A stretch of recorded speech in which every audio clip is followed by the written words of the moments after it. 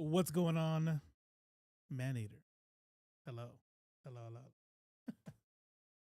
Test. Okay, we're good on that, friend. And the levels seem like they're doing okay. Bet. I don't know how I feel about this. These settings. Gonna watch the new Blood and Honey Part 2. You're gonna watch this panel. That's what you're gonna do. How are you gonna do both? I don't understand. How am I gonna get feedback? Huh? How are you supposed to tell me the hard truths? Yeah, I'm down. Let's do it. What if we raise the gamma a bit? What if we go like, nah, that's too much. Okay, that looks all right. Right there, that looks good. Close, boom. All right, let's get this bad boy open.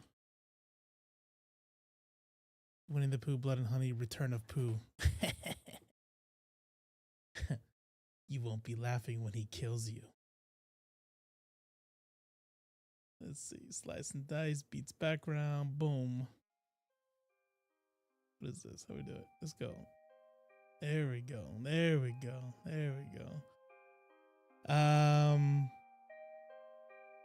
All right, shit, dude. This is crazy. I'm still you know what's funny is I still don't completely know how this is supposed to go. Mainly because I don't know like you know how they go. But I've never done one before. Take a shot. Well, I'm not actually. You know what's funny is I'm not even anxious.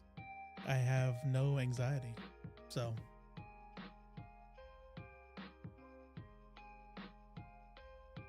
I don't think that has anything to do with it. Let's see. Come over here. Boom. All right, we got the notes.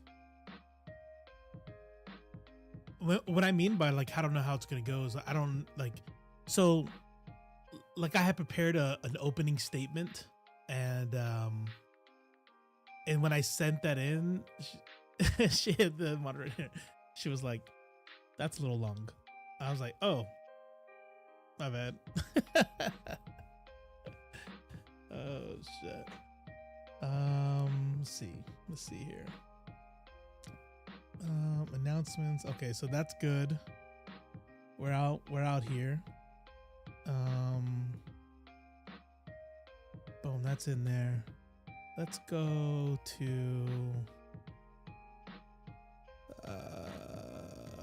Twitter. I don't even have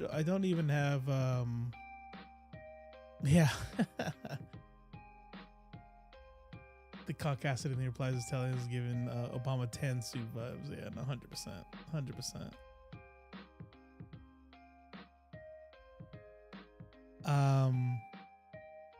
I don't even have the link yet.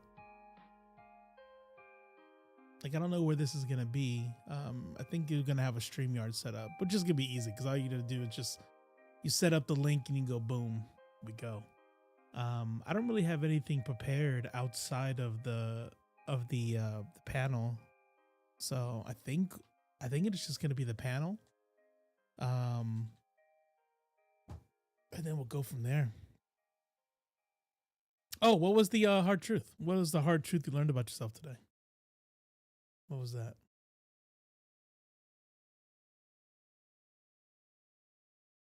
Because I forgot you're on YouTube.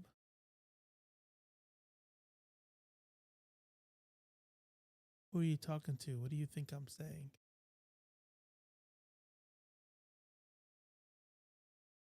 I'm lost. I don't know what's going on right now.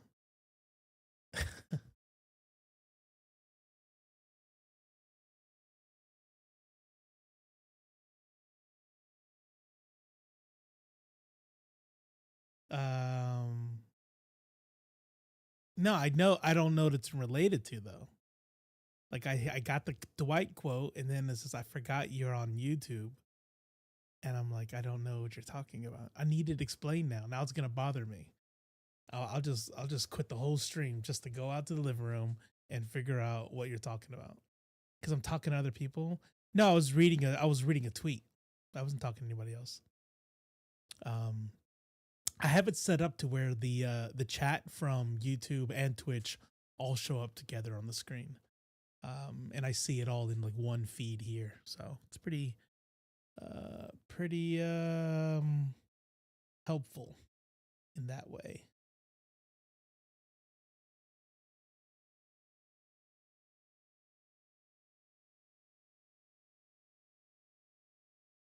Okay. Why is this thing not playing? You dummy. Oh, because it was a one track. Well, that's stupid. Who wants one track on for background music? That don't make any damn sense. You're kind of a bitch. I mean, you said it. I didn't say it. Why do you think that? Because of what you told me before you did what you told me yesterday about old girl. But like, it's your fault if I'm a bitch, so it's whatever. Not your. Yeah, I feel you. Yeah. Chill pop. Chill Afro beats. What do we want? What do we want as background music? Hip hop. I feel like they changed the thing on this pretzel app thing.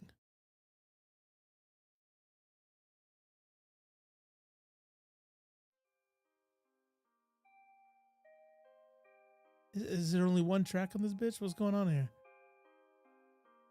1033 tracks. Hype bangers.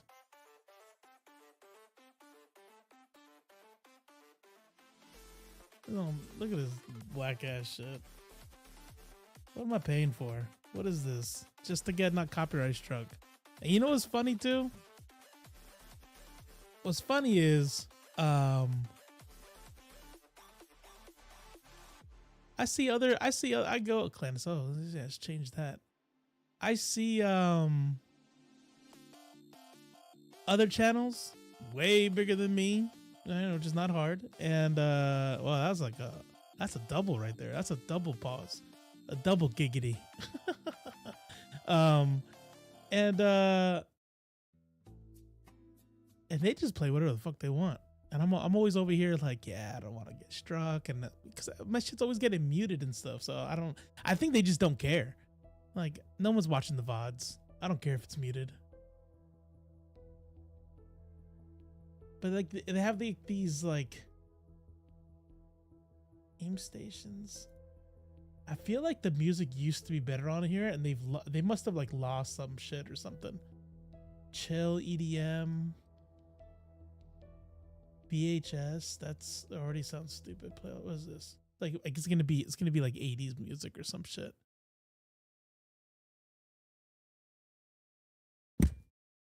It's starting to annoy me.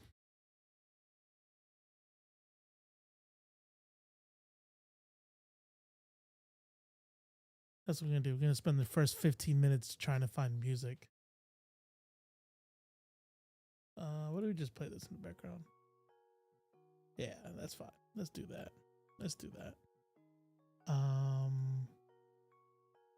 What should we watch? Chill EDM.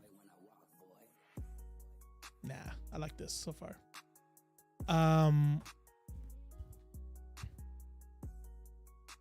Let's see here.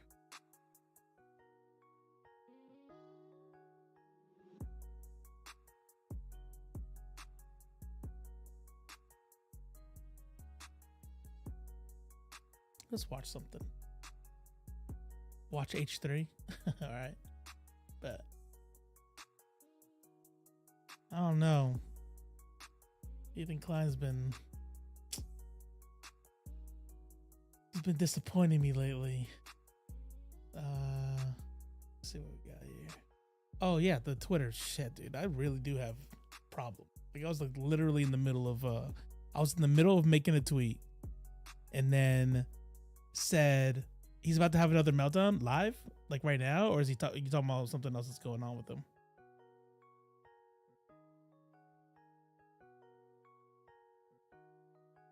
Sig Fang, what's going on? Welcome. You laugh, you lose. 4 months ago. Man, he does not put up. It's like they only do lives now on H3.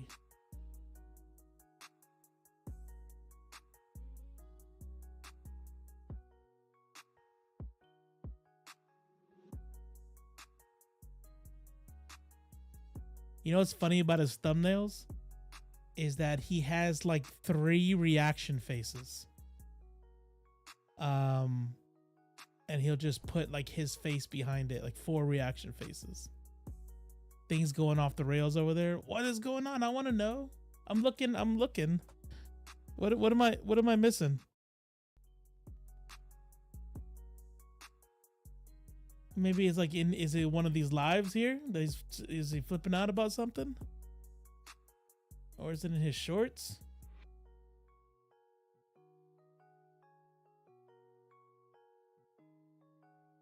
Or is this on Twitter? Where is this information coming from? What is Ethan Klein flipping out about?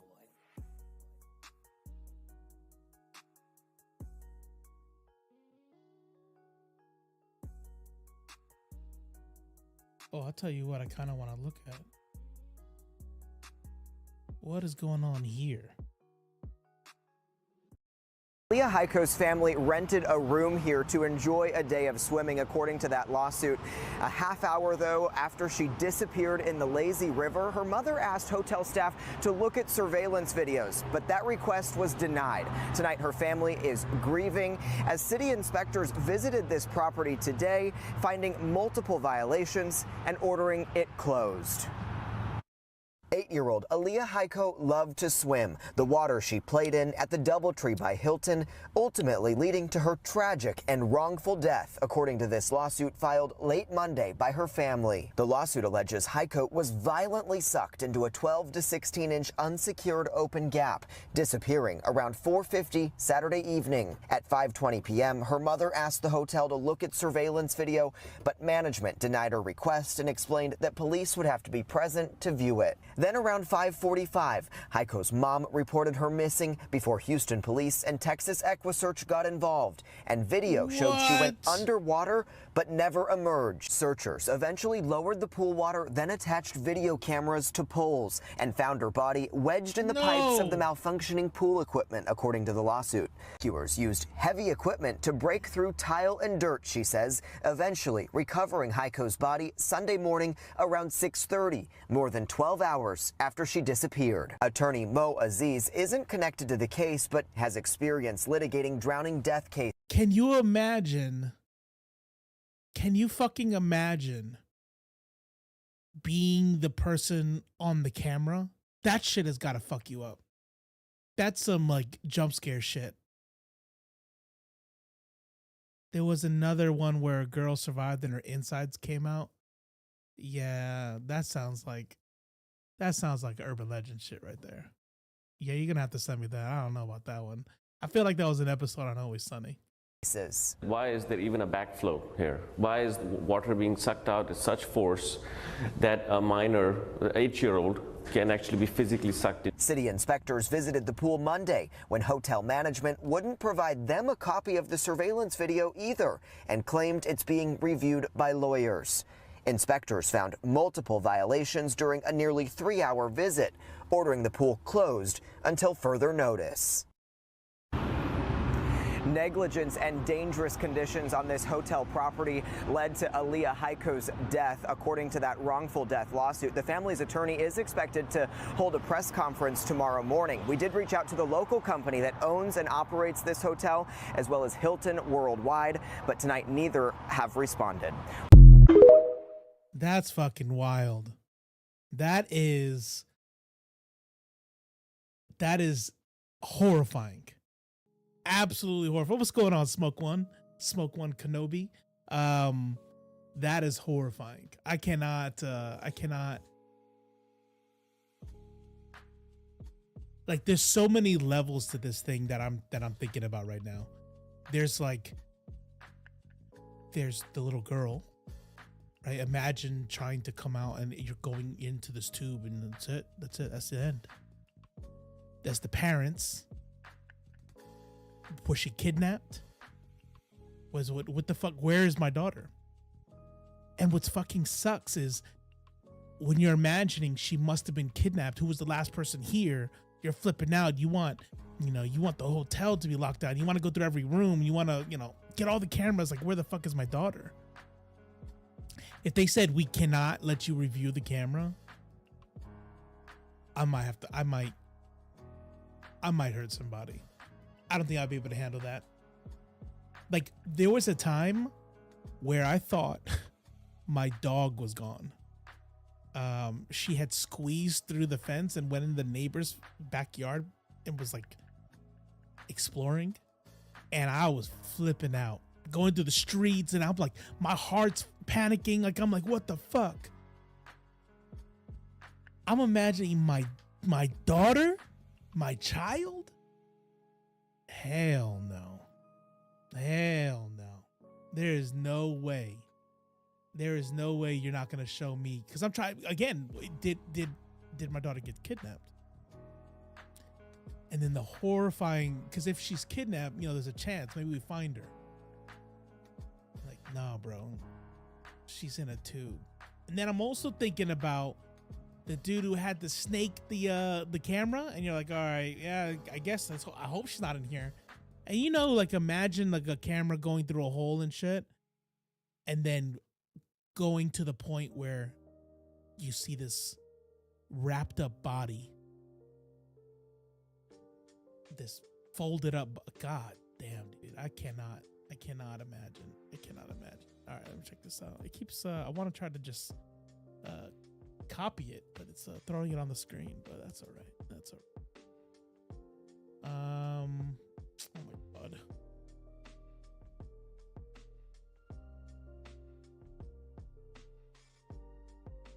There's another one. Little boy survived too.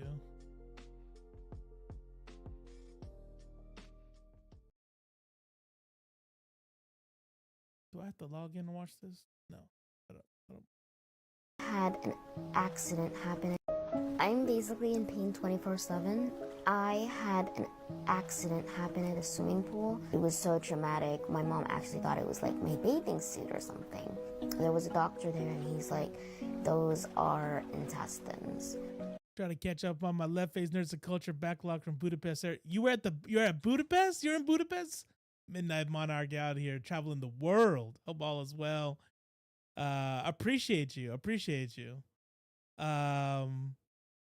3 in a row. Glad you're doing better than up for streaming. Hell yeah, we back. And we're doing a panel in X amount of time. Oh, we got the link. The panel is about to start because we're just bullshitting right now. Budapest sounds dope. You know what's funny is I have no idea what to think about for Budapest. It's like the name though. Like there's certain names. Budapest. Like that sounds exotic as fuck. All I know is it's Asian, right? I hope. Like, don't tell me it's like in Eastern Europe or some shit. I'm pretty sure. I know it's Asian. But where's Budapest? Budapest. No, it's not. It's Hungary. Right? Is Budapest in Hungary? It's not. Now I gotta look it up. God damn. I feel dumb as fuck. I'm about to quit this panel. I'm not going. Budapest. Budapest is in Hungary. Okay, not an issue. I fucking knew that was a joke. Just kidding. It's totally a joke. Definitely not going on this panel now. Somebody go tell them I'm sick. All right, I'm about to let's log in here.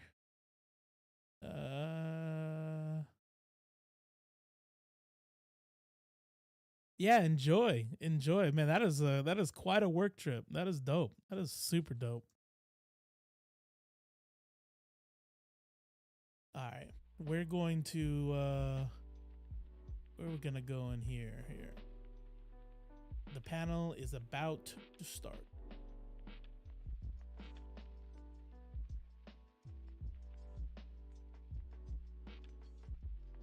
Hopefully sound comes up, and we didn't do sound checks or anything. We just did it. We just did the thing.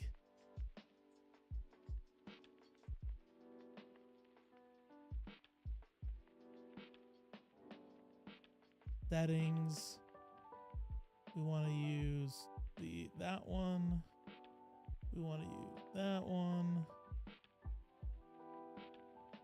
Audio. We're gonna go voice chat. Yep. Think we're good. Test. Testing your speakers on StreamYard. Sounds like they're working.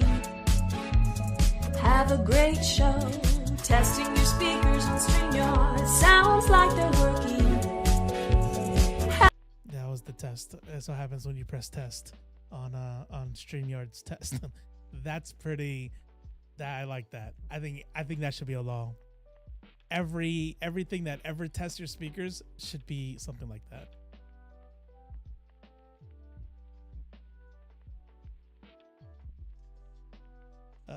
Let's see here.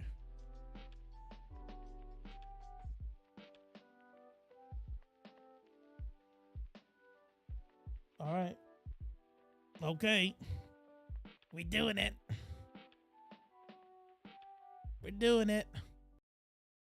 Make sure the levels are good. Voice chat's up. Actually, it's not that scene. I have a different scene. Here's the scene. Here it is.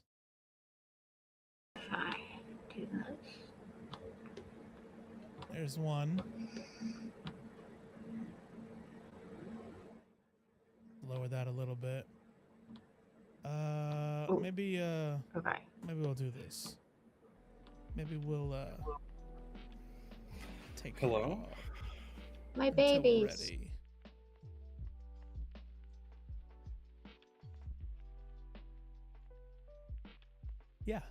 Yeah, I think. Can you hear me? All right, I'm live by the way, but they can't hear you yet, just so you know.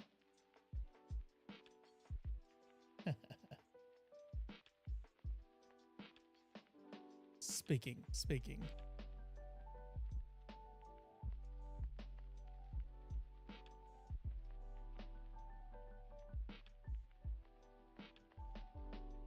So right now they're doing all the sound setups and they're doing all the tech stuff, so they can't hear me right now. Literally went into advertising agency to help with training. Can't wait to see you guys do your thing. Yeah, hell yeah. What you're seeing right now is my brain on hyperdrive, hearing them talk and getting shit ready and trying to think of words to say that is not to them. This is blowing my mind right now. I think I'm just gonna lower the volume until they're ready. Let's just put that down here. Oh shit.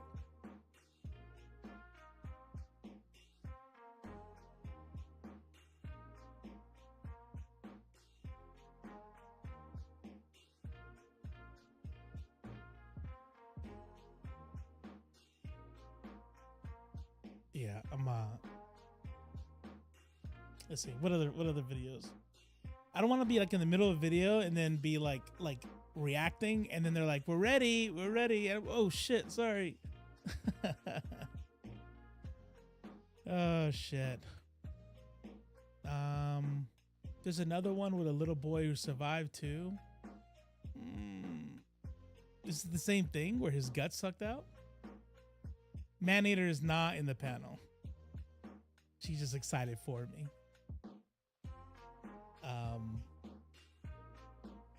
Yeah. So yeah, it's gonna be, the panel's gonna be about authoritarianism and kind of defining the authoritarianism, and then really the reason why, it's not like I'm a theory nerd or anything like that. It's not like I'm an expert in this kind of deal, but it's the reason why I wanted to jump in is because it's about parenting. And I'll tell you all something. There's a couple things that I feel like when it comes to like topics, I feel like I don't mind being called a subject matter expert on. You know what I mean? Like, you know, I don't know if I'd call how cops operate, but I was military police for 9 years, so like I'm comfortable talking about, you know, cops and shit. The military. Last night I was talking about like the strike on the 4, you know, those are things that I know. The other thing, I'm a pretty fucking good dad. I'm a pretty good dad. I wasn't always a good dad, but I think a lot about this sort of things.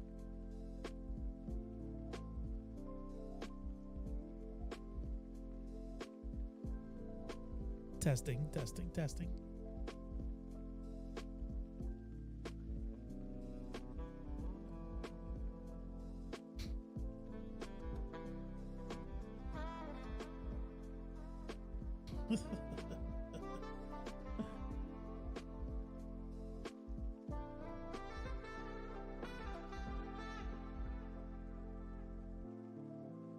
It's great because like it's good because I think they're all streamers, and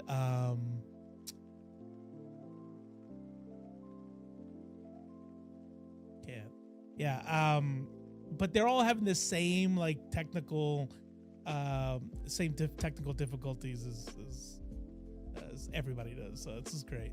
It's really good because sometimes when I have that, you know, you get that like weird I am talking to them. I just figured I'd let you guys get things under control. So. No, I do. I do care. Hello, by the way. Nice to meet you all.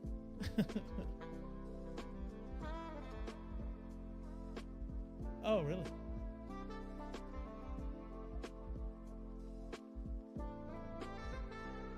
Yeah, for sure. Like, oh my God, he's a Nazi. No, I'm just kidding.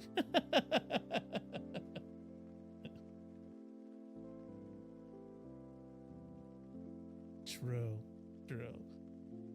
Are you so right right now my stream is hearing, it's very entertaining for them, I'm sure, a one-sided conversation because I don't know if you guys want to be streaming yet. So you guys they can't hear you. They're just hearing me talk to one. Huh?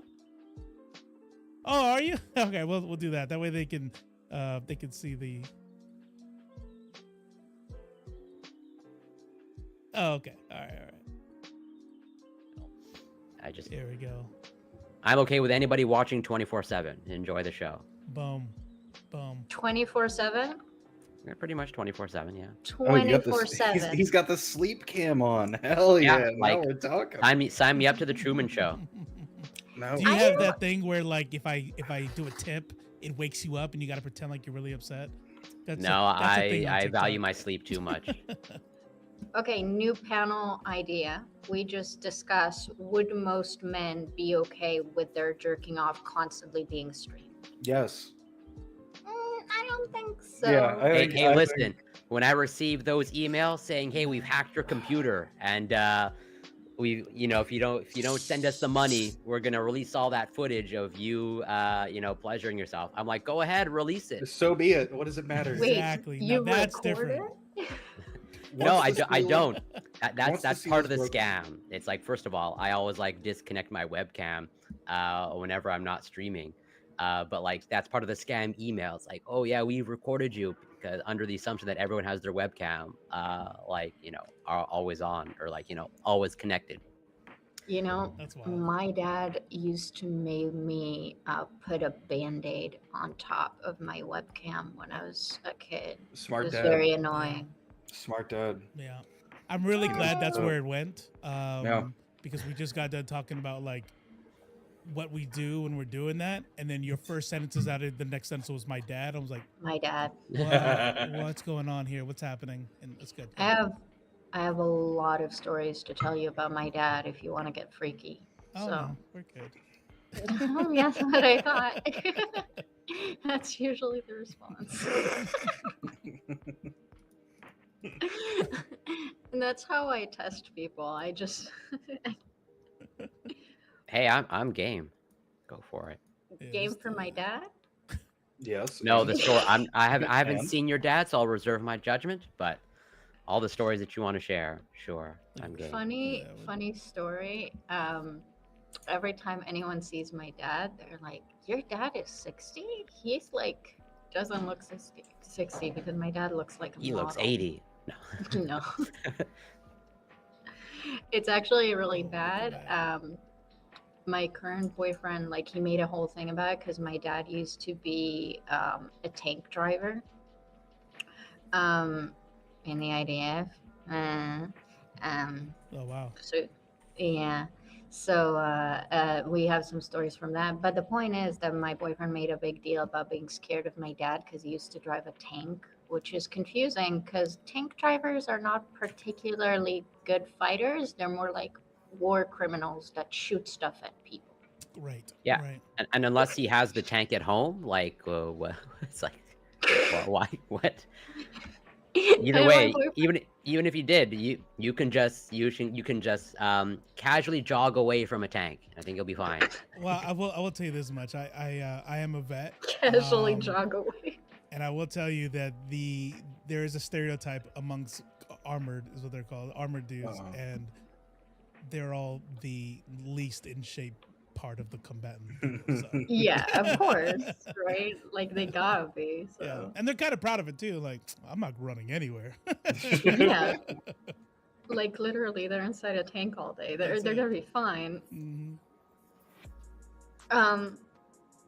Yes. Sorry, I'm just setting up one last thing, and then we can get started. Robo, I got a bone to pick with you, buddy. Uh-oh. Why the default monster? Of Okay. all of the flavors, You we know have what? a cornucopia of Hold on. flavors. Why the default? I got you. Check Okay, this out. okay.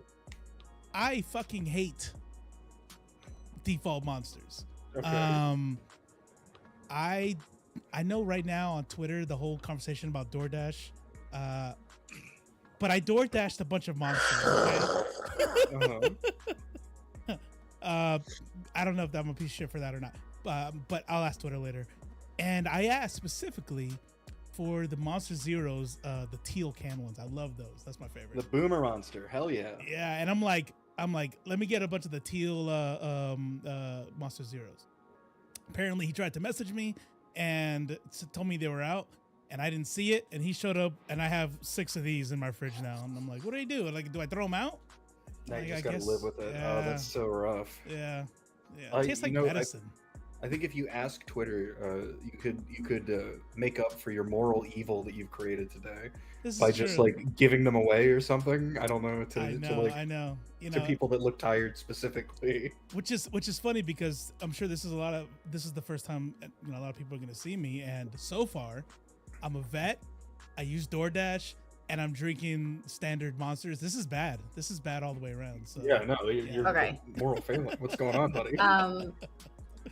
This is a woke scold stream, so we are pro DoorDash here.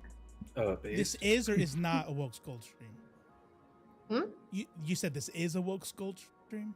Anti-woke skull. Anti-woke scold. Okay, got it. Okay. No, that's not what I said. Oh, well, yeah. So, so people, okay, what do you think woke scold is? Somebody that goes around scolding people with their epic woke ideology. Were we supposed to send our definitions of that too? Base. Surprise! New panel discussion. That's the next panel. It's just woke school is basically, oh, you're telling me I'm doing some moral failing, and I don't like that you're telling me that. Whatever. We're pro DoorDash. Okay. Oh, okay. So then we're anti-woke scold? No. So, okay. Because the woke Please- scolds would tell us, that like DoorDash is evil, right? No, that's kind of the thing. Okay. You're a lib, so you don't True. actually get the difference. Okay, go on. We, the true woke scolds, are Mhm. woke scolding the woke scolds that want you to not Got use it. DoorDash Got because those because Oh. those woke scolds are actually not leftist and they are just ableist pieces of shit. So you hit them So with their we verse Uno. Yeah. hate them. Got it. Okay. It's really hard to keep up. Yeah. Yeah. I see you. It's okay, libs. I get it. I mean, I don't. You're not outnumbered, by the way. 3 libs. Let's go. Hold on, time out. Corey? Let's Whoa, Voltron whoa, right whoa, now. whoa, Voltron. whoa. I'm not a lib. Voltron. Let's go. like how both Robo and Corey took offense when they're both like, Well, you think? Yeah. Okay. Sure. No. okay, Corey, Here you we are go. the Here we biggest go. lib here. Here we Okay, go. I'm the let's what? not. We haven't even By started, what? and we're already gatekeeping. First of like, all, out the gate? define lib. Okay. Katie, send me your Okay, definition. You know what? Robo is the biggest lib because so far we got woke scold, we got gatekeeping, just random words that libs use when they don't understand You what brought up people woke are scold. talking about. Actually, yeah, you did bring up woke skull, to be fair. I did it ironically. I didn't do it at all. I don't believe you. Okay, fair. It's your panel. I'm just here. Let me just 1 second. I need to fix the fucking thing. Do I even want to bother? Yeah, now I really insulted him. Okay. So lib ranking until I sort this out. Meanwhile, you fight. So Corey number 1. What? Wait. What? Depending on how. Well. First of all, like That would depend on the definition of you lib. were Like you're the one one is that the most lib. Yeah. You're the one wow. that referred. I literally defended communism on like my first panel ever. Like, what are you talking? Yes, but when I say lib, I'm talking about a form of analysis. So I'm not talking about like Saku gets all the leftist talking points, but he's a lib. That's like he ends up defaulting to the liberal position, even though he can steelman all the leftist arguments. So just because you can argue for a leftist position doesn't mean you don't end up using the liberal analysis frame of work to dictate your politics, of your personal politics. So here's a quick question: if you're not a communist, if you don't identify as a communist, you're a lib. Nah. So where's the line? When do you stop being a socialist? Well, it doesn't go like you can explain communism and be a lib, but you wouldn't be able to be a communist while being a lib, right? It's kind of like the all cows are black, but not everything that black is a cow. I staunchly defended communism on them. It was like a dog pile against me. Like, Was that like your first panel too, the prime one? yeah, pretty much. Yeah. That's not. I don't mind that you defended communism. That doesn't mean that you don't use liberal frames of analysis. Okay, Corey, you were on a panel like a day and a half ago, I believe, where the first part of the panel was you talking about how we should abolish credentials, and then the last part That of was the a panel. joke. That's literally a joke. Okay. Oh my god. Oh Okay. my. No. Okay. Whatever. I should pull out that clip because I was literally joking. Wait, so you don't Not my think name. we should She is abolish a credentials? leftist. She's Evil doing all the lib? things that I'm- if you are, she's like very I far can make left. an argument in and favor so of it in terms of I can go either way. if Like, you're I can not- still Oh, man- so I you think can it make might an be if argument in you're favor not as far of left the as me, then leftist you're a liberal. position whilst not in this actually particular supporting sense, it like a liberal would be lib. kind of a No. kind of a Well, bad first of all, thing, what do you know about because credentials, that's Katie? that's right. Of, Nothing. like, I have Exactly. no credentials. but she's not That Exactly. conservative. makes She's me not a right winger. talk If she is, I'd be non-credential very person. surprised. I'm the most So accredited cringe. non-credential person. Yeah, and so for even if I was seriously advocating banning credentials, how does that any way relate to leftism or liberalism whatsoever? That would be the next panel. We simply don't have the time. Just say that you back out and you lose, and then we'll move on. Hey, whatever the libs need to hear. Okay? Can we just agree that I'm the most lib here? Like I'm the. Yes. Thank you. I'm. I feel like Of you've all the owned it. maggots. You've owned it. Yeah. Oh, absolutely, Yeah, that's 100%. good. Thank But you. Yes. that's the annoying thing about libs, because he Mhm. is a lib, but he can actually steelman and he actually understand leftist argumentation, which is the worst part, because then it means that he completely gets the logic and he just rejects it And because that- he's dumb. I simply refuse to abandon incrementalism. That's all. Exactly. Yeah, that's it. Yeah. Yeah. Thank you. Mhm, yeah. You get me. You get I why really I don't do like think, you. by the way, like I don't know if I'm kidding or not. I think this would be a great second panel. I kind of want to know where this line is, because I consider myself a leftist and a socialist, but I have heard now you're actually lib quite a bit, and usually it's from people who espouse and take on the label of communist, And so I always ask, like I just did, okay, are you saying that unless you are an anarchist, communist, right? Like if you are one of those, if you're not that, then you're a lib? Okay, so like No one ever answers that clearly. I can shortly if you want. Not as like as kind of my I don't want to the way derail I your understand show. it. No, it's fine. I don't mind. I think it's interesting. Mhm. I don't know if the other two care or not. Well, I don't know how much time you wanted to devote to your actual panel Forever. topic, but I do have a little bit of a hard out at like 10 p.m., 10:15, so basically in about 2 hours. I'm streaming for another 8 hours. By all means, ramble away. My all right? streams are On like my- 3-4 hours, so I'm good. Oh shit. Yeah. Okay, so just let me check out something, then I'll give my quick explanation and then we'll figure it out. Okay, so here's the thing. The way I'm explaining it now is kind of my position, but not really. So the way I understand, okay, this is how I think the people who call you a lib, which I guess is me included, why they would call you a lib even though you consider yourself a leftist. So I think that a lot of people, I think liberals have a certain idea of what liberalism is, which is fine. But I see liberalism personally, I don't know about other communists or anarchists, but a lot of the times when I call someone a lib is because they'll say something that uses the lib frame of analysis, which is going to, at the end of the day, either rule out or vote against like leftist ideas, right? So it would be like a communist who wants to do like the idea of the revolution, like violent revolution stuff, like create the most extreme form, for example. Like if they think that you have to abandon incrementalism and you have to fully dedicate yourself to revolutionary ideas to instate communism, for example, then you not supporting revolutionary ideas would be like, okay, you say you're a communist, but revolutionary, from their perspective, revolutionary concepts are like part of that. So you're not actually that. Like what Saku said, like he gets all the ideas, he even agrees with them, he just not willing to abandon incrementalism. And then a lot of leftists would go, well, we're not changing anything if we don't abandon incrementalism, right?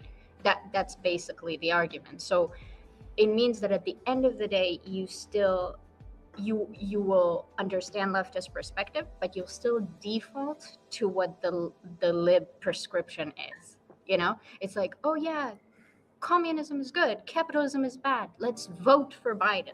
You know, so you end up being a lib because you do this, you're doing what the libs want, which is not very much like anti-capitalism. So are you saying, curious, so anybody who votes is a lib? Is that also your position?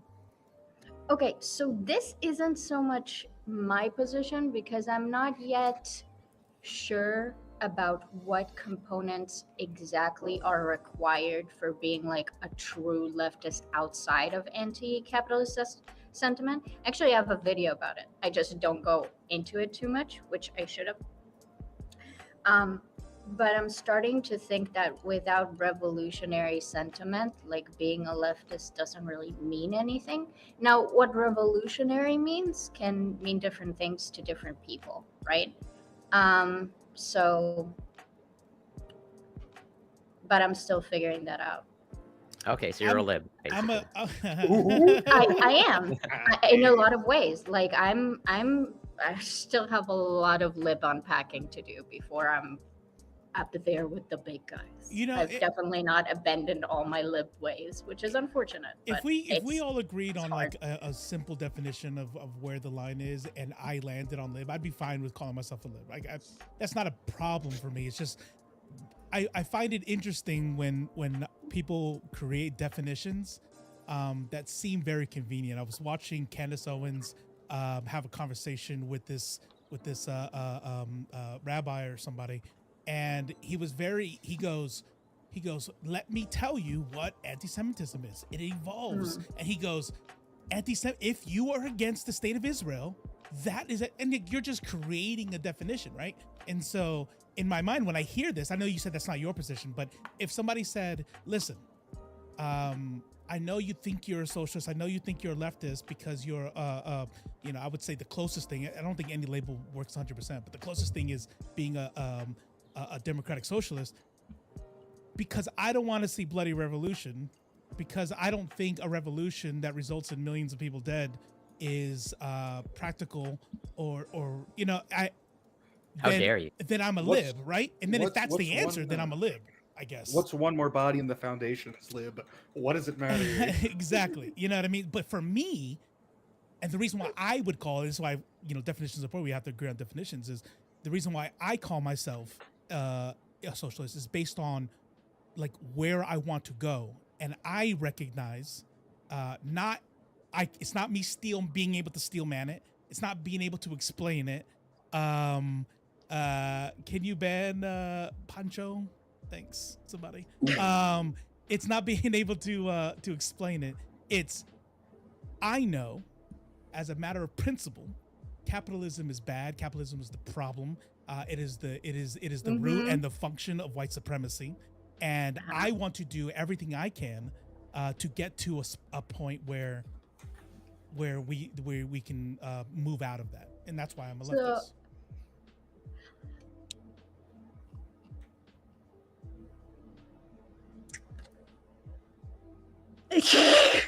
I'm sorry. I'm trying to think how I want to engage with this. How can I radicalize this young man? What can I do? No. How can I get a gun in his hands? Let's go. You can't radicalize libs. It's something that they have to go through themselves. You're not going to talk anyone into that has those types of ideas. So first of all, I think there's a difference. So again, as I said, when I say lib, when I call someone a lib, I mean what you just said has a liberal analysis framework. Okay. So probably I would consider myself, I would hope that I'm a leftist, right? That's something that I want to be. Me too, but apparently. But I use liberal frame of analysis all the time. It takes a lot of time to unpack because it's something that we all grew up with, right?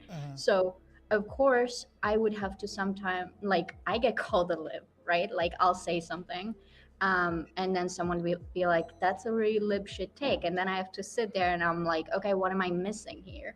And then I think about it, right? So I think what Corey asked earlier is kind of confusing in the sense of like, okay, if you do this action, are you a lib?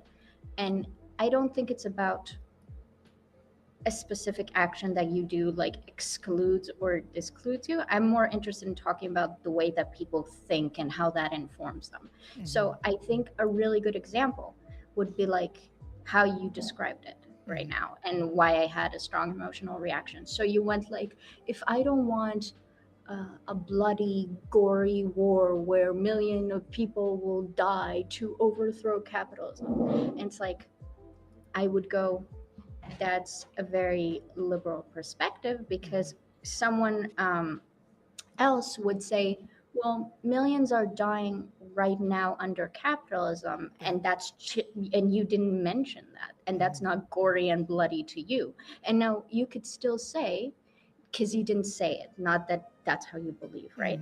And so I would think that would be like my reaction, that like when someone represents something like revolution, but they don't even bother mentioning that, a revolution from the type you described would be as you described it, right? But what is happening right now, if it's not even described or mentioned, well, obviously you think that type is worse, right? What you said, like the gory, violent, bloody revolution. And it's like, are millions of people not dying right now under capitalism? They're just not in America, maybe. Although a lot of them are, right? So I think it's always that type of looking at things where it's just like, well, overthrowing capitalism would lead to this violent thing. And it's like, violent things are happening right now under capitalism. We just don't look at them. They're just a default, right? And I think the way someone describes that is really telling, you know? Sure. No, I feel you, and I actually have heard that. As soon as you said it, I'm like, that's true. That's true. Yeah. But okay, And yeah, that's a good- something that's that a I good have one. to Let's do it. remind myself too, right? Next panel. Yeah, next. What's a lib? I think the next panel would be what's a woke scold. Oh, I like that too. I like that. Yeah. If you don't mind, I'll send you a DM later of my video about the what's a leftist thing, because I think it would interest you. Okay. Let me do the technical thing that I wanted to do all this time. You guys talk, and then we. Well, you have to mute us because you're gonna stop doing it in True. Yeah, you're gonna pay attention. Oh, look at that. She's got it. Robo, tell me a little about yourself, brother. What's going on? What's up? Let's see. I am a 43-year-old streamer who is retired and living the good life right now. Very nice. Big ups. Good on you. Yeah. As you already know, I do consider myself a leftist, but shit, maybe I'm not. Yeah. See, that's the. Guess I'm a lib. the infinite gatekeeping, isn't it awesome? Yeah. But yeah, I mean, obviously, I'm definitely on the left. That's why labels are weird, you know. It is. Yeah. I'm a pragmatic progressive. I don't know what the fuck. I just make up some shit. No. What about you? What do you? I saw you playing Dragon's Dogma earlier. Yeah, listen. If you can take a look there at the screen there. Gamer. Right? Quite simple. I enjoy playing video games, and Dragon's Dogma is a classic for me. That's awesome. You know what's crazy is that kind of game is the game that is the sort of game that I get obsessed with. I play hell yes. Stupid amounts of time into Skyrim, Witcher 3, all those, right? And Baldur's Gate 3, super unhealthy. Hell yeah, my man. And the only thing that actually saved my marriage was the fact that my wife, Maneater, was equally as, so we were like both in our rooms for like 10 hours a day, like and then the rare 30 minutes you could come together and be like, did you do this thing? Did you see this? Do you want to watch TV? Do you want to watch that show? We can later. I was gonna go finish that quest. I'm like, bet, me too. Bye. Yeah, same. Peace. So she is she's not playing Dragon's Dogma, but the whole point of that is I had never even heard of Dragon's Dogma 1. Oh shit. And okay. I played Dragon's Dogma 2. Oh. Somebody said, and this is the part that almost got me.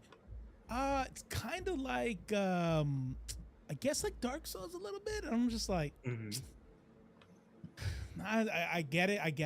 I'm not one of those kind of dudes. I want to play super fucking hard games that, you know what I mean? Like, it's just, that's not me. And, I got you. Yeah. So I almost didn't get it. And then I'm like, yeah, you know what? It's getting a lot of hype. Let me try it out. Unreal. Cool. Like, And you're I loving it? Fucking love it. I love awesome. it. It's like, I play other games. I play like Hunt Showdown and some other stuff. Oh, I was playing Helldivers when it came out. But this came out and I was like, done. Sold.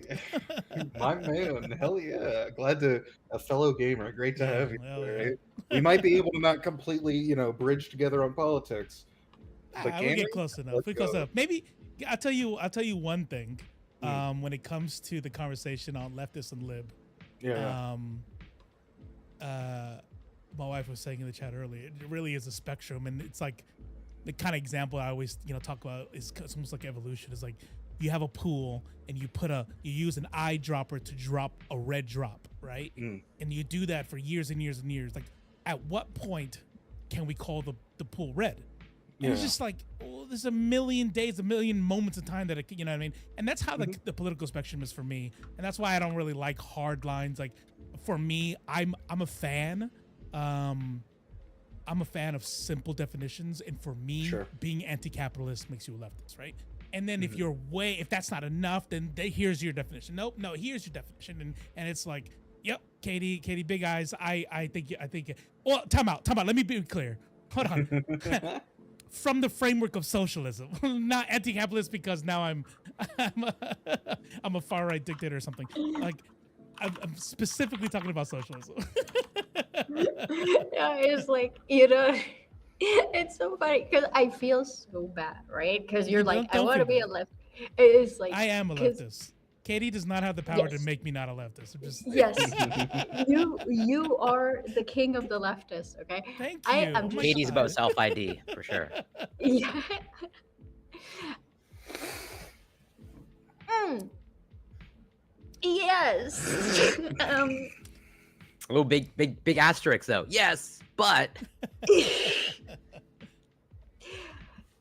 All I'm gonna say Mhm. is that it being a spectrum is a thing that I often hear. Is a liberal perspective.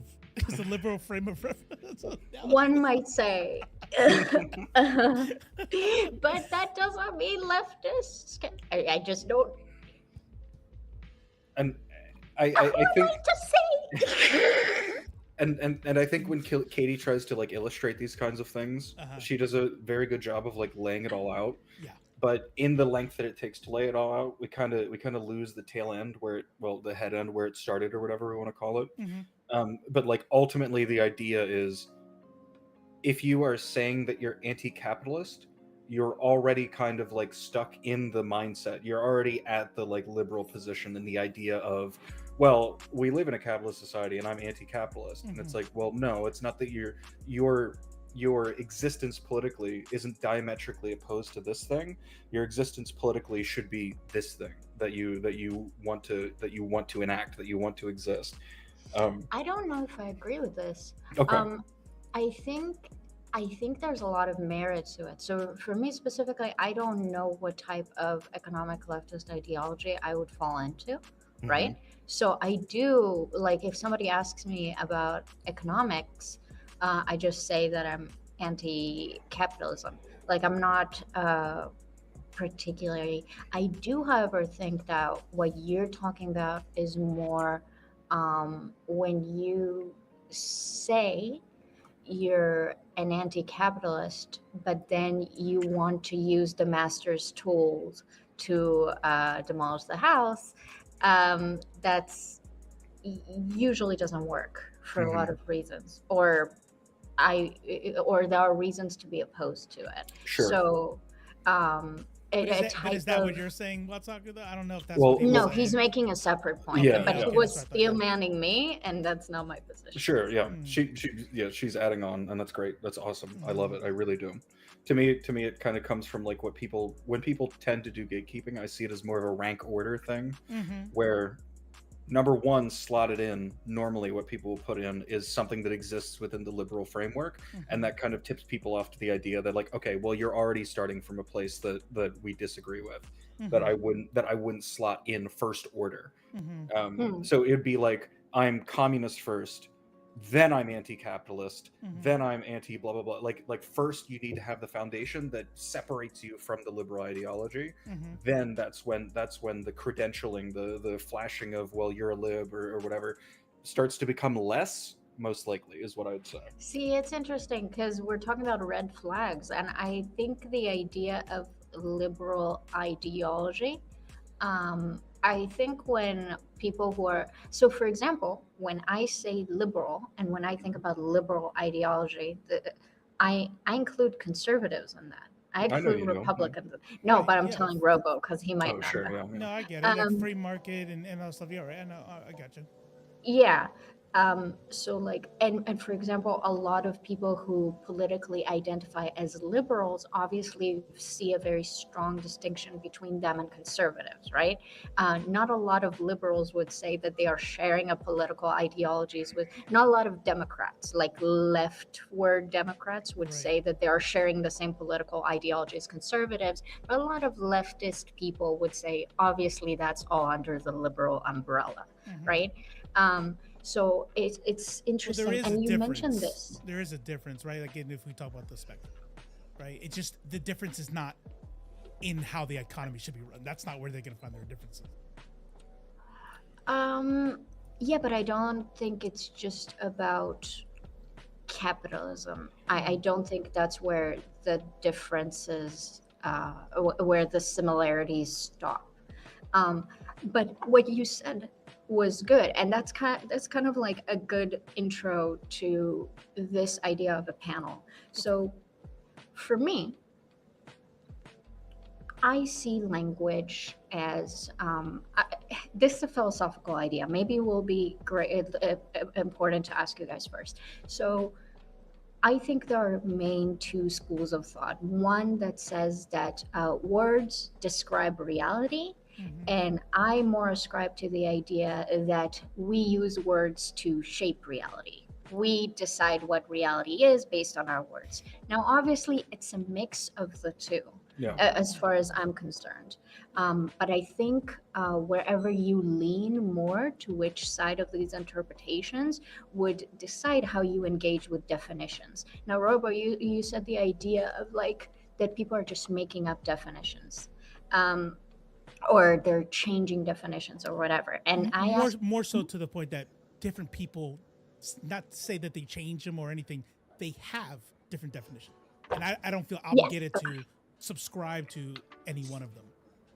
Okay, good. So I do agree that different people have different definitions, but for humans, I mean, language is one of our most complex tools for like communal organizing. And usually it would be impossible to have, you can have communication to some degree, but without shared definitions, things get rocky pretty quickly, right? And that's kind of the idea of these panels that I want to do, where I want to say a word and I want to discuss each of our definitions, and then come to some sort of joint semi-understanding of what the four of us talking about, which is kind of sad because you might put an hour of work into that and you realize that every chatter has a different definition, so none of the conversation applies to them whatsoever because they can't participate. And it's beautiful and sad at the same time for me. And then try to have a meaningful substantive conversation when everyone have an understanding of the same definition, right?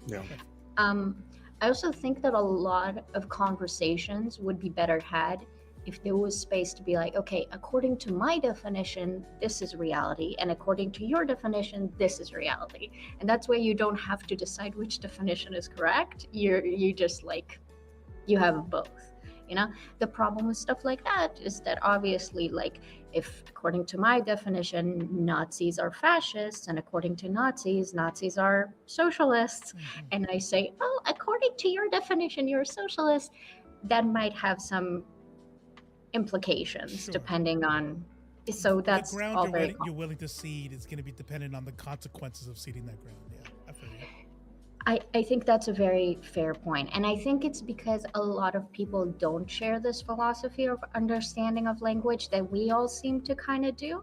So they interact differently with the concept of definitions and language and stuff like that. Right. See, the only thing I disagree with you on is you say language is a tool for communal organizing. I say it's a tool for exploitation. Because if I can get people in the global south to speak English to me, I can much more quicker roll them into my system and then infinitely exploit them for more labor, for more wealth in the global north. That's an interesting thing you said. Like, I don't disagree with what you just said, except the sentence of language is versus language can be used to. That was a joke. That was You're good. I'm a dickhead, all right? Corey, did you think that was funny? Thank you. I just said he nailed it. Thank you. Yeah, see, Corey. Fucking got him. See, I'm the ultra lib. I'm just gonna own it, okay? I do think exploitation of the global south is funny. Anyway. Based. I'm having whiplash from that. Okay. I can't bring up the thing that I wanted to, that I prepared, so I don't know how to do that. Present. Am I yelling? No, you're good. Oh, I might in this room. I'm pretty sure I'm yelling. Okay. I'm pretty sure. All right, I don't. See, the thing is, I'm pretty sure I have nudes on my desktop, so I can't even like share my screen. I don't know what I have on my desktop. Okay. I mean, you can maybe whatever. I don't know, unless you're trying to share some massive document. You can like send it, I don't know, to me, and I can share my screen if you want. Yeah. When I have nudes on my desktop, I just like make a new folder, drag everything, and put it into that folder, and then you can drag it out later. You have no idea how many nude folders I have. Listen, the laptop screen can only be so big, okay? We can figure this out. And also, The don't amount- you have the option of just like sharing a window and not like, but whatever. It doesn't let me share the window that Okay, I yeah. want. And just share. I You have the wanna window click open? on it, Corey. Well, chop chop. Okay, I get that you're bored talking about lib shit, but still. No, I'm not bored. Okay, cool. Yeah. Brushing Okay, up I on think my it's organic chemistry. I did go to your channel, Corey, and I was like, "Oh, this is a smart dude. Got scientists and shit all over your channel." I was like, I "Okay." just fake it all. Don't Fake make it. no. Hey, what's good? Fake it till you make it, brother. Let's go. That's why they can't leak any of his stuff jerking off because it's all fake. Nice. True. I think Katie's got to It's get a okay. taxes folder and a to be sorted folder, like ASAP. I have. Okay, so I made a Vosh video Uh-huh. and I was reviewing his response video, and in my Vosh video, it literally says, I have a to be sorted folder as well. Yes. We are the yes. only two autists. Like, this is, it's like, it I was don't- disturbing. I don't get, unless it's of yourself, I don't get saving porn. That shit is way too free and accessible for me to save shit. I will say this: it can disappear. All right, it can happen. We used to think If it disappeared, it's for Oh, a I reason. See, I see. allegedly. You mean like what Florida's trying to do? I feel you. Like, what if the internet's porn disappeared? Yeah, And then everyone who has it saved, they're like, haha. Like, you got we hard used to media think- people, but then you have like hard media porn people. Wow, I didn't. think Yeah, about that. yeah. See, listen, it's a hard job being an archivist, okay, and it's very thankless. But when it all goes down, all right, there's one person you're gonna be coming to, the archivist. That's like four. That's four in a row. That was good. I think you should be seeing something, maybe. Yeah, can you just change the format to make it big? Thank you. Beautiful. Are you the chat was asking what your YouTube is. Is it NotThatKatee? I'll just give you the link because I definitely know my link. Oh no, I moved the thing. Why is this so hard? Why is my life like this? I'm okay. I'm not having a crisis or anything. There you go. I'll give it to you. Can you see the chat here? Private chat on the side. Oh, I gotta go. Oh, yeah, look at Yes, I that. do. Got it. All right. Hold on, I gotta change my camera. Okay, so Rogo needs to give his definition first because as he told us all, he likes short, simple definitions for things. Okay. Listen, if you want my original opening statement, I could do that. Short is relative. Should we define short as not a relative term? Here, we'll do it. We'll do it quick. What is authoritarian to me in the quickest way possible? A governing philosophy that prioritizes central control and order over political and social freedoms. There you go, Corey. I copied it Oh. for you. Okay, sure. Even though I think I got it. Whoops. Whoa, look at DMs, bro. Careful. My notes. The VOD has it forever. I don't even remember what our last DMs were. Let me look. Is it me crying about how sad I am?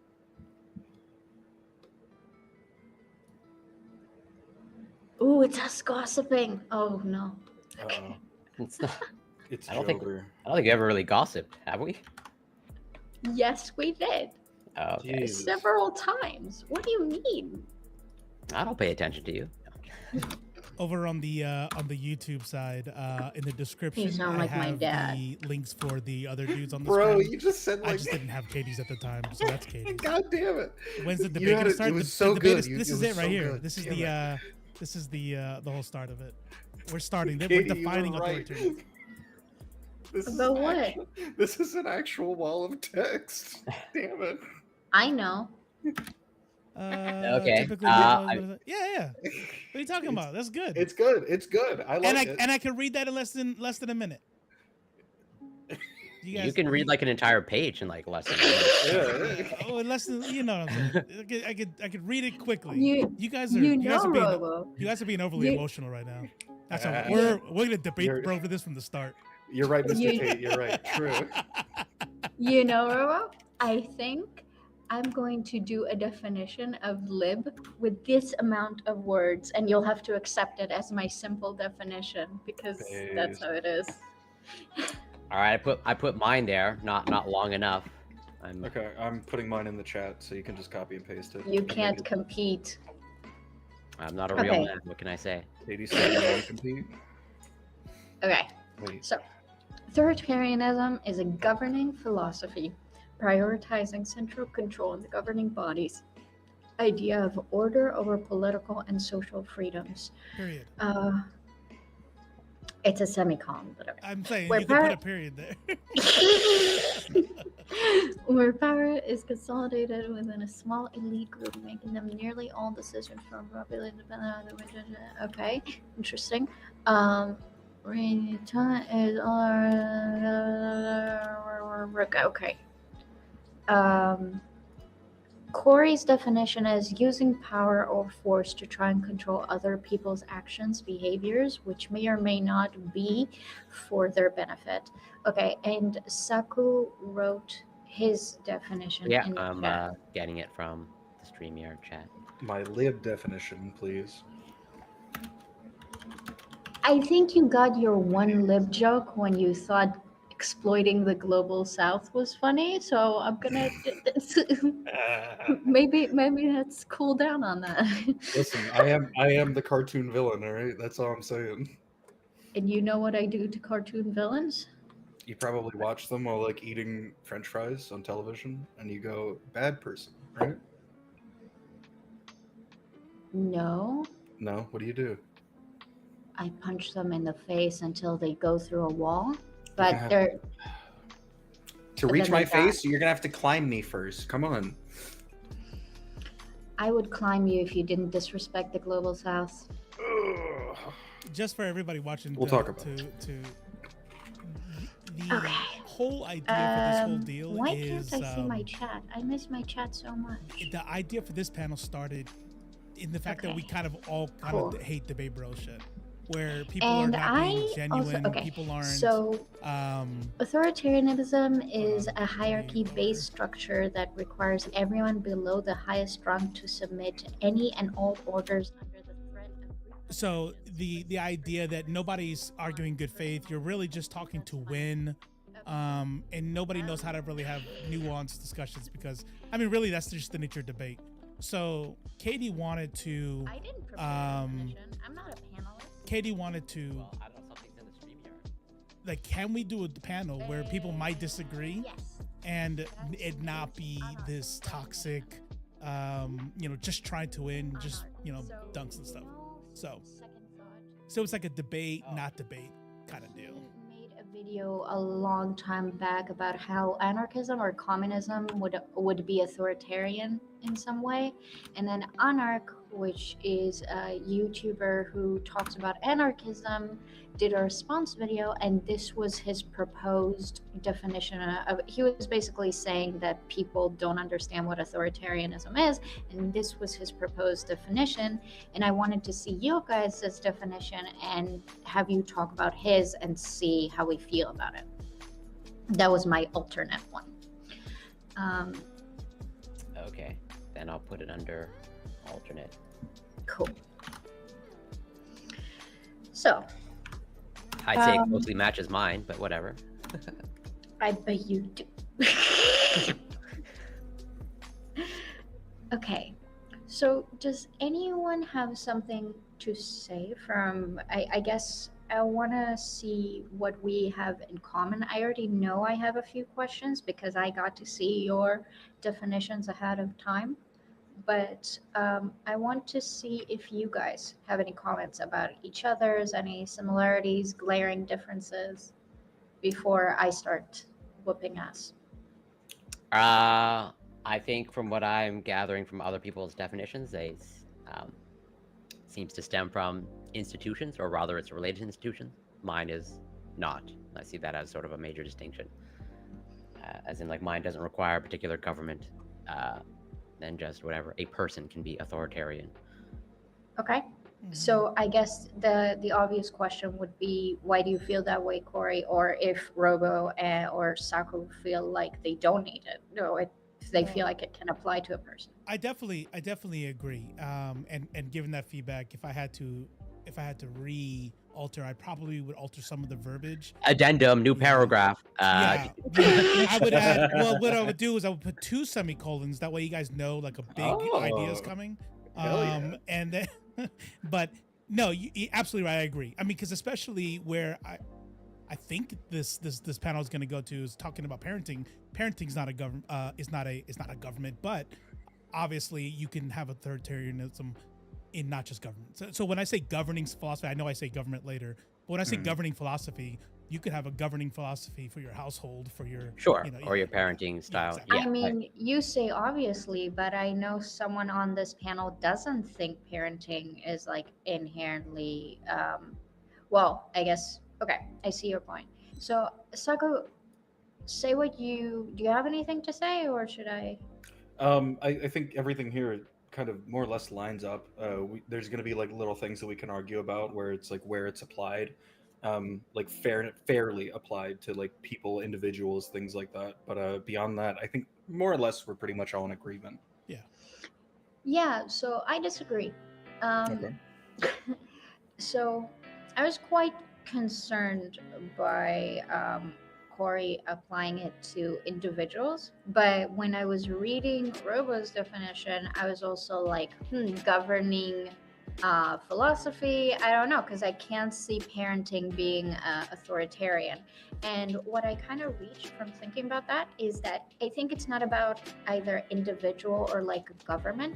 I think it's about power. So anyone who is in or is in control of a power dynamic where they're at the top could apply authoritarianism, could be authoritarianism.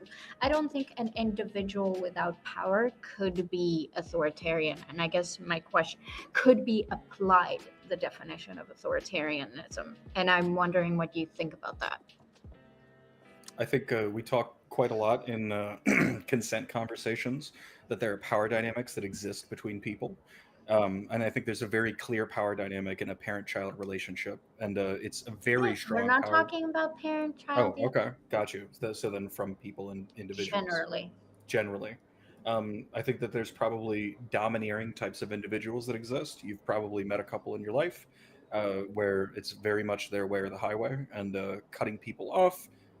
Making sure that the reality that they want to exist is the one that's going to exist, insofar as they can reach out into the world and manipulate it in a way that makes it so, and then pushes out and excludes everyone else that exists within the world previously existed. Does that make them authoritarian if they don't have some kind of systemic power? So for example, if your boss is a domineering individual, obviously they have power, so they could be authoritarian. If a homeless person is just a domineering bitch, I don't think that no matter how much they yell at you to get off their lawn, they could be authoritarian, because they simply don't have authority, which I would think is a necessary component to enact authoritarianism. But let's just go to your homeless person example. That is assuming the relationship, right? That's the person who has the house, who has the lawn. But let's say it's a homeless person who is much larger and bigger than a smaller homeless person, and that person owns that block. And he says, no, you can't put your shit there. You're gonna get the fuck out because you know shit like that. Now that person in that dynamic is exerting authoritarian control over people who are weaker than them. I would agree with you that if Wait, you wait, wait. don't have the power, Can you explain it to me again? Is the homeless person the big guy or the small guy? They're both both of them, two different people. both of them, right? Like, I mean, we could just put it easy and go, a large homeless person who has a girlfriend who's also homeless with them, and he exerts his power as a larger person, whether Yeah. physically, it is authoritarian control over his smaller girlfriend. So I think I get what you're saying. Like, I do think you can be authoritarian as like in a domestic abuse situation. You don't need to be homeless for that. The reason why I brought up the homeless example is because no matter how domineering or annoying or like demanding a homeless person are acting, I don't think they can be authoritarian towards other people. When I say homeless, I mean the example of like they're very poor, they don't have a home, they're living in the street, so they don't have any power to leverage over other individuals. You know what I mean? Would you say it might be better to say like they do not exist within recognized power structures? At that moment when they are homeless, they're not beholden to anybody. No one is really beholden to them unless they can threaten violence, in which case, and also enact violence, in which case at that point they're kind of creating their own power structure in which I am the one that's capable of dishing out violence. Therefore, anybody that isn't willing to dish out violence or can't dish it out good enough that would stop me, it exists under my rule at that point. And there's See, no structure that can come in to stop me. But I'm asking you, okay, so let's say a person who doesn't exist within power systems. Yeah. They just live on the outskirts, right? So they don't have a job, they don't have a house, they don't have whatever. And then they threaten violence. Is that authoritarianism? That's just violence. Well, That's so just assault. So the example is just two people on a desert island. In your mind, can authoritarianism exist in that scenario? The answer is no. Then that's the fundamental disagreement. I would say yes. Correct. Yeah. I agree. If the other person works to enslave the other person and successfully does so, and then they essentially enact everything on this list that we have out in front of us that makes it so that we would say, okay, the way that that person is acting and the way that they've set up their system that they've created is an authoritarian one. I don't think it would be too far-fetched to assign that label to that person. So let me see if I can build a bridge here. And this might be, I did this panel, this format specifically because I want to be pedantic about things. So I guess what's bothering me is that when I think about two people alone, let's just say two women, for example, to remove like gender power dynamics for a second. Two women, adult women, roughly the same size, roughly the same whatever. Twins, okay, whatever. Twins is bad because there's two clones. If they're just on an island together, I don't think there are any. I don't think authoritarianism can exist in that situation. I think that one or both of them could create systems of power to allow for authoritarianism to happen, right? So like if you're just on an island and you're both like sharing food and whatever, like a communist utopia, then presumably no authoritarianism can take place. However, if you're the only one that can hunt, for example, and then you're keeping the food, now you can apply authoritarianism, you know? So it's kind of like without systems of domination, I don't think that authoritarianism can just naturally occur between people, even if they're different. Like there has to be realms of domination. So that kind of goes back to like what Corey said though, like two people on an island where one exerts their power over the other, authoritarianism could happen. In your example, if you're asking two people on an island that have equal amounts of power and cannot exert control over one another, and you're saying, well, then in that scenario, there is no authoritarianism. I guess, yeah, that's correct. I'm not sure where you're going with that. I'm sorry, Corey. Did you say that they could? For me, it was like maybe I'm thinking too hard about it. But for me, like when I'm thinking about any form of societal structure, right? When I'm thinking about surviving on an island, like you have to gather food, you have to have shelter, and all of these different things that you do are systems of organizing. Basically, humans just don't like. We're Well, not automated robots. I would take umbrage with that word of systems of I don't know that building shelter is a system. Like even using your example of like Really, so. Well, yeah. So then, would you say that then whatever birds have systems of organizing similar to humans then? I wouldn't say that it's similar to humans, but I think any Well, then what's the distinction then? Like, because like birds, as far as I know, even though I'm a biologist, not a world-renowned expert, I think birds gather food. I think they build shelters. Like, is that for you, Len, a power structure or a okay. system of power? Okay, I think that's a great example. So, can I counter ask to explore this together? Sure. Um, do you think that, like, if the birds are gathering food together, okay, because they're usually in a what do you call a pack of birds? Depends. If it's a murder of crows, then it's a murder of crows. See, I think It's a this flock is of seagulls. Sure. See, Great this band. is where it gets really complex because every bird type has a different social structure. I think with what we know about crows, for example, they have such complex forms of social organizing where I would see like a crow like denying another crow food, a form of like bullying. I wouldn't know if I would call it authoritarianism. Um, Can I just say outright that I don't think authoritarianism could happen outside of the human species? Why? Because I think that's integral to my point. So can you explain Yeah. to me why? Yeah, because I think there's a level of like consciousness and what's the word I'm thinking of? Intentionality. There it is, intention.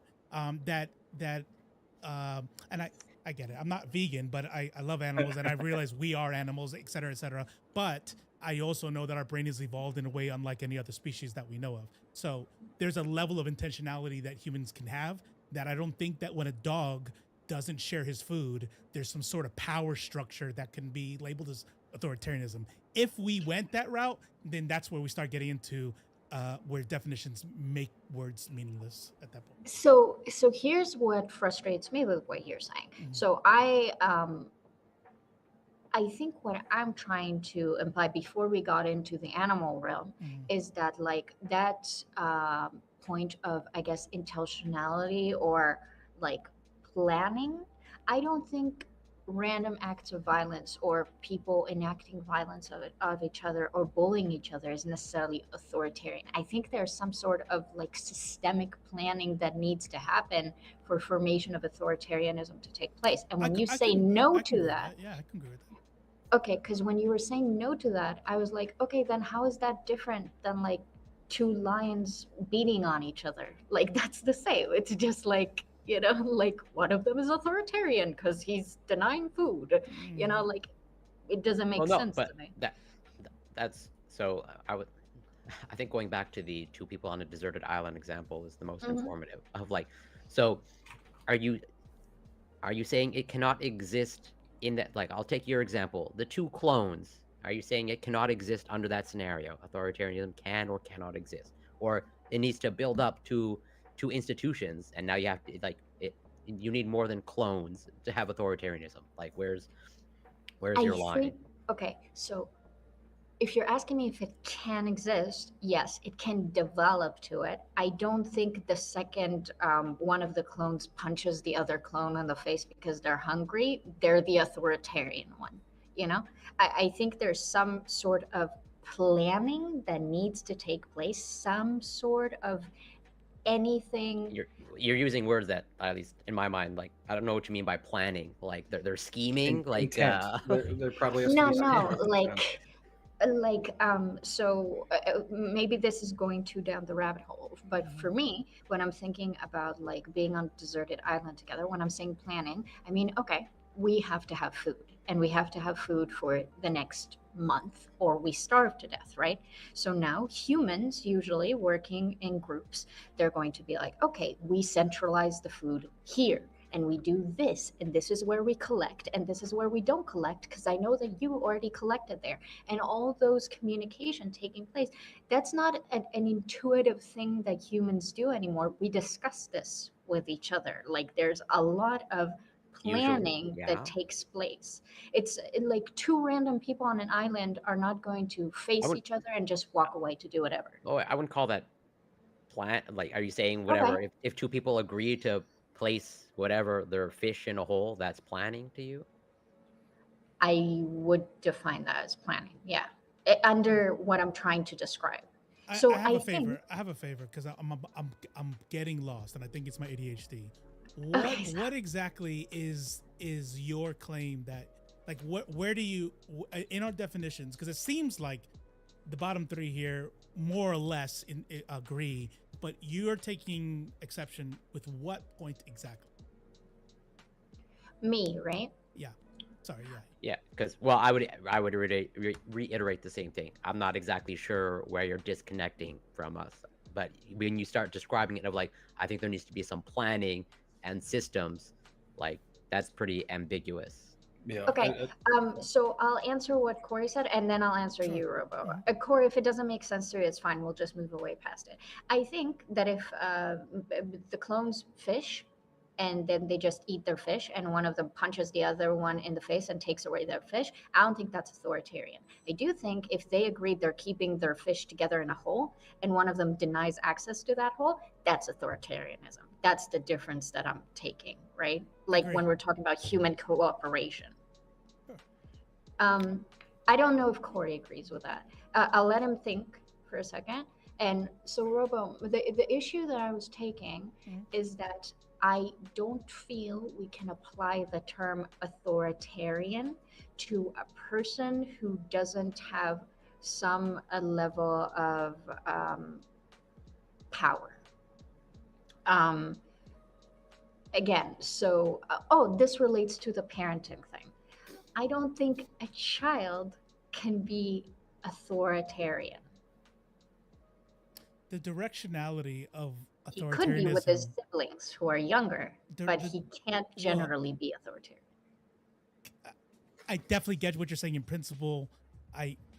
Well, you already said we're being pedantic, so No, that's the fun for me. larger teenagers to single moms do it all the time. But I understand what I you're saying. disagree. No, that happens. Like larger teenagers that abuse their parents. It's a thing.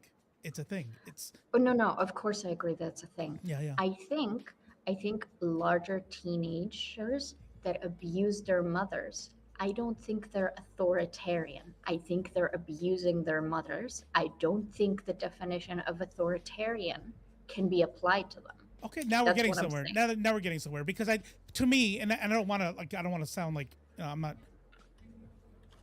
When you explain the directionality of authoritarianism, the reason why I'm struggling is because it's kind of and maybe it's not, but I felt like, oh yeah, well no duh, if everybody's definition is person in power exerts that control, uses censorship, whatever, right? And so you're saying, yeah, but the person without power can't do it to the person with power. And it's kind of like, correct. Yeah, I would say that's a part of the definition. But now we're getting somewhere interesting. I will create a scenario. First of all, Corey, when you were talking about the fish in the hole, I didn't want to move past that. Did you, because you did look like you didn't agree with that. Yeah, I can see how pretty much the person punching the other person in the face as authoritarian. Like that fits my definition of power. Really? I don't see it as contradicting with your fish thing. Yeah, I don't see it. Like, I think that's the same. It is, because I don't think any level of antagonism or use of force is authoritarian. I think use of force under an authority is authoritarian. Yeah, but at what point does the force become the authority? Like, at what so, point does so the there force is a become that? spectrum. Yeah, There is a spectrum, and you have to talk about that, right? But I don't think any level of violence or aggression. For example, when Robo gave the example of just like a homeless man with his homeless girlfriend, I do think domestic abuse is a real issue. I don't think anytime a man raises his voice next next to a woman because there's some power imbalance there, that's authoritarian. I just don't. You So, know, yeah. No, I yeah. agree. Yeah. That's why I put baked into my or part of my definition is like trying to control other people's actions or behaviors, or trying Yeah. to whatever dictate something. Like Okay, so me yelling slurs at you, not really trying to control your behavior. I'm just But an you angry. can Okay, use so- raising your voice to create a situation in which you're being trying to exert authoritarian control. Yes, right. if someone views raising your voice as force or power, there's a little bit of debate there, but yes. So Corey, let's ask you what Robo asked me. Is a teenager abusing and controlling their parent? I want to degenderize this. Sure. Are they authoritarian towards their parent? I think there's potential too. Yes, absolutely, depending on the context. Yeah, if you're trying to, if I'm locking my parents in my house, and preventing and barricading them or physically blocking them from leaving, yeah, I think that's. Let me elaborate the scenario. Let me elaborate the scenario. Single parent, disabled, recovering or dying of cancer. The 16-year-old, the 14-year-old, we'll say athlete, 200 pounds, 6'1", is taking care of this parent, and that is the caretaker. I'm giving you the scenario. You tell me if this is authoritarian or not. And that person yells at them, locks them in the room, physically abuses them, takes money from them. When people try to come take them up, they don't let them. Is that teen exerting authoritarian control in that household? Okay. No. Okay. Hear me out. No. I said this before, and I guess that's where we're getting stuck on.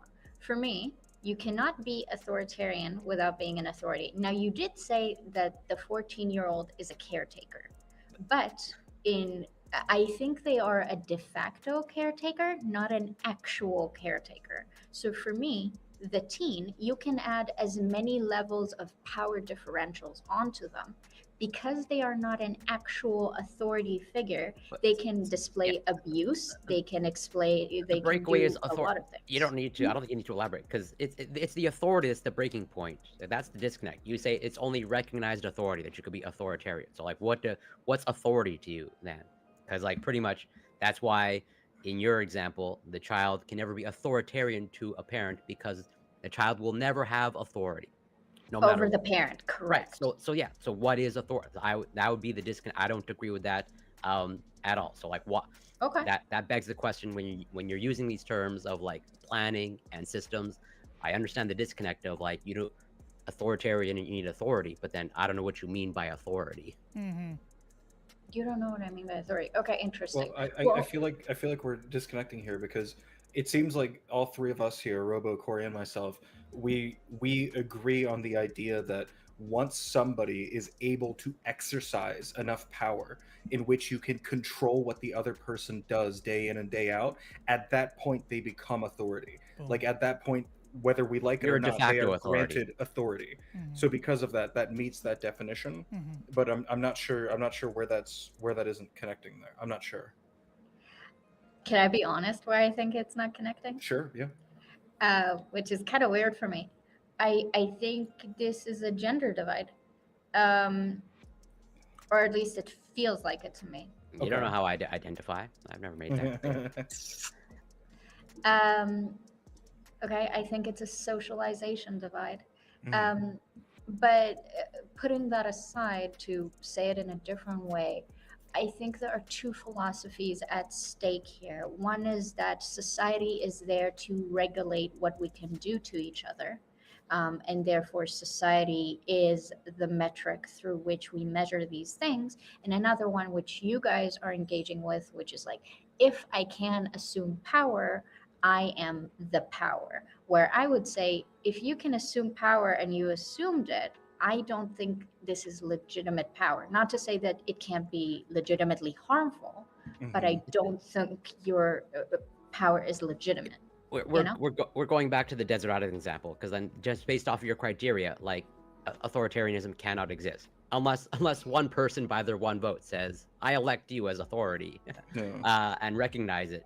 I Then think pretty much different social structures would obviously have different degrees. When we set the desert island example, I explained that, for example, if we agreed that we're putting our fish in the same hole, now I'm not a big proponent of this idea, but I'm going to utilize it for now because I guess I am to some degree.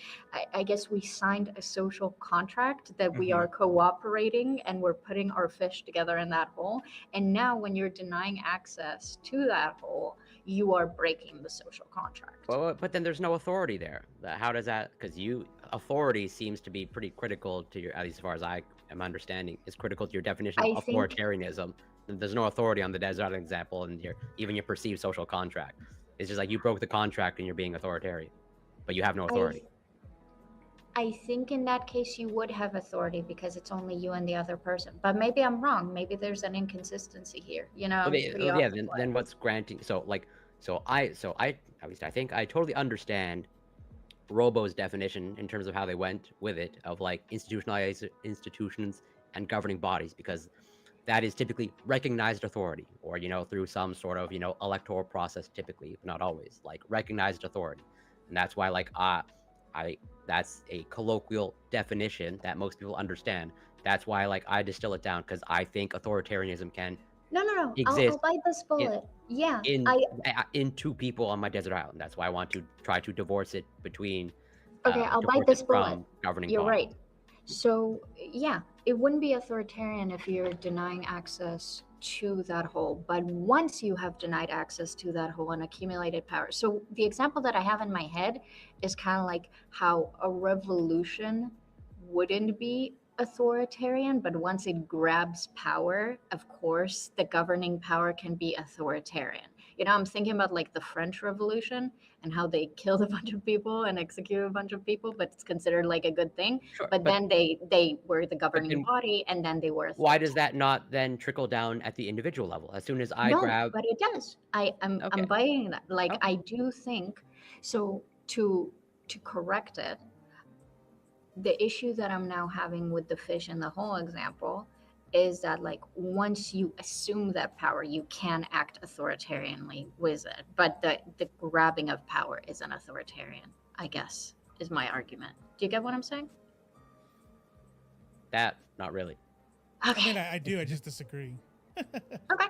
Yeah. I would say exerting whatever control that you could have, even the potentiality of it, is an authoritarian move, because we still talk about the intention. I am moving to take control of this hole so that I can control the means by which other people can eat and then exert control. You're saying I think what you're saying is until I exert that control over the food and in a way that negatively applies to or exerts power on other people, then it doesn't become authoritarian. But just making the move to take control of the whole is authoritarian already to me, because that's the intention. See, it just confuses me because by you guys' definitions, anytime power is applied and is successfully applied onto someone else, it's an authoritarian act.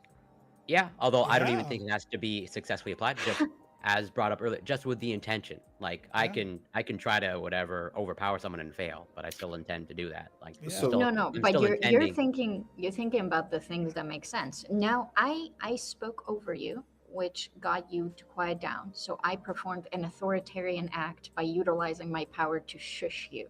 And I'm wondering if at that point is the utility of the word completely that's lost. why I asked the question, which is a valid question, of whether someone perceives raising a voice as an exercise of power.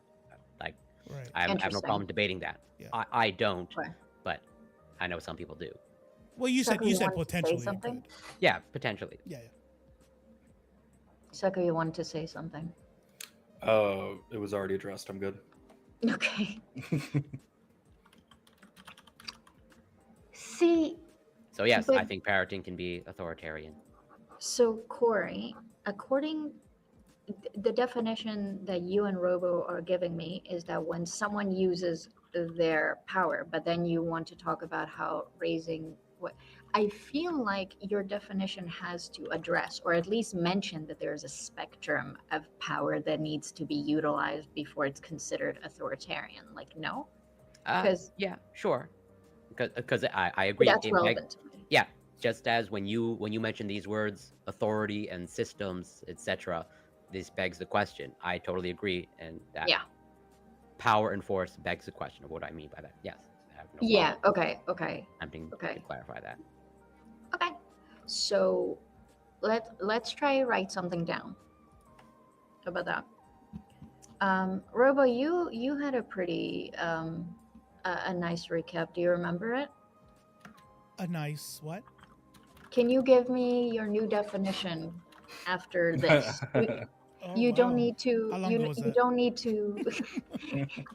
You don't need to synthesize my definition. Just off of everything you heard and what you, the osmosis. Just like if you had to define authoritarianism in most raw terms, what would you say?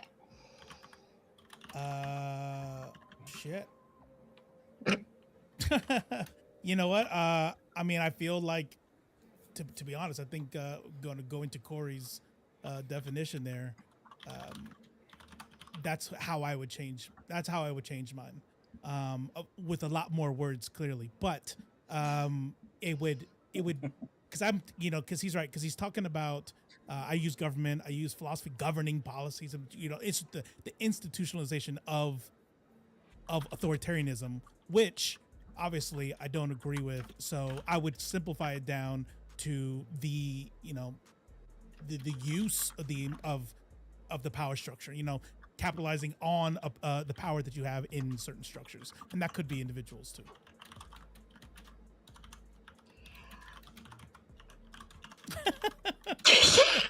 So Corey's definition is literally just the definition of like being controlling. Like do you not? Yes, yes, I have no problem biting that bullet. Yes. Yeah, there are some terms of like parts of authoritarianism that can in fact be good. We can look at that island. We can look at that island example that was put out there. Let's say they're controlling access to the fish hole because the other person is eating way too much fish, and the rationing of the food is now going to turn into such a bad way that they're both going to starve. There is no communist revolution that could happen without authoritarianism. There is no revolution that could happen without authoritarianism. Oh no! And now you both threw shit at me. It's just like, wait. Okay, I'll say this. This is my last attempt, and then I'll let you guys roll with it. So, you guys want to use authoritarian as synonymous with controlling. I mean, yeah, essentially, and you don't find that to be extremely reductive of the term? Not perfectly, but like, yeah, there's a strong component of control. Yeah. I bet authoritarianism probably looks a little bit different at different levels of systems that we're interrogating. And one of them, it's going to be radically different from a family unit as it's going to be from a government that is pushing authoritarian policies. But why won't you entertain the idea that under some levels of systems, it just doesn't apply because it doesn't look the same way whatsoever? I suppose that I'd have to see a better definition for it that fits it better. I'd have to see a better word that is used to describe it. I'd have to see these examples be illustrated out in front of me. And the term controlling is too nebulous anyway. Like, I don't know what we're talking about when we're saying controlling exactly. Am I controlling when I go, I don't want to watch that. I want to watch horror tonight, and then like, oh man, I wanted to watch using power or force to try and alter other people's actions and behaviors, which may or may not be in their benefit. Ta-da! Authoritarianism. Yeah. No, controlling. That's the problem. Yeah. No. Okay. So there's even though I came up with this on the fly, okay, there was a little bit of thought process put into this definition. Okay, so what I would bring up is how do you compare or contrast this with paternalism? Mm. With paternalism? Yes. Mm-hmm. Can you ask the question differently? I don't understand it. Yeah, I'll try to. Well, I mean, how do you define paternalism? How about that?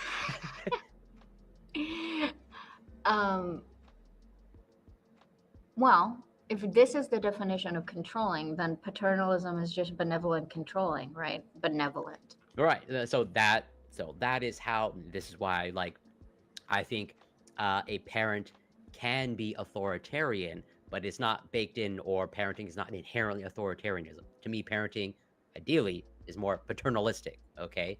Now, without But getting that's into the problem, that you created your definition of authoritarianism surrounding the idea of parent. Devontre, no, I feel you. this was from what I don't understood. think that like influence is control, or I pretty much agree with what you're saying earlier, but I will say that these are major components of authoritarianism. You know what I'm saying?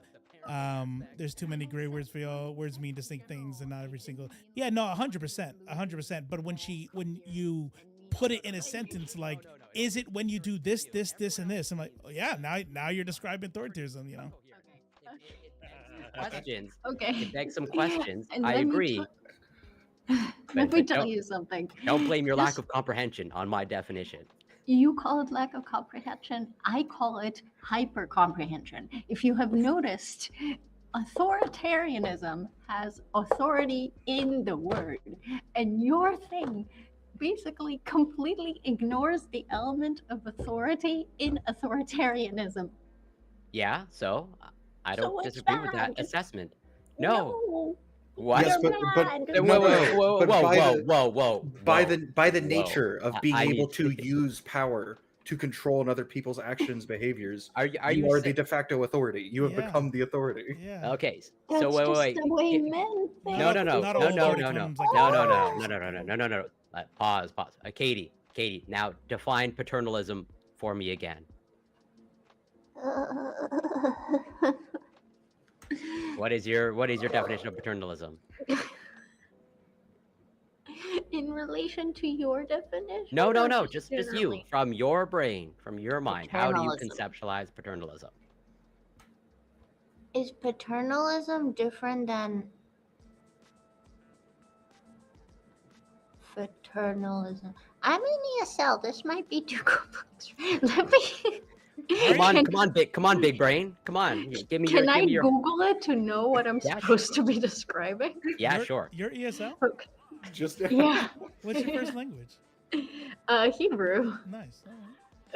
just be warned, you're gonna find a lib definition of it, so be careful. I know. Paternalism. Where'd you get that? The dictionary?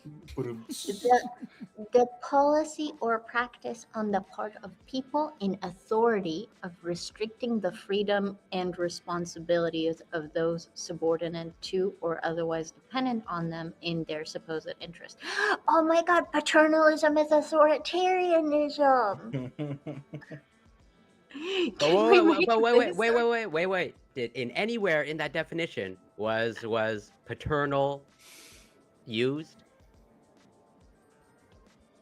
Paternal. No.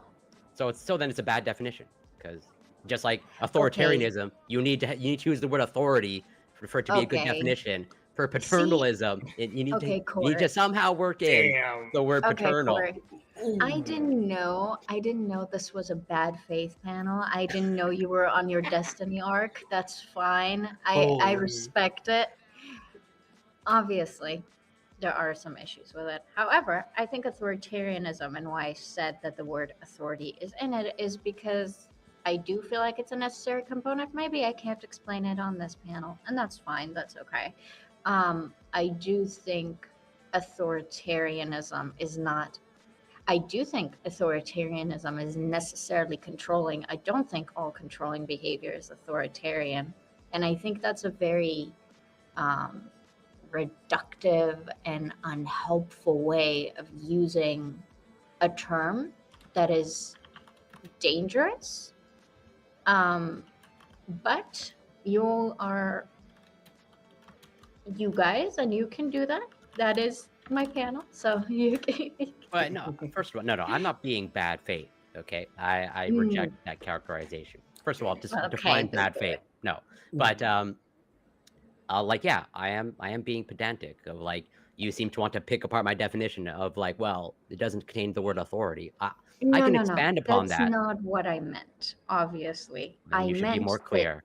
Okay, your definition, as you already said, is the definition of controlling, which you then admitted you're using as a synonym with authoritarian, which then begs the question to, are there not missing elements to your definition to distinguish those two things? If you don't want to distinguish authoritarianism from controlling, that's fine. I think that's very bad, but No, I don't.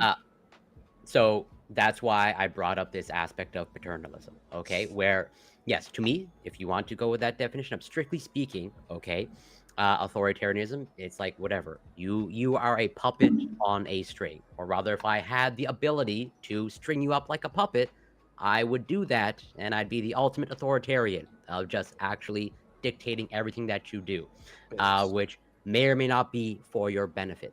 Now, obviously, that begs the question of what benefit is, but that's how I distinguish it of, let's say, from paternalism or other forms of control where you can control someone for their benefit, as in, let's say, someone being an emperor. Okay, this is contrasting. Like, I think there's a difference between Nero, an emperor, and, let's say, Marcus Aurelius as an emperor, where they are both emperors. They both exert extreme amounts of control, if not ultimate control. One of them better than the other, at least historically speaking. Yeah, You might Nero's disagree. cringe. Or Caligula. I think Caligula is, a step Caligula below. is my favorite. Well, that doesn't surprise me, but not my favorite. He has such a cool name. Okay, here's the thing. For you guys, and I know we keep using these analogies, but it's fine. It's my panel. I can take you for a ride if I want. I love You analogies. guys, you guys are like, hey, if I can use someone as a puppet and pull the string, that's authoritarian. And I don't think it is. I would say that all authoritarian behaviors would require that puppet behavior. But I don't think that all puppet behavior is authoritarian.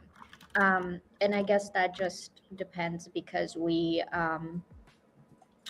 don't agree on what authority is, because you guys just think that if you can just obtain authority, therefore it means that it is, well, it's not obtaining authority, it's obtaining power, and I don't think power is synonymous with authority, I guess.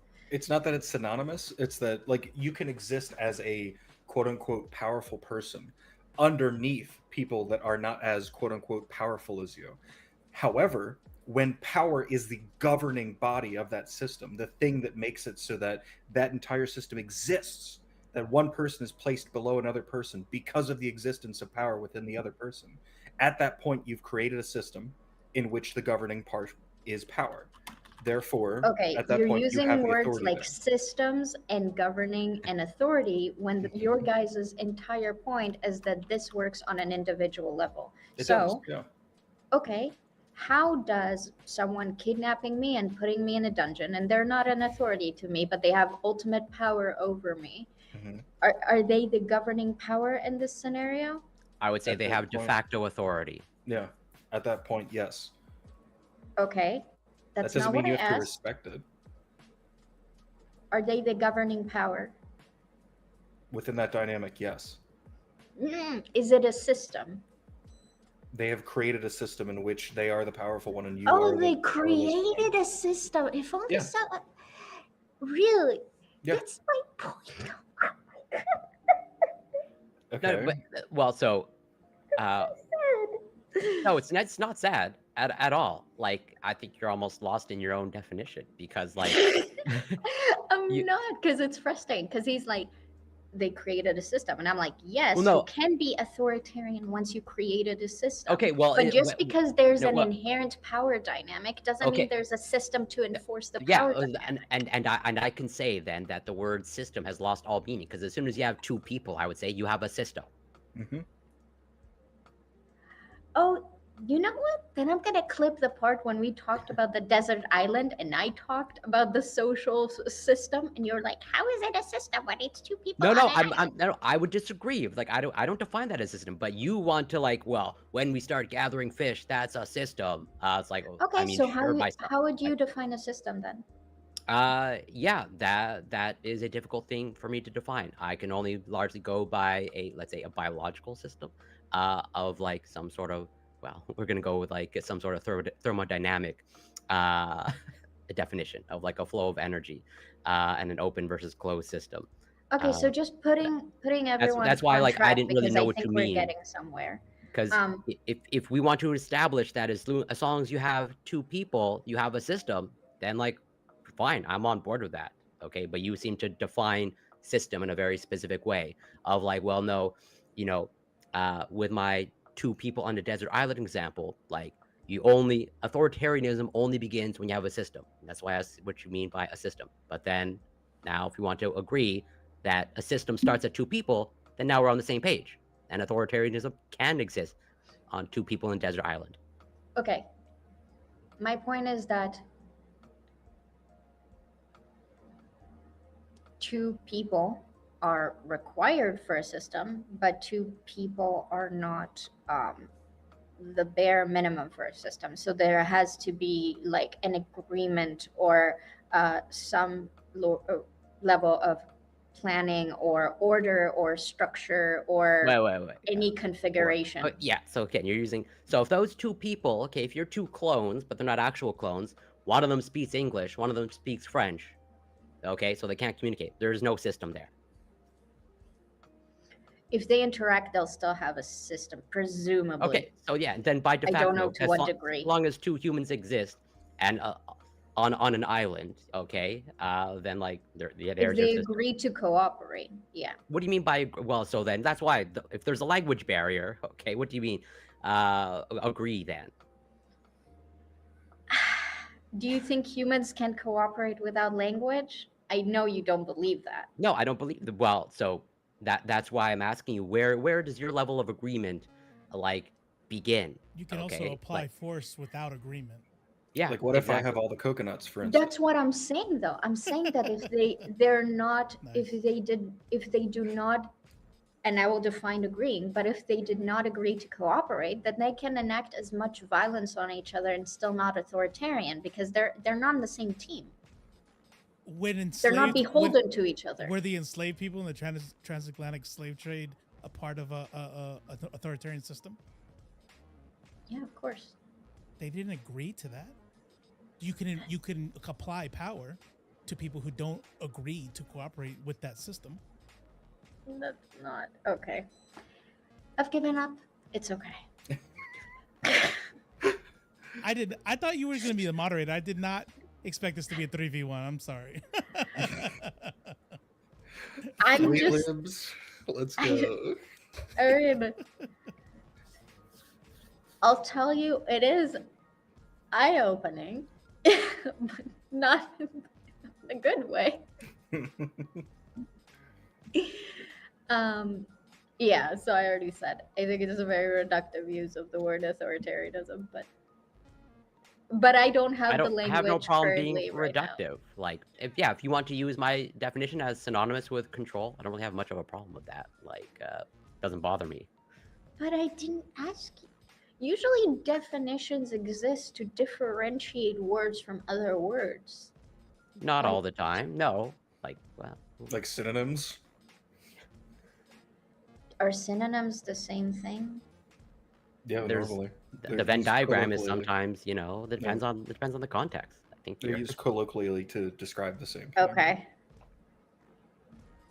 I am white/Caucasian. I think those are synonyms. But I don't differentiate them. I don't think controlling is inherently authoritarianism. Like they're not two I- words I- that mean the same thing. So yeah, What about, I agree. So I'm I'm just asking sort you what the difference. of, that's why I brought in paternalism, okay? And you seem to want to orient it around parenting, but that's how I would distinguish the two. Of like, Okay, so paternalism is so authoritarianism is paternalism that's controlling. What? no, for me, okay, if you want to go down the pure reductive, okay, I don't want to be reductive. Why don't you? What? We're down to defining things. Like, how more reductive do you get? I think definitions should have a linguistic utility. Should we discuss the definition of a definition? I don't understand. Yeah, but at the end of the day, like language is always muddy. Like you seem to like I think you are falling into the trap of like black and white thinking. Oh, like it just needs to be this and only this and needs to be absolutely separate. There can be no Venn diagram overlap. No. between these two things. I've already acknowledged many times that obviously control is in the definition of authoritarianism. I don't think using the definition of controlling to authoritarianism is appropriate because I think it misses a huge part of what authoritarianism is like necessitates. But maybe I don't have the language to explain it, and that's fine. But yeah, if you want me to distinguish between authoritarianism and paternalism, like, yeah, to me, how I distinguish them is authoritarianism is sort of like a pure control, okay, like the puppet on the strings, as opposed to paternalism. And you can maybe even, if you want, distill it down to intention, okay, where maybe authoritarian is more ill intention, or really you do not take into account whoever it is that you're controlling, as opposed to paternalism, okay, there's hopefully generally, at least by my definition, there is a good intention, or there is some intention to take into account the other person you are intending to control, or whatever, alter their behaviors, of like a paternalistic doctor or medical professional, of like, yeah, do what I say, but I'm not going to force you to take the medication. You know what I just thought about? I thought about how in the beginning I said that there are two like ways of thinking that language Devontre, I don't describes reality, and the one that I don't. The problem is that nobody's trying to dispel language her creates definition. reality. She's trying And to I dispel think ours. you're Like, trying I actually to don't have a problem describe something, with her definition. and at all. I'm trying to create a it's that she thinks definition that the that other would like ones explain. I think you're wasting your time. contradictory So how about okay? Damn. How define human for me, Katie? You want to hear someone's definition of human that's not mine? No, I want to hear yours because I said Katie, please. Behold a man. Okay, so my ex's definition was What? Say it with your Was- chest. Say it with your chest, Katie. was For once, say your ideas. it was actually really bad too because his definition is pretty anti-choice, I guess. It was like someone with human DNA, which I found interesting. That is an absolutely dumb definition. As a I mean, he was a Destiny viewer. But yeah, so can you define it? Because I have no problem conceding. I can't define it. And I don't lose sleep not defining it. Because if you want to start defining it, okay, you're going to go down a rabbit hole that I don't think even you want to go down. I think we can't socially define it. So I think people can have vague notions of it, but I don't think a proper But we need to have definition these, you know, works. categories that mean something. Otherwise, we're just lost and don't know what we're doing. I don't think we're lost and don't know what we're doing. 'Cause- That's 'cause not what I'm you're saying. hung up. You're hung up on like authoritarianism needs something specific, and it's like, oh, it really bothers me that, you know, my definition, Corey's definition, is not like specific enough, and we're just reductive to control. So like, why do you not take the same issue with like, well, I can't define human. It's actually really kind of problematic if I try to, but like, you seem to sleep fine with that. I mean, that's not the point of the panel. So that'll be, maybe I'll make a human panel so you won't take such offense to me shitting on your definitions there No, too. I'm not. No. I'm trying to connect the dots in terms of you accept sort of a muddy definition of human, but you do not accept a muddy definition of authoritarian. I'm curious as to why that is. Oh, because I'm doing a panel specifically to nitpick definitions. So if I Okay. don't like a definition, I would discuss it, because that's literally the point of what I'm doing. Okay, then let's discuss it. But then you just you're like also taking issue with like mine's so reductive. Then like Yeah, then that's what we're doing. I mean, but I think she's expressing that she finds it reductive, and that is problematic in her frame of what authoritarianism is. Sure. to be Fair fair, enough. I might lack the language to explain it, which is why it could feel frustrating. So I get that. So somebody in the chat feels like you're getting drugged point to point, that we're purposefully not understanding you up. So I want to give the opportunity. Well, really, it's not an opportunity. It's help me. I want you to help me understand again where the disconnect is, because first let me steel man, and then you tell me where I'm going wrong. But I really Robo, don't feel like we can do that, but my point is that like I don't need my definition to be you guys' definition. Like no, I'm fine. but continue with I need to understand where the disconnect is.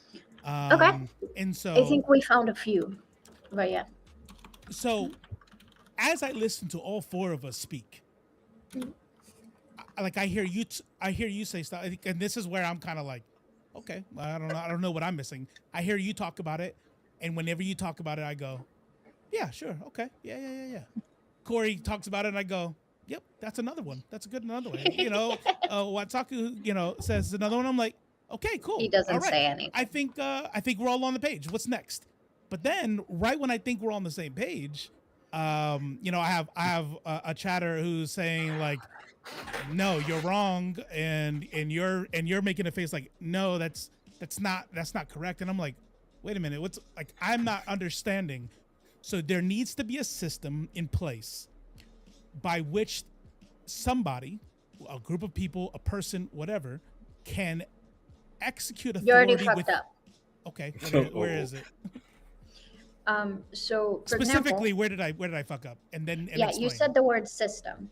So Corey can't accept what I'm saying because well, first of all, I didn't define system, and then when I tried to discuss about the requirement of a system, we got hung up on that. So first of all, we're unable. Okay, so here's the thing with definitions, which it's good that it's happening right now, because I was wondering. So when I was thinking about doing a panel like this about definitions, usually a definition, you would have to quantify every single one of the words you're using for the definition for it to be perfect, right? So if you're using a definition and you're saying the word system, if you don't define what a system is, different people have different definitions of the word system, right?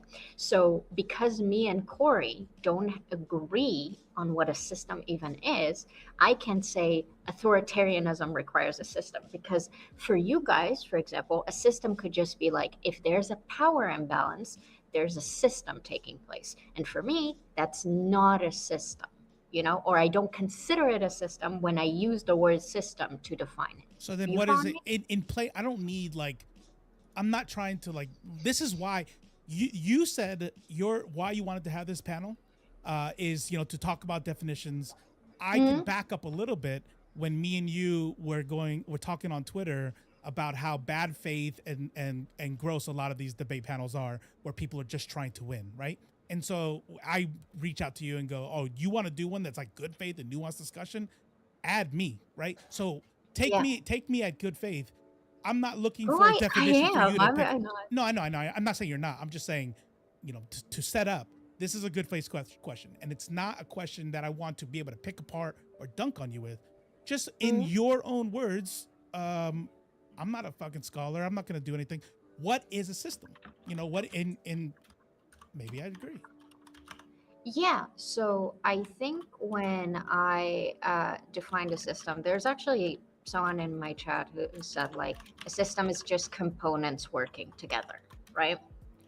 At least that was his definition, which I think is simple enough for me to make my points.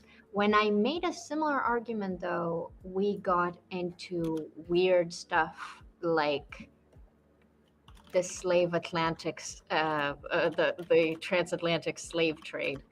That was just to highlight the cooperation part of it. That's all.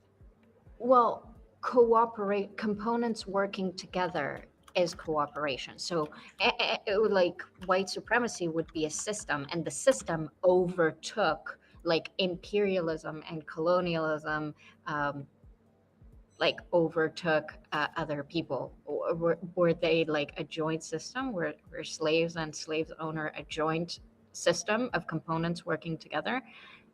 No.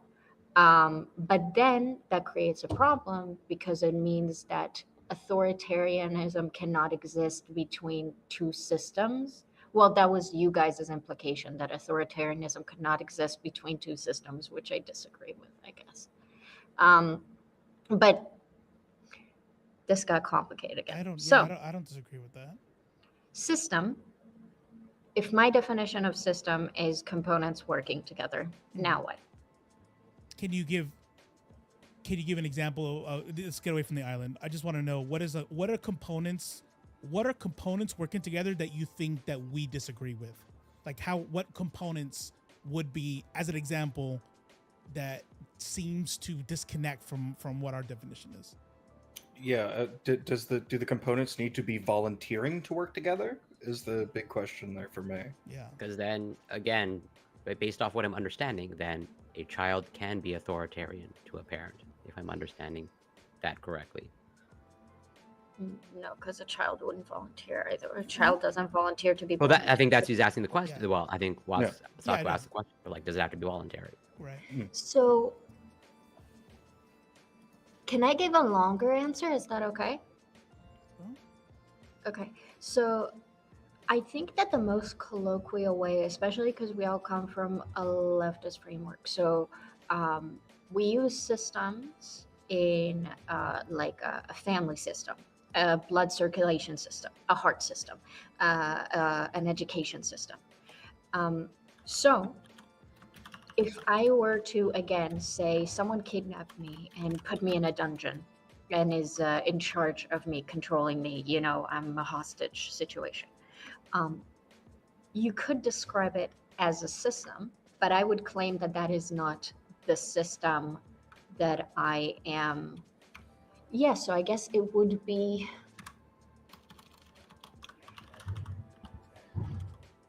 I wouldn't say it would be voluntary, but there would be.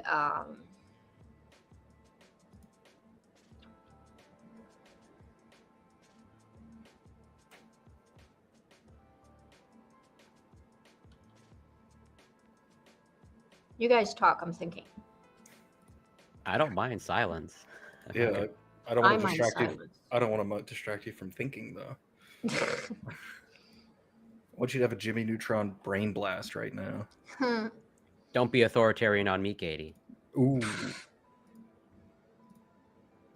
Devontre, it all you're comes really back to confused me. that. I'm 'cause literally Corey said asking it, her like, to elaborate her opinion because I want so to hear in it. that scenario It's not of about someone her being a kidnapping woman or me, anything. It's about me not understanding you where the guys disconnect is. consider that a default authority, and I don't. And in my definition, like a system would require, like, I guess a designated power, maybe power that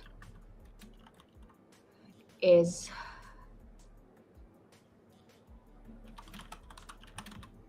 So here's what I'm trying to figure out, right? You know how you said, Robo, that revolutions are inherently authoritarian. And I said, keep the power out. Yeah. But that's the point, right? It's to keep the power. And my point is that achieving the power is not authoritarian, but maintaining the power is. So them kidnapping me isn't authoritarian, but now they are in position of authority and power over me, and now they're authoritarian. Okay. That's where I'm going. I'm good with that. I don't really have. Corey isn't. No. So far, I don't really have major. I can concede that. I think it's it's a distinction. Yeah, without that's different, what I was. I can live with it. Yeah. No, it did matter to me. That was kind of like the island thing that I was struggling with. Like once someone, like an action trying to acquire power isn't authoritarian, but using your power as an authority is authoritarian. But you can't, using power without authority is not authoritarian, is my distinction, I guess. So And I'm contradicting myself. I understand what I said about taking control over the fish and all that and intention. I'm willing to back off from that. Yeah. Okay. What were you gonna say? like, Sorry. no, you're fine. So like, let's say, at the point in which you're kidnapped and you're tied to a chair, that's not authoritarian. But when that person comes in and says you need to eat, and then you refuse, and then they start hitting you, and then you start eating, that's when it becomes authoritarian. That's your distinction. Like at that point, that they have chosen to express power physically over you. I don't think it's about expressing power. I think it like becomes a system in that scenario once it's not like an insulated or like an instance of aggression or violence. Now they're in control of me. Yes. Like if they tie me to a chair, if Mhm. they don't take care of my needs, I die. I'm dependent on their treatment of me, and their treatment of me is authoritarian. Walking around the street, stabbing random people because you have a mental illness is not authoritarian. Walking around the street and being saying, a police if you officer don't, and shooting boom, people boom, is boom, authoritarian. boom. Yeah, that's I think kinda where I'm going I think with I'm this. good. I really would like to get to parenting. No, because that was I was trying to explain with the homeless guy. You know that the homeless guy screaming at people or pushing people on the street, like he can't be authoritarian, right? I think what was happening there, pushing people is. What's happening there is, and I'm willing to admit this, I thought we were good with being pedantic because you said we're here to be pedantic, and I'm like, okay, let's be pedantic. And me and Corey and I think Saku also said, what? Okay, but actually, and people in the chat like, yeah, in homeless camps there is a hierarchy and there's a power and there is somebody who calls the shots. There's somebody who can bring in people to the homeless camp and keep them safe because that guy said don't touch this guy. That is a hierarchy that person could exert control over, even though in the bigger frame of reference for the entire country, yes, they are marginalized homeless people without power, but they have systemic power inside. But then I get it. Like, that's probably being pedantic. In the homeless camp, there is a system, right? And in that system, they can be authoritarian, but they cannot be. Ugh. But interestingly, then you brought up the girlfriend thing, and then we got into that. So now that we so-called agreed on a definition, you're going to see that we're still going to come to head when we do the scenario about the teenage boy and the mother again. No, right? because in the same way, and I'm not disagreeing with you, I'm just saying I'm not going to tell you what you think because I want to say that you don't disagree with that either, but you do. But what I'm trying to say is in the same way that disenfranchised, marginalized people could have a system within that homeless camp, a internal system within that household, whether it's between in an abusive relationship that now he's capitalizing and exploiting a mental health issue, et cetera, inside that insular system, right? There can be authoritarian control inside the insular system in which the teenager exerts control over the disabled parent. Yes, Devontre, who is like one of your biggest fans in my chat, and he's really upset at me how this is going, but is exercise your authority, Robo. True. No, I don't do that. I don't censor because I'm not authoritarian. No, I'm just kidding. In that insular system, there is now a system between the able-bodied and the disabled body, and because he stops that, just like the kidnapper, just like this enslaver, just like the homeless person in the homeless camp, he capitalizes on the system that is created between the differences between the able-bodied and the disabled. But here's where I disagree with you, right? Mm-hmm. Because I do agree that there is a dynamic between the abled and the disabled, but we cannot ignore the fact that, like, legally and emotionally and psychologically, and I know you agree with me on this, there is still other dynamics taking place, like the fact that the mother is legally responsible and she is the guardian and she is the legal authority and so on and so forth. So I think what happened is that, like, in I think where we often get stuck is that when you guys use differences in interpersonal power dynamics to claim authoritarianism, that's where, like, so I guess what was my definition of system?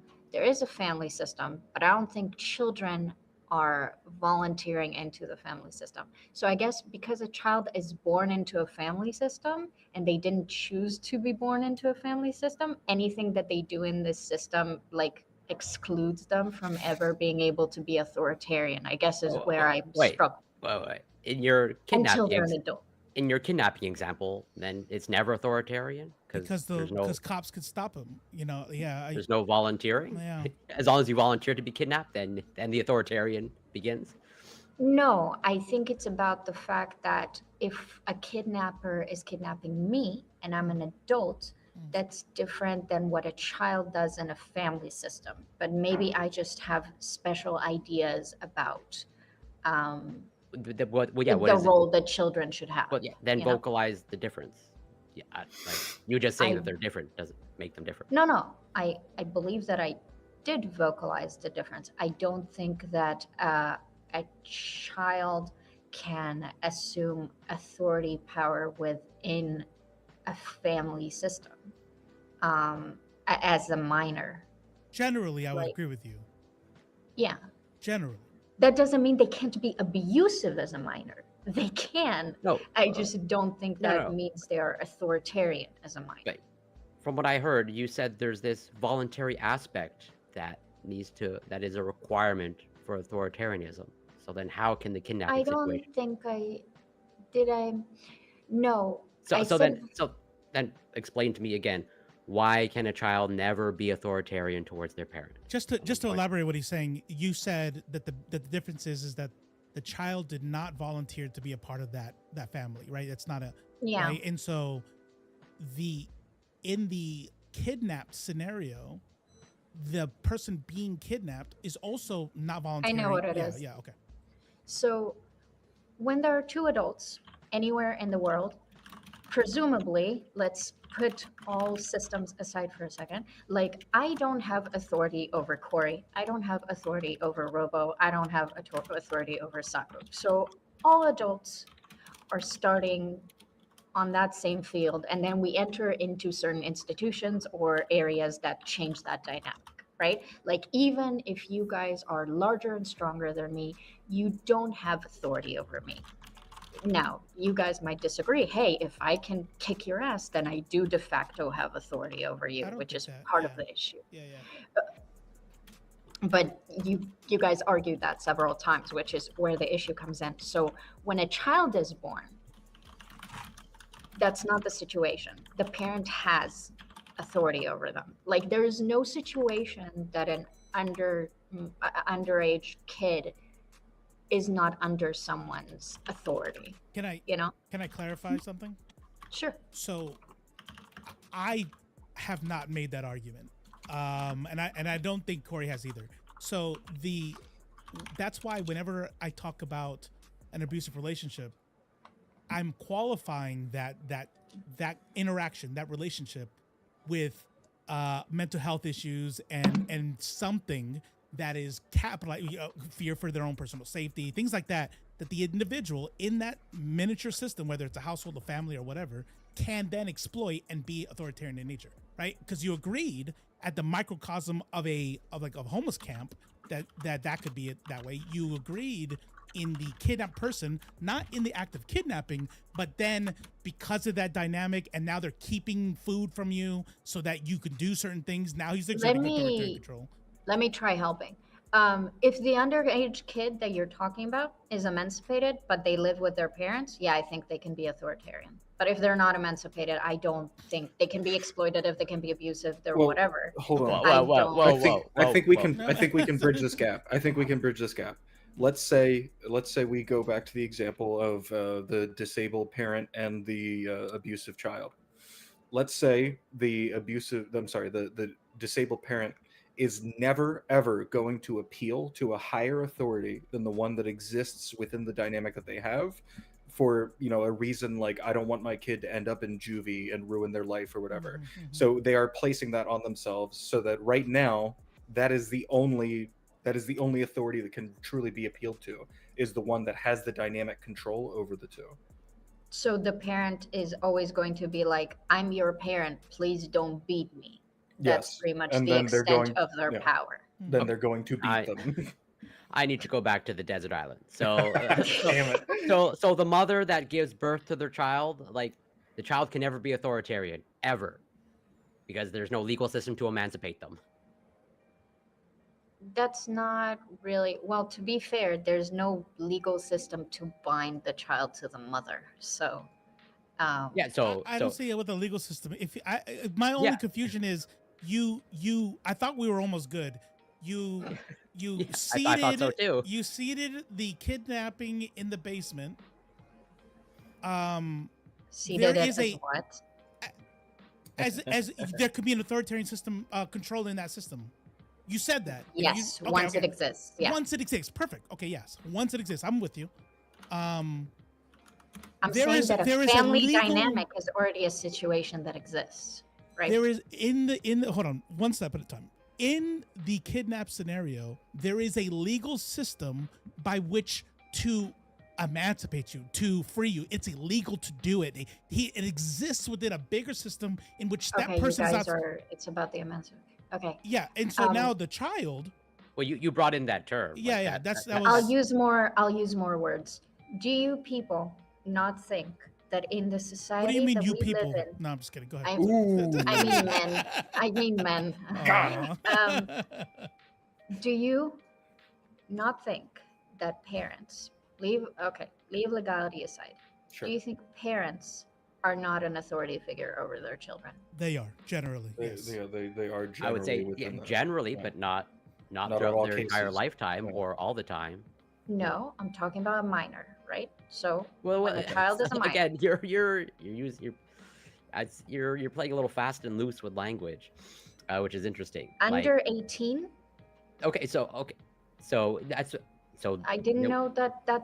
Is that not what a minor is, Corey? Well, so then we're gonna go back to the legal Legally, system. there you Yeah, go. we're good. Yeah, legally, we're good. Oh, That's why. okay. Okay, so let's go back to the island. Okay, okay, let's try and Keeps taking us back to the island. Yeah. I think. What I is this, do- Lost? I do think that We have to go back.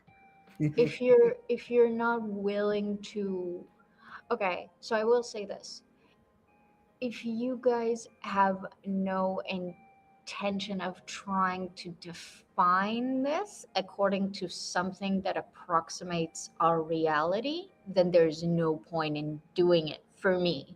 I thought like, we were. I think if we're going to say minor is a law thing, I mean, call me a lib, right? But I do think that authoritarianism, like defining it without the construct of law, I feel like law is pretty relevant to the way that we construct our society. You've already agreed to. Am I talking over here? I'm sorry. Go ahead. Mm, Okay, yeah, you have already agreed that the legal system is irrelevant. With every analogy that occurs on an island, with a criminal who's kidnapped you and created a system in his basement. Yes, like the but when we're legalities are using an relevant. analogy inside it, then it does matter, right? Divorce the idea of minor Does it being a legal not? term. Okay, hold on. Just divorce it. I'm with you. Okay. So check this out. No. Is she disabled but like on the island? I guess that's what Corey wants. Okay. So Listen, the mother I've is been- disabled on the island and the child died of measles at 1. And where are we this is keeping? solved. Where are we Like- keeping the coconuts?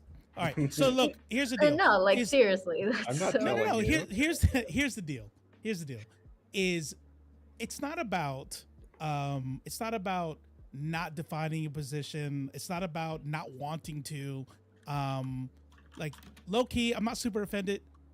Tiny bit condescending that if you don't agree with it, then we're not defining it correctly, or we're not doing it in accordance with reality. I'm No. sorry if I sounded like that. That's not No, what I meant. That's not what she said. That's not what she said.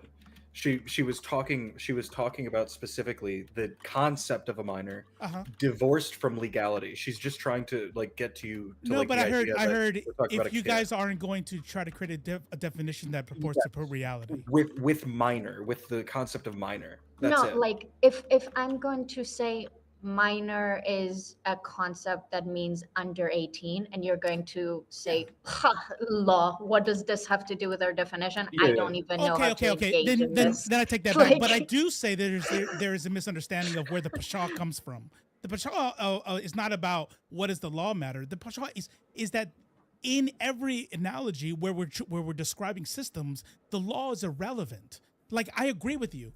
It's a minor, and generally, parents have authority, and generally, depending on when you can emancipate, et cetera, et cetera. It's not that they're not a minor; it's that it's irrelevant to the system of power, because and maybe I'm being pedantic, in my scenario, it's still a minor. Legally, they're not supposed to have control over the parent, just like a kidnapper is not supposed to have control over the person they've kidnapped. But there's now, due to disabilities, due to psychological control, due to, like what Saku said, was with the parent not wanting to get their child, the parent being afraid that something worse is going to happen, and then that older child, probably I have to make them about 15, 16 for this to work, where he is exerting their control. Now a system this is occurs. exactly my point.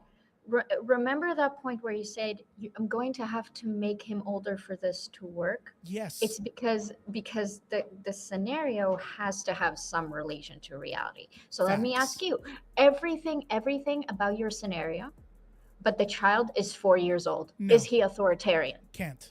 I agree. But not because. So now you see where I'm coming from, and we can find where the issue there is. When you and have the power. issue there is, yes. But I didn't know that we were disagreeing on that. I just found that out just now. No, we continuously disagree with the way that you guys see the ability to exert power.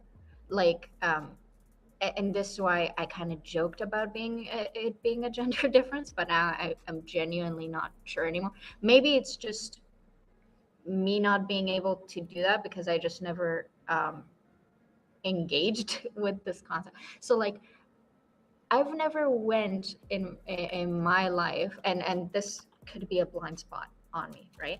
But I've never thought like, oh, if I could overpower this person, I would have de facto power. Because generally, for obvious reasons, that's not a utility that I could like. Sure. So when you guys do that, that is such a foreign concept for me to engage. I don't know how to engage with. At that point, you're just telling me we're all baboons in the wild. Well, it's more like like I don't know how to. It's more like it's the most simplistic power structure that exists. There's no justification for it. There's no talking. There's no like anything. There's no intellectualization of the dynamic. It is simply other person bigger than me and is shown that they are willing to enact violence on me. Therefore, I am subservient to that. So the second you use that to define terms like authoritarianism, I'm like, society doesn't exist anymore if you're using the most basic structure of violence. Like, we're all baboons. Like, Sure, I don't know how to engage with at that point, we're know? not talking about a society. We're talking about an interpersonal system between two people. The island scenario, the idea of that, well, this person is subservient to this person because they're going to beat the fucking ever-loving shit out of them. Like, that is the system that exists there. Yes, therefore, they derive authority from it. Yeah, and I think that's really interesting that you could be like, yeah, interpersonally, that form of raw baboon-like violence still holds true. Therefore, we can apply this term that is very like really relies on the existence of a complex social structure to exist. You know, so I guess that's where the disconnect is coming from. Sure. Like we're kind of like, hey, can you define a tank for me? But we're all like eating corpses in nature and picking berries. Like, okay, like that's how it feels to me. Yeah, anarcho-cannibalism. I like it. Hell yeah. Yeah, like I don't know. And to that matter, like the point of it is to boil it down to the simplest way that we can define it, the simplest one, which is literally I unga bunga bigger than you, therefore I have power. Like that So is the simplest way to frame it. but that's the issue, right? Because when Mhm. we agreed to exclude animals out of this category, we Sure. basically didn't engage with this. And I don't think unga bunga, I'm stronger than you, could Mhm. ever be authoritarian. But I thought we were That's a don't- fundamental disagreement then. Yeah. Well, no, because we already said that you still needed the intentionality of executing it. It's not just going Yeah, okay, forward yeah, with it. sure. Yeah. I sort of have that baked in already, where Yeah. I assume if someone's unga bungaing, they have bad intentions. Yeah. They have unga bunga at some point. Yeah, but I don't know that that's what you're doing, Kitty. Like, I am bigger and stronger than you, and if we're ever in the same room, I could, hurt you if I want. That's fucking creepy. But I'm saying I could. I don't. I haven't kidnapped you. I haven't created the system by which to exert authoritarian control. Yeah, I don't think just having the capability of doing it means anything in this case. It's always boils down to the capability of exercising that authority within that microcosm, and that's why I go back to the not 4-year-old, but the stronger child and the disabled. And some people in the chat were like, "Well, she doesn't have to be disabled." You're right, but I'm just making a scenario that makes it even more. It's easy to conceptualize that it could be in the reverse. Acknowledging, just by the way, let me remind you that before I even mentioned that, I said, I understand what you're saying and I generally agree, but just to be pedantic, you could have a system, and that just really, I wish I'd never brought that up. So No. I agree that the system is abusive. I just really think it comes down to that I don't think this term could be used to such low levels of societal functioning. Wait, hold on. I just like my, Do you think you can be abusive to somebody without controlling their actions? Absolutely, but I also don't think authoritarian is synonymous with controlling, so that's an issue. No, it's a component, but yeah, I would agree with that statement.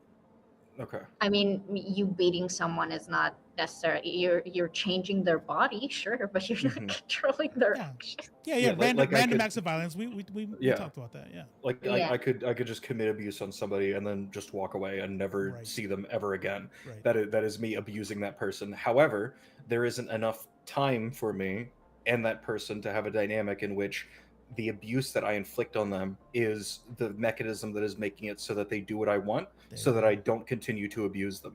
Or hell, maybe I do just for the fun of it. Who knows? But no matter what, keeping that person in line, doing what I want them to do, at that point, we're starting to drift closer and closer towards something I would describe as authoritarian. That child, in my analogy, is not authoritarian because he's abusing his parent. My analogy is that he is abusing his parent as a means to maintain control over this microcosm that he has created due to or that organically I think happened. that's a good distinction. I guess that would make you and I closest in definition, because you are specifically saying this isn't just a random application of power or abuse. This is about specifically maintaining some sort of system. Yeah. In this case, the system that the child is in control. If we think about like stuff like Munchausen by proxy, right? A lot of what that is about maintaining the control over the person that you're making sick to maintain that internal system, right? But here's the question: is Munchausen by proxy abuse authoritarian? And I would say no. I think this is something we addressed really, really early on when we started talking. And I think one of us brought up the idea that there probably needs to be an established timeline of like this thing happening over and over again for it to become that, for it to be like, okay, I can call that authoritarian, because you are creating the structure and you're incentivized to continue that structure in perpetuity, insofar as you are applying levers of control onto the person that you're doing it towards. In order to maintain that control. Yes. So here's what's interesting to me, and I think it's related. It's kind of like Rova, when I asked you, hey, can a 4-year-old be the abusive authoritarian child? And you say no, because that doesn't compute with reality, right? And for me, when I'm thinking about a 15-year-old having that, I'm thinking that the parent raised them, right? Because if you ask me, a 15-year-old walks into a house and start abusing a disabled person, like, are they wait. I need to think about this.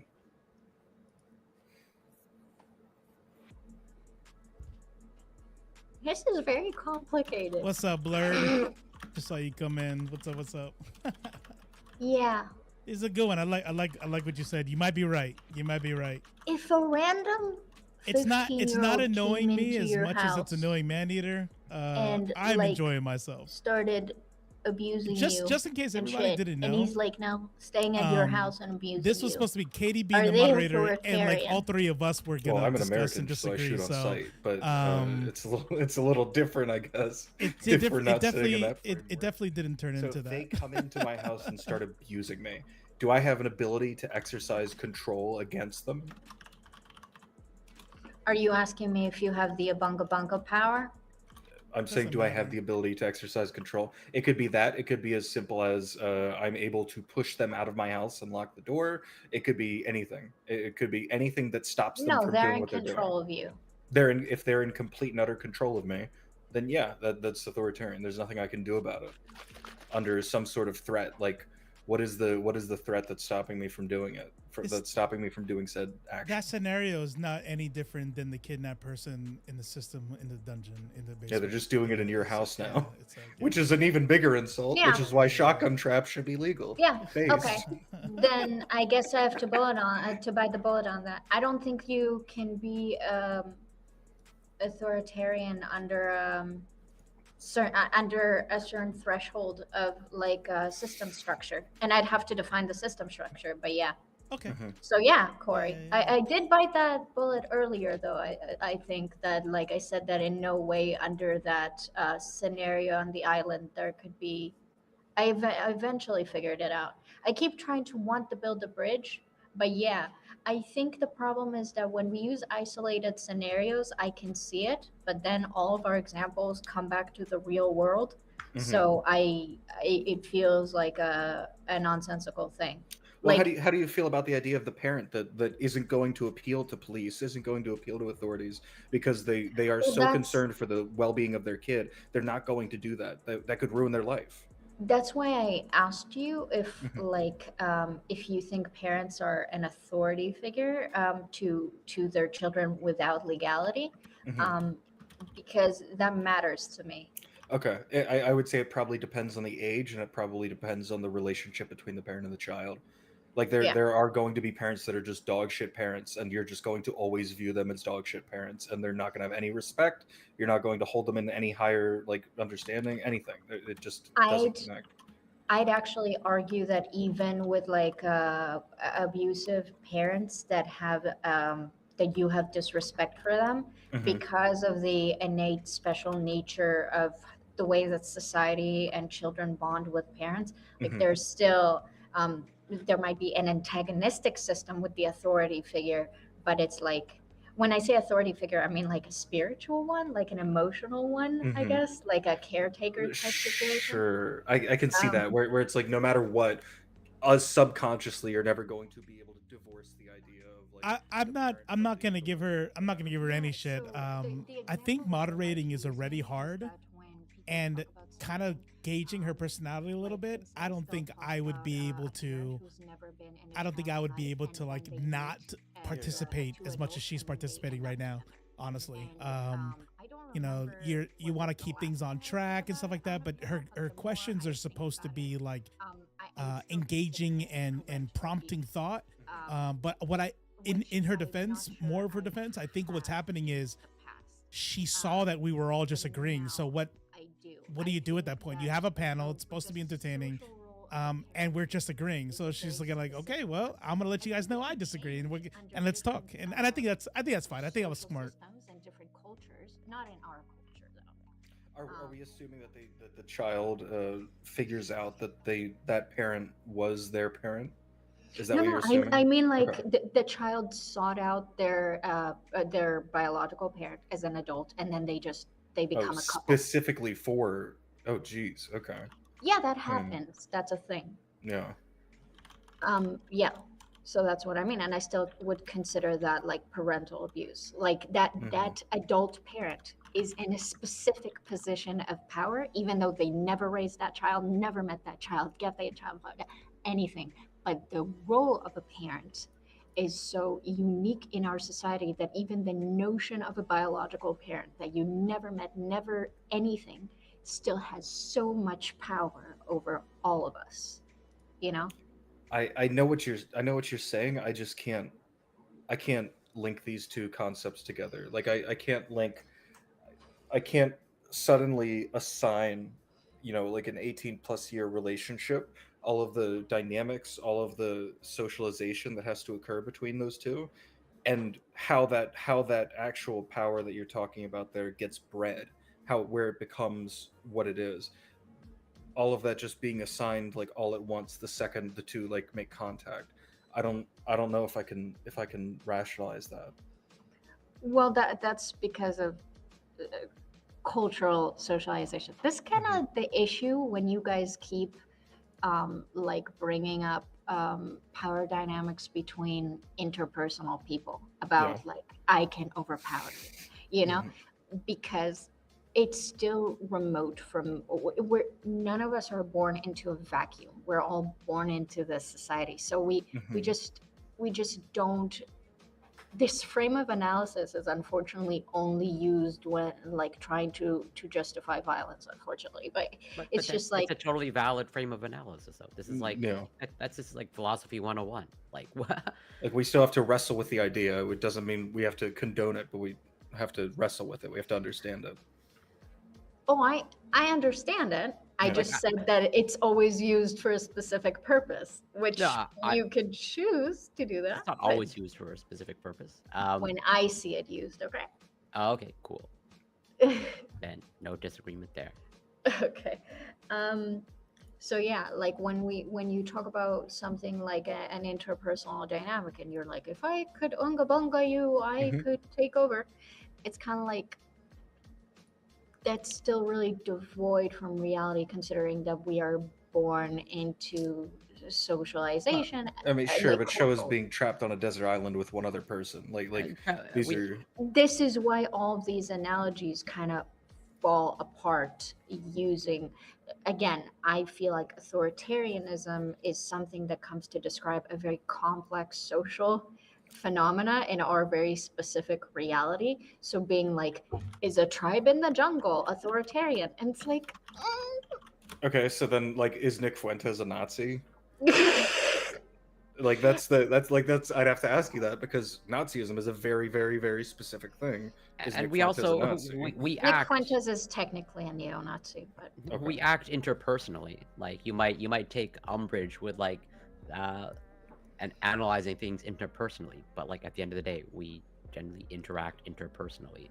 And yes, there was a time at some point we were not organized institutions and governing bodies, and like yes. our morality stemmed like from something. So it's not like a Morality is fine. I'm not tying authoritarianism to morality. The part of the no, I question know, is but can a you seem to take issue with like we can't analyze it on my desert island example because like it doesn't track with reality. But like at some point it does, and at some level it does track with reality.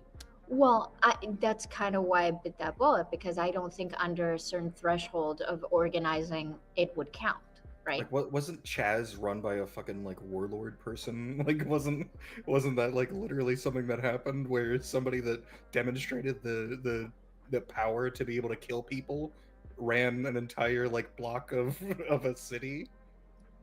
Like that was a thing that happened. Like I mean, I'm curious. I'm not saying the baboon stuff doesn't impress Sure. some people. I Hmm. sure it does. Like, Well, no. Oh, So it I doesn't have to just impress. to understand your framework better, Katie. Like, so do you only want to analyze at a system level, and that interpersonally is just not overly important or relevant to you?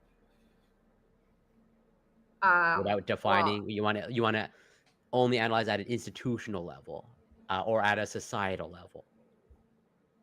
I think that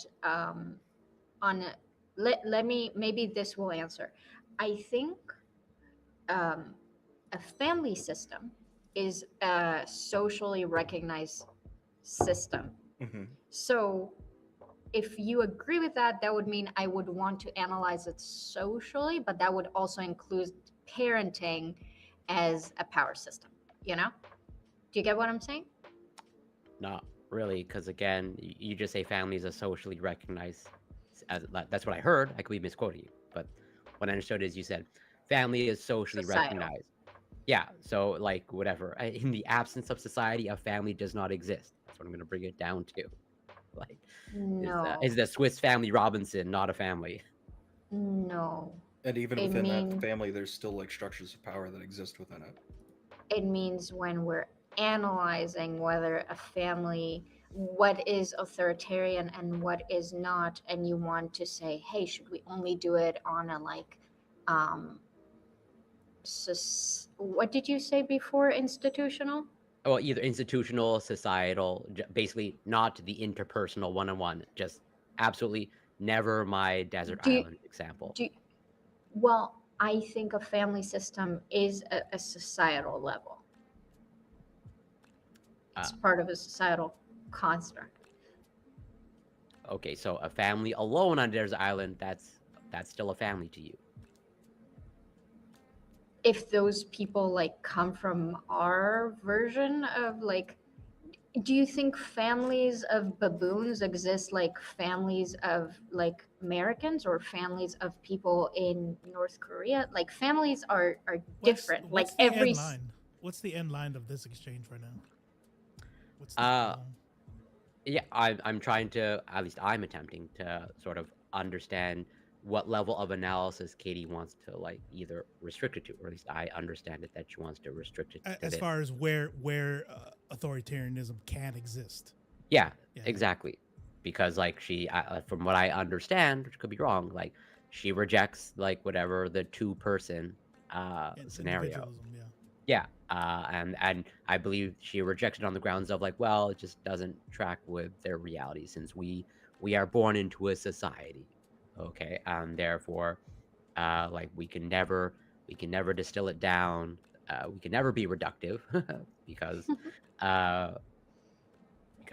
we're never reductive in reality. But like that, I mean, I said an hour ago that you guys can go off your definitions. So, Katie, can authoritarianism happen in the family unit? Like, can parents be authoritarian?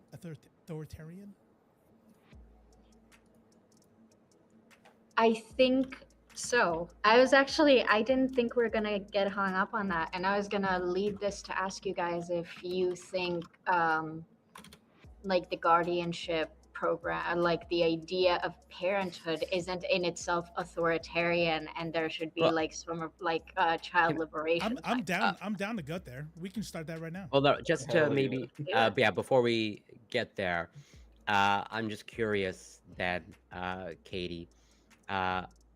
So, from what I understand, okay, maybe to see where the disconnect begins and ends. Okay, I'm assuming from what I know about you, you know, you're generally your principles against the use of slurs, okay, and calling other people slurs. Okay, so why should we not use slurs? Why should we not use slurs? Yeah, at least like why should I not call another person a slur? If only institutional and pretty much a system-wide level matters, why is it not permissible for me to call someone a slur? I mean, it might be permissible under your idea. Like, no, but argue me out of it. Like, so is it why? That's not my philosophy in life. Okay, sure. Okay, so then okay, good. I want that on the table then. As in, like, to you, calling someone a slur like that, that's no moral transgression to you, or that's pretty much just like I whatever. think it could be a moral transgression to me. That doesn't make it a objective one. Like that would depend on your morals, not mine. So I'm asking you. I'm asking. Like I'm okay with saying cracker. Okay. Yeah. Okay. Well then, yeah. Then Then I'm using my own personal definition of authoritarianism. You and mean then, like, what? saltines for My tea? bad. C word. Sorry. Okay. So we should all just use our own personal definition of authoritarianism then, and we just go from there. I mean, I said that roughly an hour ago, and I realized we're not gonna find another one. I think we're all close enough, and I think any discussion that's been happening for the last hour is just kind of like, or kind of, which is fun, by the way. I love these. I know a lot of people don't. I'm being sincere. I love, people are like, why are you still talking about that? I'm like, because I fucking want to. That's why. But I find it very we're actually interesting. we're actually pretty fucking close, honestly. I know you might not think so, Katie, but really, we're all in the same ballpark. And there's things that are differences, but I think I was on a talk with Sako, I think like a week ago, and he and Icebean were talking about the thing that they love doing most is like, or maybe it was with Tuna. It's like finding something that you agree upon for like 99%, and then arguing to death about that 1%. Hell yeah, let's go. Yeah, that's me all day. that is my fun time, right? Yeah. So I'm enjoying it as well. I particularly love the concept of language and the way that we use it, right? So that's fun for me. And if like there are plenty of other talks to not do that, but I wanted to specifically do a panel where I do that, so I don't mind that. I only say all that to say that I think we're close enough, and I would love to talk about authoritarian parenting. Okay, go ahead. Oh wait, what's the prompt though? Like, what? Go ahead. What do you mean? Well.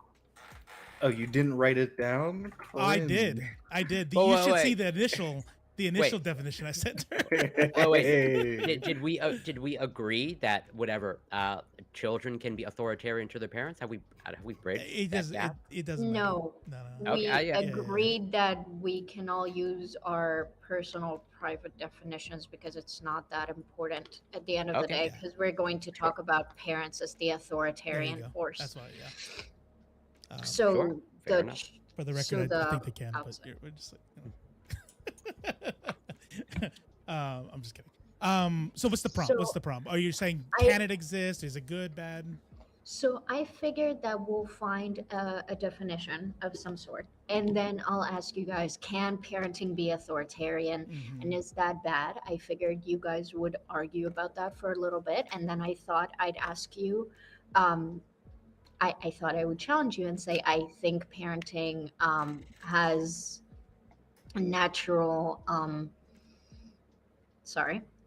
authoritarian tendencies. So should we just abolish the concept of parenting as if you accept that it is authoritarian in nature and you think authoritarianism is bad? There's a lot of ifs to that.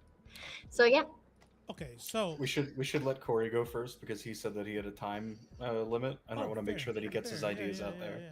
Yeah, I don't have much time left, unfortunately. But I'd be more than happy to continue. Well, it's a good thing we spent 2 hours on the other one. So base, that's the point. No. Whoa. We spent an hour and a half. The other half an hour was Katie trying to get her stuff up and running. True.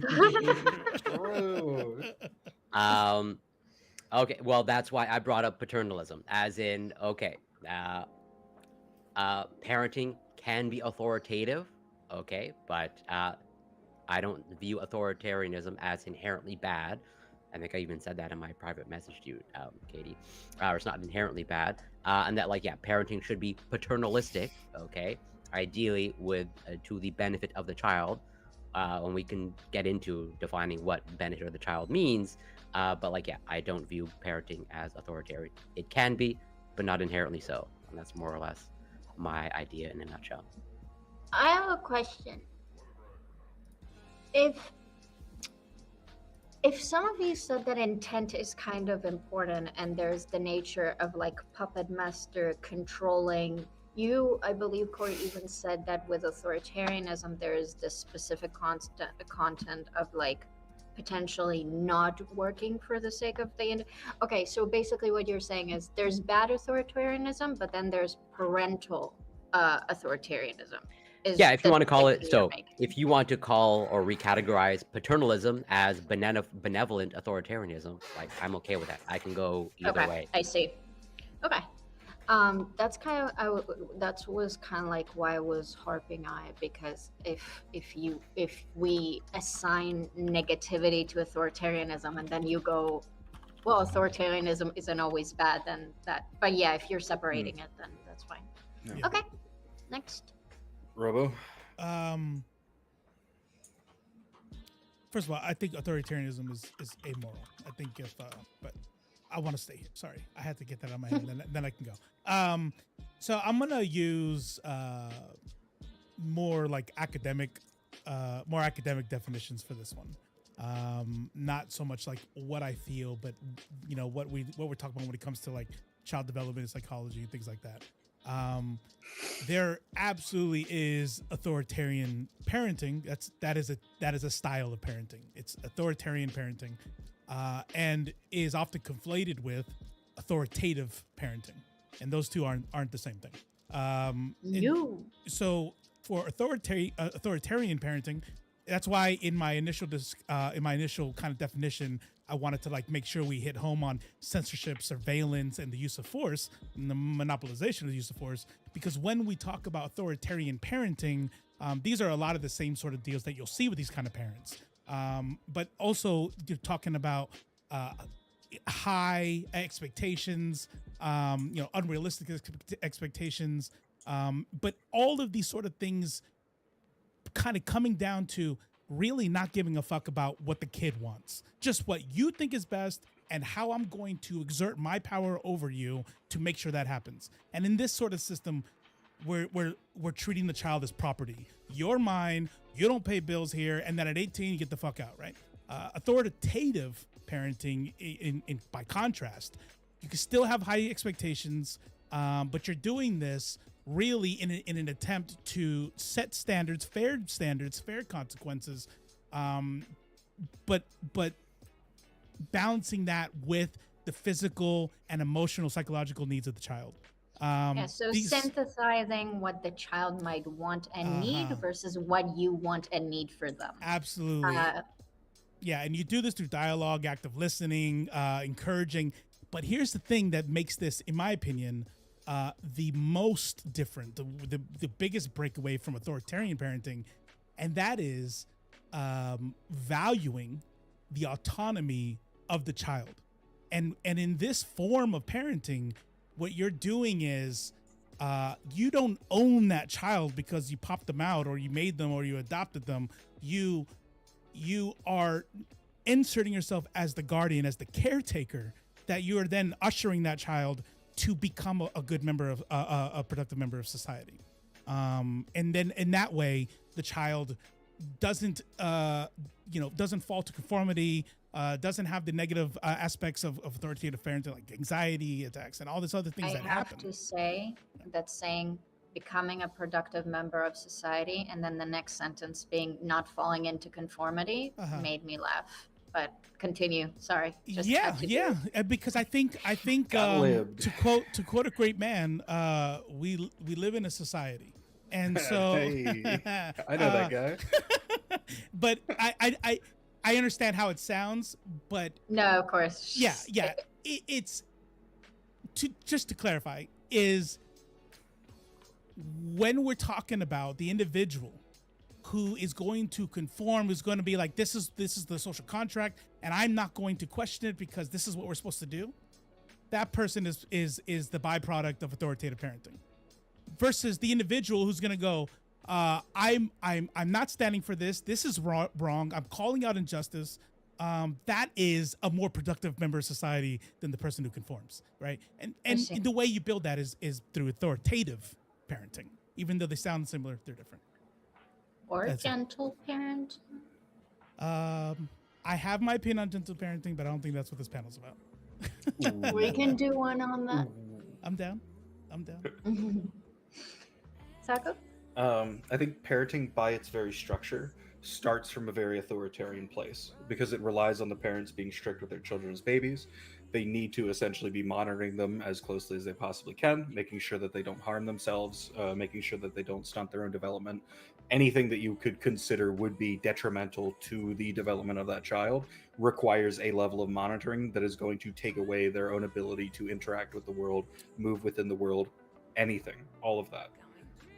Their limitations on their personal freedoms are constantly imposed. However, over time, as the child ages, the authoritarianism of that relationship starts to get pulled back just a little bit more with each passing day until eventually they are their own autonomous being. They're capable of making rational decisions that make it so that they're able to move in the world in a way that they can live. So I think by its nature, it is inherently authoritarian, but it's benevolent. It's meant to make sure that the child grows up healthily. It can be. I don't think That's it's right. inherently. I think inherently, insofar as I have a baby, I need to put this thing in a little stroller. I need to make sure that it's not running its head into the sides of tables. Yeah. I need to like be watching it 24/7 so it doesn't choke on its own vomit. Like you are like, no matter like whether we like it or not, that monitoring, that making sure that it's not expressing its own personal freedoms that could lead to its own downfall. Like we are restricting it in a way that we might be able to describe as authoritarian. Might be. Some of That's us. right. Yes. That's right. You're muted unless you're talking to your chat, Corey. So the were you saying something? Oh no, I was just saying some of us don't know what authoritarianism is. Damn. I agree. You guys I have don't- some deep issues. I don't know who that's targeted at. No. Myself. I'm just talking to myself. That's why he was Yeah. muted, remember? I think Exactly. that oh, nice, very nice. Oh, he's like, shit. and like that, I'm out of here, bitches. Damn. Oh, is that for real? Is he gone?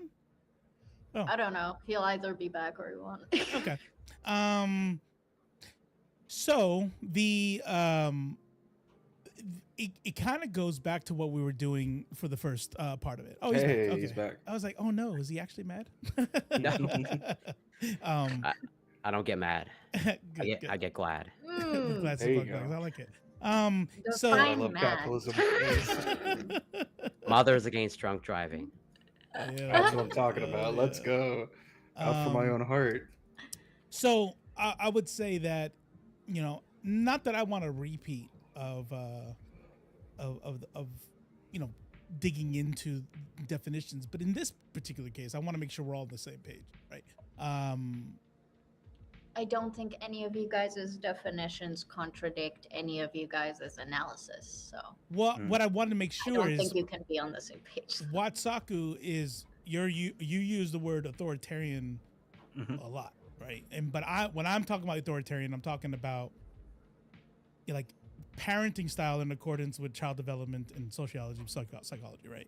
So Sure. it sounds like what you are describing is authoritative parenting, right? Because in authoritative parenting, this isn't like no holds barred. You know, you could do whatever you want. Still expectations, still boundaries, right? But what we're talking about is, again, emphasizing autonomy, and kind of realizing that the wishes of the kid is important.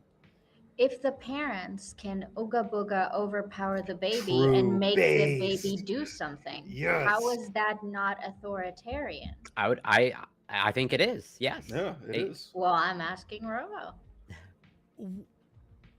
Hold on. So check this out. I'm not backing out of it. I just want to. I like it. Here's the Go deal. for it. This is gonna sound off topic, but I swear it's not. I'll bring it in. Theory of evolution Oh, now we're talking. versus go. versus. No, we're not getting into that. Versus, I have a theory, right? And what we get from creationists all the time is evolution is just a theory. I'm like, well, we're not using the same definition. We're talking about scientific theory and this established set of facts. Yada yada yada. In the first part of the conversation, when we're just talking about again, like how in my definition we're talking about a philosophy of governing and a system and et cetera, I'm gonna have to, in this new segment, kind of I wanted to flow. That's why I ended it that way. It was supposed to segue. But if we're just talking about it in these general terms that aren't the same thing, then okay, I guess No. I would like to think so. Considering authoritative parenting is almost ubiquitously no. It is negative, and it produces negative outcomes in all cases. So now, after we've discussed that there was a Versus theoretical authoritative. discussion, Just talking about research. Just talking about results of research. Sorry, go ahead. under the definitions that I fought you guys for an hour and a half on, that you guys all agreed on, how is a parent ooga booga their powering over a baby not authoritarian? And the ooga booga isn't necessarily beating them over the head, but it could be as simple as, It doesn't matter. little Tyke is running a little too far away. Pick up, put inside the little stroller thing. Sorry, kid, you don't have autonomy. Peace. Yeah, I think it's de facto authoritarian. Hopefully, benevolent authoritarian. No? Yes. The goal of it is to express a level of control. Let him. He's almost on my side. Just let him. He'll get No. it. No, come Stay back. quiet, come back. Robo. Stay quiet. Leave the call. Leave the call. Be Brain off He's now. I'm sorry, getting you're it. breaking up. Like, you guys are cutting in and out. I'm sorry. No, no. The point is that that's why I brought up the theories thing, right? If we're talking about authoritative parenting versus authoritarian parenting, We're both not. of We're them. talking about our definition. Well, of I'm authoritarian. giving you the definitions of now we're talking about parenting. Well, I know what you're talking about because I looked up the definition of authoritarian parenting, and the definition literally includes like every negative thing that you could possibly ever do as a parent. Like you're punishing them without explaining why you're punishing them Because I said so, right? Yeah, because I exactly. said so, shit Yeah, like that. right. But to me, that's like a therapy speak definition where it's like you're not actually talking about the concept itself. You're just like assigning a bunch of bad things to a word that you don't like and saying this is what it means now. And I mean dislike that sounds like, and I'm just using as an analogy, that sounds like the same sort of thing a creationist would say. Oh, you're just redefining theory now. And I'm like, no, there's words in certain contexts. So I'm giving you the definition in the context of development, like social and psychological development in But parents. wait. The question that I asked, I don't mean this to be a got you. I just like No. I'm not taking it. Go ahead. So I know about authoritarian parenting and authoritative parenting. I had that class too, so I obviously don't dispute anything you're saying. But When we are saying, is parenting inherently authoritarian?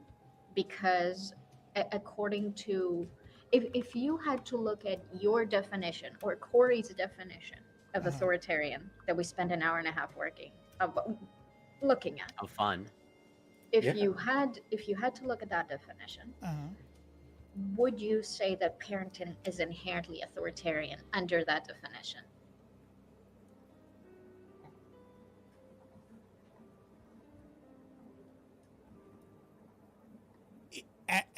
At an infant, or at 13, at 15? At an What do you mean? infant. So parenting an infant, is that authoritarian? According to that definition.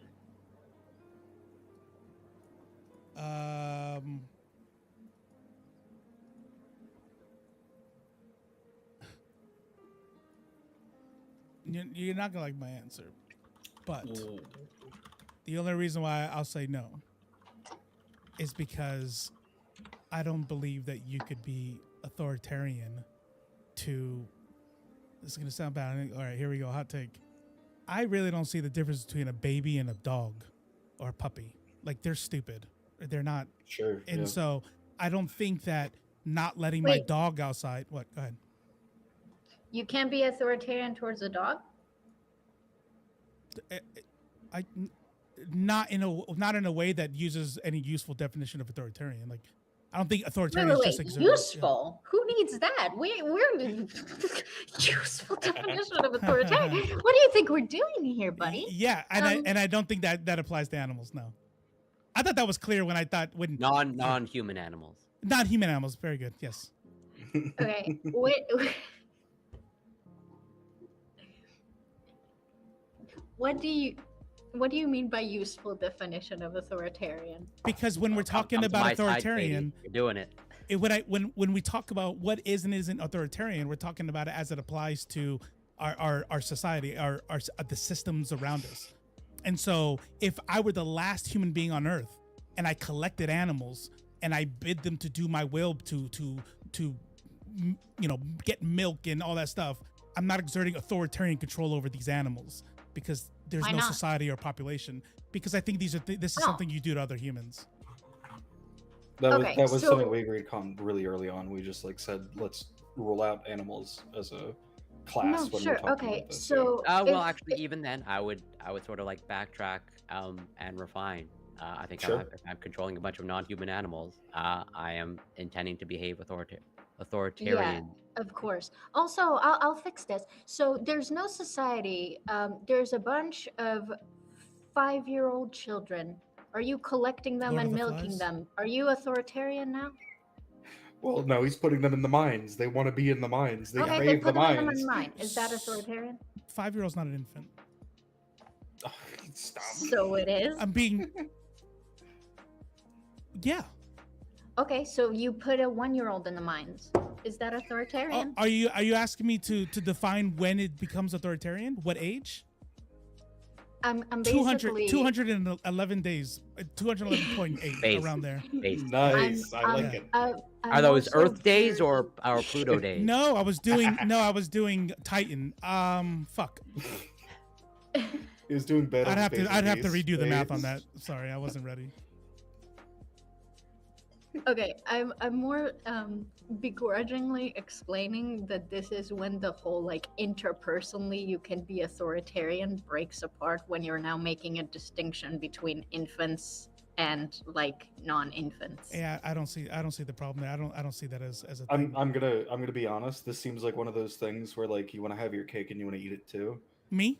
Yeah. Okay, go ahead. Tell me. This is what it seems like to me, where it's like you have to kind of bite the bullet on the idea that one, you can be interpersonally authoritarian towards people, Yes. and two, that that when it comes to raising your kids as babies, it meets every single definition, like every single characteristic described in the definition of authoritarian with your kids. Now, I don't think it's coming from a place of like you want to optically look good. I think it's coming from a place of I read a bunch of Cognitive definitions. Well, maybe. I think it's coming from a place of I read a bunch of like definitions on like this parenting style here, this parenting style there, all that stuff, and we're kind of like confusing the two. We're not talking about the definitions of child raising. We're talking about whether or not in a system between a parent and a child, you yourself can act as though you're an authoritarian person towards the child. I'm already moved away from authoritative Okay. versus authoritarian. Okay, gotcha. And that's why I'm talking about the fact that if I have a bunch of puppies and I do my I'll be we could do 3v1 this way. I do not believe don't threaten me with a good time. I do not believe that those things can be authoritarian in the same way that I don't think a murder of crows can be authoritarian because they're hoarding food, right? I think that I understand what you're saying, right? I understand what you're saying, but let's go with I'm not being funny here. I promise. No, I get you. Let's go with a whole bunch of Tamagotchis. Okay. And I am making them, and I'm controlling all of them, pressing all the buttons to make them level up and not die. Am I exerting authoritarian control? We would go, I mean, I guess, but that's AI. That's a robot. That's programmed. That doesn't make any sense. Like at some point, there's some level of cognitive ability that I would have to, and I don't. Point of the system where it doesn't apply, one might say. No, I would say the thing I said. There's a point of cognitive ability that the person getting controlled, whether it's AI or a puppy or an infant. And I'm being very specific here. That's why at 5, I said, I don't know what the line is. That's silly, right? I don't. That's why I was being silly about 217 days. But if you're giving me a binary, a newborn infant versus a 5-year-old. A newborn infant, to me, and maybe I'm being pedantic, does not qualify for to experience authoritarian control. Sure, you're saying that they don't have the cognitive abilities to be able to like express their own will into the world. Therefore, you're not suppressing anything really. That is very perfectly said. Okay, gotcha. And I guess I would argue that like I don't know if you've been around like if like I've babysat before like my relatives. I'm kids a and things grandfather. Like that. Oh, base. So Yeah. you've seen it a couple times before. Yeah, like yeah. fucking 1-year-olds crawling out of their crib and just thumping on the floor in the middle of the night. Yeah, like yeah, they got absolutely. shit to do, all right. They got places to be. I don't know where it is. I don't know what they're doing, but I guess they want to. Like something as simple as that. Something as simple as me expressing my control over that child, picking it up, putting it back in the crib, tucking it in really tight, blah blah blah, whatever it is. They've arguably expressed their will by crawling somewhere, and Yes. you redirecting is you being authoritarian. Like I am specifically putting down their desires. Saying, If "No, you're not allowed to do raising this." free range children, you are authoritarian. Yeah, unless they're shitting and pooping everywhere. Sorry, buddy. I do believe that there is some point by which you can start to exert authoritarian control over children, kids. Yeah. The question was an infant, right? Okay. You know, and so an infant, by definition, I don't think has the cognitive ability to have control exerted over, right? When you say infant, what do you mean? This is I don't know. This is dangerous. Like, so we can't be authoritarian over like disabled people. comatose That's people. that's what I knew you were going there. That's good. I think that's a good pushback. I'd have to chew on that one a little bit. That's good. But then you could be like, Kate, it doesn't exist at an interpersonal level. Hey, yo, People, got him. Got him. If almost you understood that someone predicted that we're going to end up here and was pedantic about the definitions to prepare for this situation. I don't No, I'm okay with this. Like, yeah, I'm loving this. My definition is I totally sound. understand that you're okay with this. Yes. Oh yeah, I know. It's hard to be wrong. Yeah. I I think it's interesting that you both think that the other person's wrong. That's awesome. That's good. That's good. I don't think but he's we're wrong. looking at the same. think Yes, you do. Stop. Don't do that. Okay, I made it very clear. So, and this is why I was kind of laughing about us doing a definition panel. So, like, I think anyone could decide that, like, the definition of this is a penis. Prove me wrong. You can't, because it's just construction of language. Sure. However, my understanding, and I said this earlier, like, for me, language is about streamlining communication. So when I'm thinking about definitions, I'm thinking what provides the most utility to accurately to provide utility to most people, right? Yes. So I can't think he's wrong. I just think my understanding of authoritarianism has better value for society. That's all. Sure. He definitionally, by my definition of what definitions are, cannot be wrong. You know, like, so. Can I be wrong? You're logically inconsistent. That's different. He's not. He's not logically inconsistent. No, because Corey would say it's authoritarian for animals. I guess you could pin Corey on asking him if he can be like authoritarian towards rocks or something. Well, I mean, we already brought up the Tamagotchis. We don't have to do that. I guess. Yeah. Would you consider the Tamagotchi thing authoritarian? I don't think you would. Well, I can. So that's why I would bring it back into intention, as in, like, I can make the argument that how you behave in video games might be a reflection of what you intend to do, as in, like, you can try to express authoritarian tendencies or behaviors in a video game just because, like, you can't act it out in reality. Where, like, that's good. I'm more interested. I'm more interested in the character of the person. Of, like, if someone is in whatever GTA whatever, and all they do is just the worst kind of behavior, and they have no interest, I might view them a little bit differently than someone who's playing the story. And so, like, yeah, the person who has 20 Tamagotchis and they're just like, laughing Love with seeing them die. have they Yeah. scarred them to death? Like, yeah, Uh-huh. I'd say like that might be a little authoritarian, or maybe not a great actor. Yeah, I have no problem. I can even go down to the absurd of like the Rock example. Like, I can see an authoritarian intention behind that potentially. And do we? So here's the question. I understand where both of y'all are going. Like, it's not like this is like beyond me or something. But I like what you said about well, both of I think well said at some point, the utility of language and the usefulness of it, right? And so when I'm looking at authoritarian control, right? We're talking about control that where I'm exerting my will, my force through in a disregard for the other person. And so when I think about that, I don't find utility in applying that to puppies or Tamagotchis. That's or where AI. I got stuck. I don't think when I was getting stuck earlier, I was like, I don't think there's utility in describing this as authoritarian. However, it's not wrong. Any definition you do, as long as it's consistent and you're applying it consistently, it's fine, which Corey is doing. I was arguing not that it's incorrect, but rather that it doesn't serve utility for society. So I completely understand where you're coming from.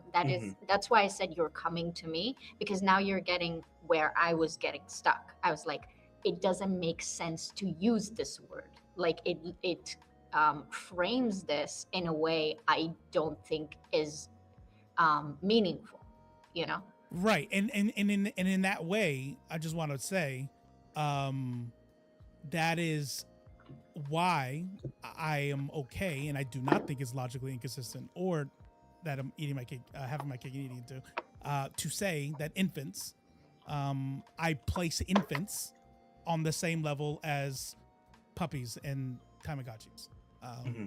But you're right. They're at some point, just to move the conversation along, now we're 2, 3, 4, 5, somewhere along the lines, they're not little rocks that are shitting themselves on anymore. And well, that's not I think where you are picked at by Saku. It's more that like now you have to change the definition, because Saku and Corey are willing to apply the definition to all the way down, and you want to cut the definition in the middle, right? So I guess you would have to add to your definition to like sentient beings or like cognitive stuff, and this is where it gets really icky really quick, because that's where like all the ableism shit starts, right? No, it's not icky, and here's why it's not icky. In the same way that you don't think that a teenager could be abusive to his disabled mom, I'm sorry, authoritarian to his abusive mom, it would be silly for me to go, I don't know, that's dangerous. That sounds like you're okay with disabled people getting abused. You're not.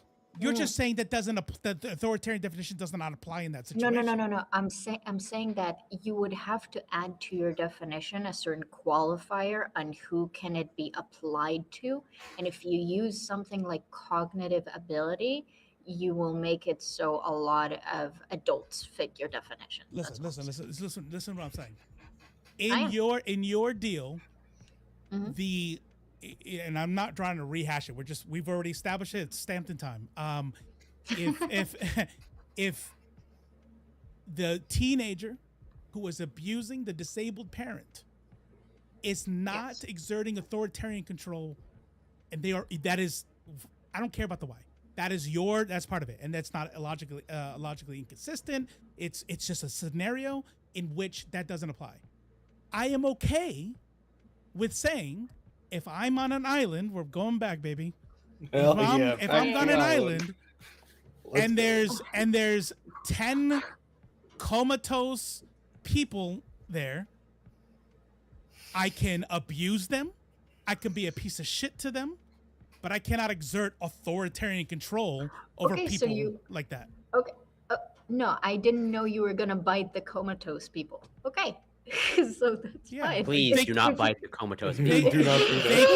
They can be abused, right? Let's make sure we're not conflating anything. You could absolutely be a piece of shit to them, but I do not find it logically inconsistent to say that I don't think I would be exerting authoritarian control over people who don't even know I'm exerting it. I didn't know you were, so you are including it because you said you were gonna you were gonna think about it. And but I if did. you're just saying, okay, so if you're just saying, so my definition's like, I don't think under a certain threshold you can use the word authoritarian, and for you it's like, if you can't experience the result of authoritarian control, then you're not experiencing, then authoritarianism doesn't apply in that case. That's just different. And by the way, getting back to utility, as we expand to populations, right, as we expand to governments and societies, I would not this authoritarian dictator is only authoritarian to the people who can can perceive it. No, I'm obviously it's to the society, right? It's to the population. But when we zoom in and things change. It's almost like when you zoom in and use this term, it results in really questionable ideas.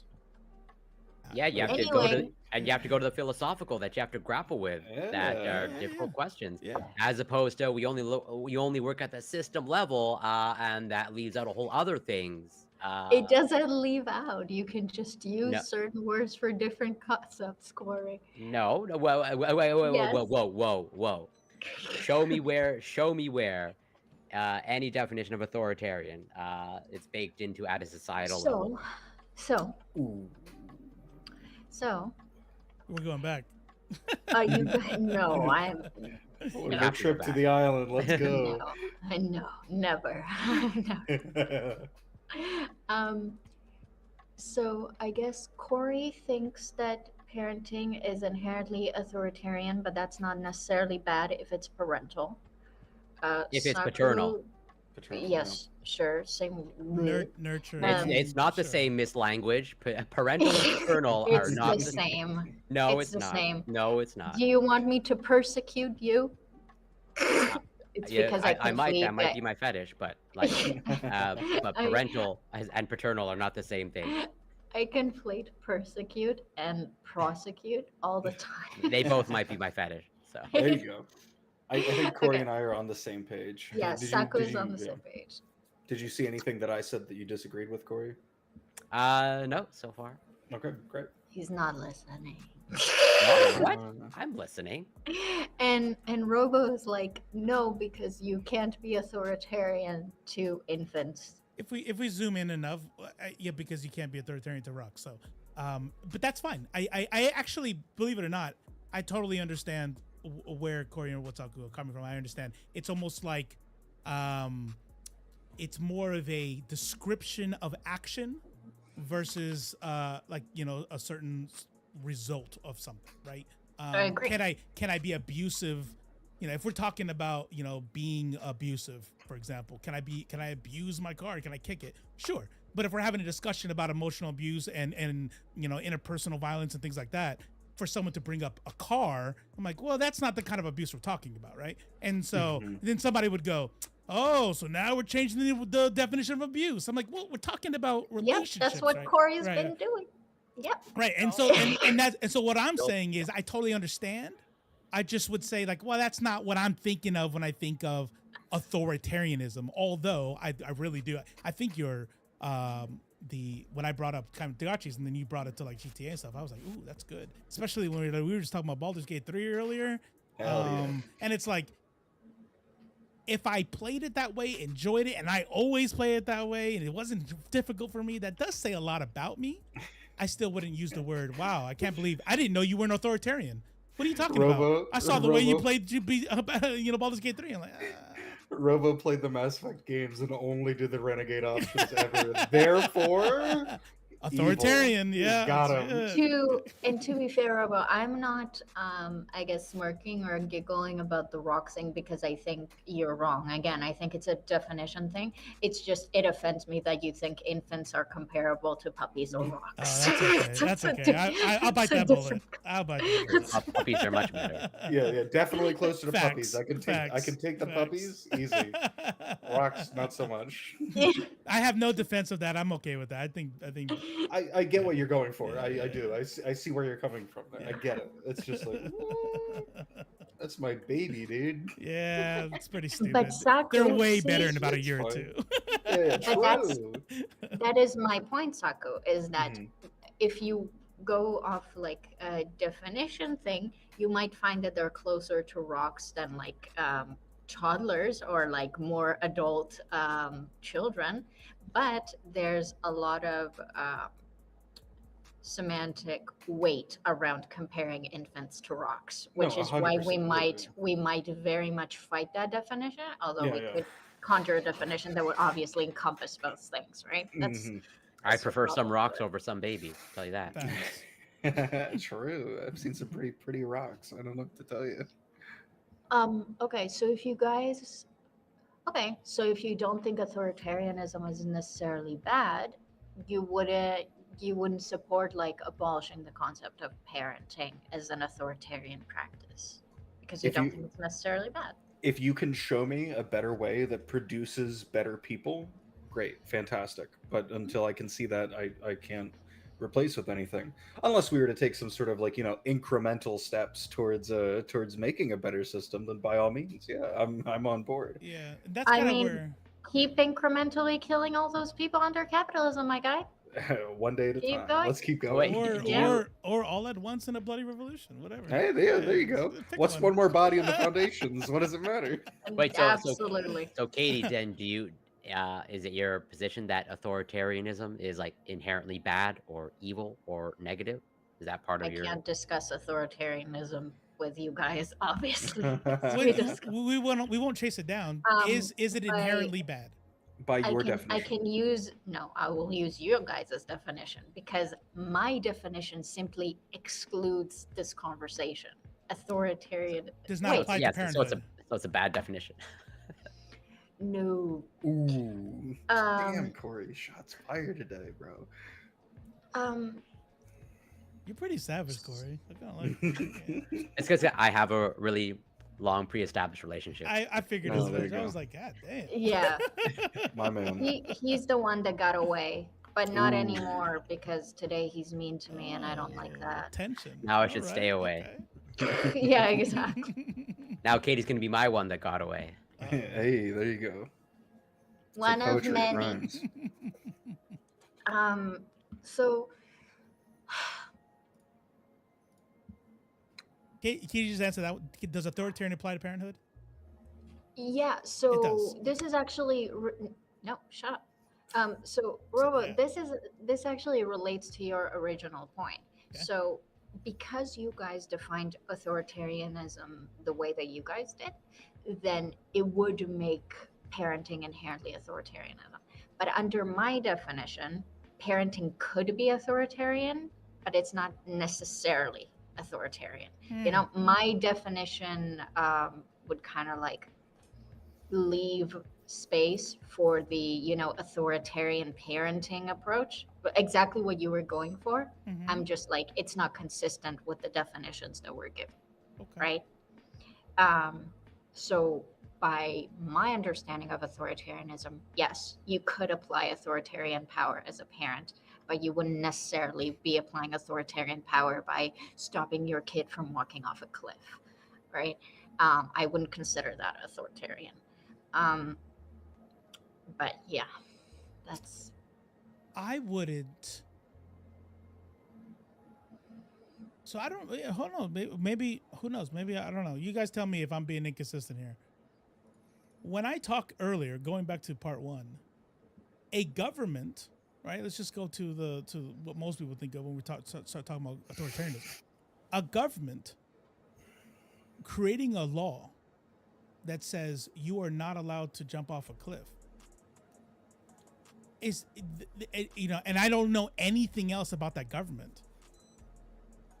That is not authoritarian by its nature. I wouldn't say that an authoritarian government is a government that stops people from doing things.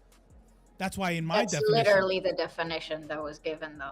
Any law would be authoritarian. No, the one any law that restricts your personal freedoms with repercussions. Let's go back to my run-on that sentence. does not have that has force or power behind it. Like, I don't really care if someone passes a law, but like it's never. If they don't enforce it, who cares? So any law, okay. So maybe I do disagree, and I didn't know it. So if a law is passed and enforced, then that government, that society, that group of people that passed and enforced that law is now authoritarian. That force is a key factor in it. Like, you have to have the mechanism that comes in to punish you for exercising your personal freedoms to make it that it is authoritarian in nature. Serious question. I didn't really look into you guys. Are you guys libertarians or no? Yes, no. My wife is not Asian. I'm not libertarian. My definition of like I'm very far left, leftist, socialist. Okay. Okay. I was wondering.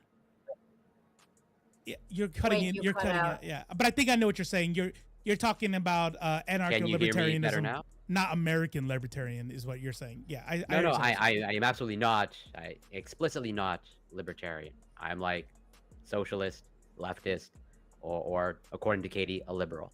Same. Yeah. So got it. Same. I'm a raging liberal. Okay, raging.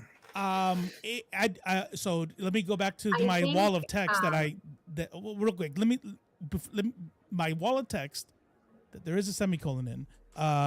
Simply put, authoritarianism is a governing philosophy prioritizing central control and order over political and social freedoms, right? The power is consolidated. There's just all these aspects of authoritarian control that is way more than I've passed a law and I'm going to enforce it.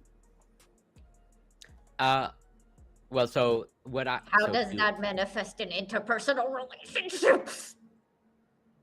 Are you mocking someone? No, she's saying that that's what I've been saying. So how can I do that? I'm saying that. Okay, all right. Check this out. All right. Dropping his sick ass track. So all right. All right. No. Some people in their relationships do not have a problem with their partner going to a strip club. Some people don't care. Have fun, right? Don't spend too much money. Some people do care. If I enter into a relationship and there is a system, there's this household, there's this stuff, and my wife says, "Sorry, that makes me uncomfortable. I would not like you going to a strip club." And I go, "What would you do if I did?" And she goes, "I would break up with you if you did." She is not exerting authoritarian control over me because she's sharing, and this is on a personal level, with me. She's not using force. She's not using all this other things. You know what I mean? It's not authoritarian because, okay, all right, well then I guess I won't go. So you could have it. What I'm trying to get at is that my definition is not inconsistent with what my initial position was on interpersonal authoritarian control. You know what I mean? If she tells you she breaks up with you, she's not applying force? In how I'm looking at, I'm helping you understand how I don't what put my that definition. In force. Yeah, no. It's letting me know what things is. You know what I mean? You know, like, is it forced to say like, oh, you're gonna get a ticket? Well, that's why I asked if you guys were libertarian, because I wasn't sure where it was going. I was like, oh fuck, I wish I had looked into this, because to a libertarian, American libertarian, you know, anarcho, whatever the fuck, like it's just the act of me getting a ticket is force, is that monopolization of force. You know what I mean? I'm like, get the fuck out. Well, no, you know? so not that I'm a libertarian, but just Steelman, you know, because the libertarian position, because you know I dealt a lot with them. It's not the ticket itself; it's what the ticket represents, and like, you know, pretty much you reduce it down. Eventually, if you don't pay the ticket and whatever don't show up to court, you will eventually be thrown end in up jail. in prison. Yeah. In which you will have all of your rights taken away from you. Like that. Yeah. That's what. Yeah. Oh yeah. So, Yeah. Whereas with the relationship, this is what you build on for the relationship, and if you violate the thing that you built with the relationship, then you lose the relationship. By the way, I don't disagree with that at all, and that's why Sure. I don't ever say that the United States does not exert authoritarian control over its people. All right, base. Yeah. Cool. Hell yeah. Yeah. Yeah, I pretty much lean towards that as well. My authoritarian wife won't let me build a moon cave. This is fucked. Can See you what I'm This is saying? repeat that? bullshit. Can you repeat that? I said My I. Oh. wait, who? Sorry, that was funny. She's like, that's not funny. Repeat it. It is. It is. I said I had no problem with that definition, and that is why I do not have a problem saying that the United States exerts authoritarian control over its people because of the way that it utilizes its force and threat of things like prisons and our prisons. Our whole legal system is authoritarian in nature. At some level, like I don't think it's a binary per Right. se. Correct. But Yeah. There are parts of our legal system that is not authoritarian. Yeah. And the mere fact that you can like go to court and argue a traffic ticket and you can like get representation for that kind of flies in the face of the literal binary of this is the way things are, and if you don't agree to it, get fucked. Because you can literally go and argue it and you can make your case and you can get out of these things. So like there's still, even within that system, there are ways to buck the system itself that exist codified within that system. Yeah, 100%. 100%. Katie looks like she's about to, I don't know, vomit or I don't know, burst into. So Tyler, not everybody. You could troll. I'm now I know you're learning the for troll, the but first time that there's authoritarian boundaries, bro. force Boundaries. benefits from a system to apply it. It's great news. I did not know this before this moment. Robo, so only if your wife ooga booga you and like tells you like she forces you to not go to the strip club is she authoritarian? Is that your point? One more time. No, I don't think. When you say ooga booga, do you mean like she has to have physical strength over me? The sexual dance. She does whatever. She acquires power over you. She points a gun at you. Yes. Whether it's a gun or strength or psychological abuse, emotional abuse, yeah, I would say that it would be authoritarian in nature. Yeah. But if she leaves, okay, so it's about her intent, about if she's leaving because she's not down, or if she's leaving to acquire control over you. Oh yes, I like it because now we're getting back to the intent of a thing, right? So I'll give you a quick one. And you're staying close to that. What if I said, okay, well, I know we're all streaming. If there are somebody who is going to unalive themselves due to a breakup, right? That could happen without having any emotional abuse tied to it. That could actually happen. But we all know that you could also, even in an attempt, be using that as emotional manipulation, and that is a part of emotional abuse, right? So a thing, absolutely, the intent of a thing matters. So if she's doing that as an attempt to emotionally abuse and then manipulate me and maintain control, especially because remember what I talked about in the definition, control consolidated. This is not, well, yeah, she says I can't go to a strip club, but I also don't like what she does. This is that, and we kind of like, and we're meeting in the middle. That's not authoritarian. Doesn't meet in the middle. You don't compromise in an authoritarian. So how do you consolidate power in an interpersonal relationship? It depends on the attitudes of the two people. If there's one more person, there's someone that's completely domineering, and there's someone Clearly that's it's the completely man demure. by default. No. By default. Ooga booga. Like if that there's- is what How you're do saying. you Like, it's not a consolidate joke. power in an interpersonal relationship? Yes. I know you're not actually in pain. Calm down. You are. Do you know about that research that says that physical pain and psychological pain touch the same place in the brain? This is what I'm going through. So check this out. You are well versed. I've seen your tweets on interpersonal, not interpersonal. What's the word? intimate partner violence and abuse. So I would like to think so. yeah, I've seen it. I like your tweets. What? Can you please help me understand how you can know that and still ask me, how do you consolidate power in an interpersonal relationship? Well, the reason why I'm asking you that is because my initial objection is that I didn't say that every interpersonal dynamic that where power is used is authoritarian. I think domestic abuse in a system can be, but I've repeated over and over that if there is no established system to apply authoritarian force, it is not authoritarian, even though power is accomplished. So, since I've gotten pushback on that, I'm asking, how can you accumulate power in a situation when you guys keep saying, if I ooga booga this, I am I haven't authoritarian? heard anybody say that but you. Or I'm not listening or something. Who else? Okay. Help me out. Yeah, Corey. It's What did you okay. say? It's okay. Okay, no, no, you're fine. I want to know what I said is different than what you just said. Because I talked about emotional manipulation and just simply saying it's not enough. And I feel like we're saying the same thing. I feel like you're low-key gaslighting me. Tell me what's going on here. We're into the interpersonal. Yeah, if we're entering the interpersonal, we'd have to establish that there is a system of control being expressed by one party in which there are clear repercussions for expressing personal freedoms.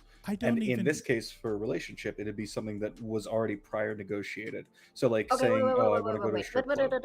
I have a question. Yeah. I'm gonna go through each one of you. Maybe it's my fault. Okay, Corey.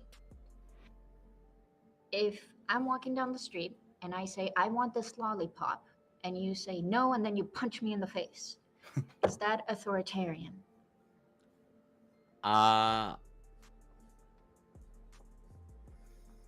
If that's a lollipop on the ground, on its face, on its face. Just what she said. On its face. According to your definition. Yeah, according to my definition, that is an air of authoritarianism. Yes. Okay, As in I'm impeding, or I'm trying to control your actions or behaviors out through an actual force placed upon you. Yeah, I agree with him. And he very specifically stated his words there: an air of authoritarianism. I think for us to make the claim this is an authoritarian system that's going on, we have to see a pattern of behavior that happening over and over again. You That's why I said on its face. refused to put system into this. You do No. We established. We didn't refuse. You'd want to be clear, what exactly does a system entail? Because you just introduced the term. First of all, this system talk all started with you. Okay, define system. Define system? Yeah. It would have to be, when we're talking about the interpersonal, I would have to say that it is a... What is the system between this rando woman who wants this lollipop and you, the man who said no and punched her? Can you define this system for me? Upon striking that person, you are now creating an interpersonal system, and that system is that person wants X, other person reacts Y, and that Y is supposed to stop that person from wanting X. So that system is inherently somebody that expresses power over another. So system is when power is expressed over another. When we're talking about authoritarianism, that's what's happening in most cases when we're trying to identify the authoritarian. When there are two people involved, and I believe your scenario was you and I, okay, a duo. No, that's just you wanting to punch me. See, but the system could be you ask for thing, I buy it for you. We'd have to figure out what the name of that is, but that could be the system as well. You. Okay, so you define the system as you punching her in the face. What is it then when it's not? When it's anything else, there are different names for those things, but it's still a system. It's still a system. It's two ways. I'm sorry, it's if two you ways. Can't define a system, how can we put this in the definition? It makes no sense. There is not one person on this panel that did not say that random acts of violence, it was not authoritarian. I don't know why we're here right now. I'm super. Everybody didn't. I'll answer your question. I don't know if you were getting to me or not. The answer is just said it's authoritarian. If you were watching my face, I was like, that doesn't seem. Don't put my system. Don't put words in my mouth. He said "air of," which I feel like was kind of air of. Okay. And that's why, in your defense, I did say on its face, like, don't add anything else. Because if you don't add anything else, no, the answer is no. Yeah, very plainly. A system would be a way in which two or more things interact. I could put it as simple as that. So you put in the input, hey, I want this lollipop. I take the output and say, I'm punching you in the fucking face, and then I punch you in the face. So we have created a system in which you express that you want something, I respond to that by violence. That's the system that now exists. And now that creates a long-term system of any time you express anything, there's going to be the fear that I'm going to punch you in the face. That is going to inform your actions. It is probably going to make sure that in the future, if it happens enough times, you no longer ask for anything ever again. And that is by my design, because I made it so that in this system, you ask for something, whoosh, gotcha, done, next. Yeah, like that's why I seeded of like, as soon as you have two people on an island, I can consider that a system. Not a problem for me. So can I just say real quick that's why I'm very like, I'm not being ableist. I have never been. I don't do self-diagnosis, but sometimes I wonder. Every ableist ever. I'm pretty sure. I'm pretty sure I'm probably autistic. My wife, who's a therapist, is like, you probably should get tested, because there's these very like, I'm very like, no. I couldn't say something air of or anything like that, because the question is all that shit. Yeah. But because what I would agree with you, but that's why I talked about her not letting me go to a strip club is not authoritarian nature. But now, is she doing this? You know, and now we're talking about a way to manipulate and yada yada yada, right? And now that's what she's talking about. Hey, oh, can I have that lollipop? No, and it's like, is that authoritarian? No, that's abusive. There's something wrong with that motherfucker, right? But we already all said like 3 hours ago that random acts of violence is not that. But now if you have to add all this other stuff, now I do it because I don't want you to ask anymore. And I'm exerting my control in this relationship that we have to make sure that you know that if you ever ask me for shit, I'm going to hurt you. And that way you never ask for shit. That way I get to keep more shit. Like, yeah, okay, now we're centralizing control. Now we're hoarding resources. Now we're doing all these things and that sort of deal. And yes, this can happen in interpersonal exchanges. According to Corey's definition, that ended us with air of authoritarianism. Yeah, you're the definition that I whined about and then he whined about me whining about. The definition that I asked to change and he said, I don't understand definitions, and said that we should be reductive. That definition that we've been arguing about for 3 hours, according to that definition that is meant to define authoritarian, is the lollipop scenario, fit that definition. Do you need me to answer a third time, or who are you asking? No, yes. I'm okay. Yeah. Like, bring it on. Okay, so. Wait, Robo, do you not think that it fits that definition? No, it doesn't. On its face. Can you read it again? What part? Corey, can you bring it up? My definition, sure. Yeah. Oh, you're asking, does that scenario fit his definition? Yes. Okay. Calm, Katie. I'm down. No, I don't think so. No, you're doing this thing where like I'm like the enemy or something, like, and I'm like, no. Are we doing? It's fine. It's no. Using power or force to try and control other people's actions / behaviors, which may or may not be for their benefit. That lollipop thing that she said absolutely makes that definition. Yeah, and that's why I said it has the air. So I would ask the clarifying question, okay? Because I agree, random acts of violence like occur, and I don't put random acts of violence in my definition of authoritarianism. And believe it or not, Except I tried to that state it fits. Okay, so that's why. Okay, run through the example again of like, if we're just walking down the street, okay, and you see a lollipop on the floor. okay, and you're going to reach and pick it up, and I punch you in the face saying, "Hey, no lollipop for you, Katie." That's the scenario. I exclaim, "I want this lollipop," and then you grab the lollipop and punch me in the face and say no. Yeah, I would say in that context, that is authoritarian. Yes. Good. So we all understand that as far as my frustration go, when I argue about a definition that includes random acts of violence, and I say that's not authoritarian, and everyone's saying, "Why are you being such a bitch about this? Come on." I don't And consider then that we scenario end a up random act here. of violence. Okay. Then That- you can there- argue with Robo about it. There's a clear intention, like at least for me, a random act of violence is whatever. Two people, like you and I are walking down the street, and I punch you in the face, and we continue walking. But there's been intentions. Do you not consider that authoritarian under your definition? No, I don't. Why not? Because there's no, at least as far as I can tell, but obviously I have no access to another person's internal world. But there's So no. you don't know if they don't want you to punch them in the face, is what you're saying. Yeah, that's why I can go back to it might have an air of authoritarianism. What if it's play? What if it's kink play? What if they just really like that? But like at the end of the day, we never have access to another person's internal world.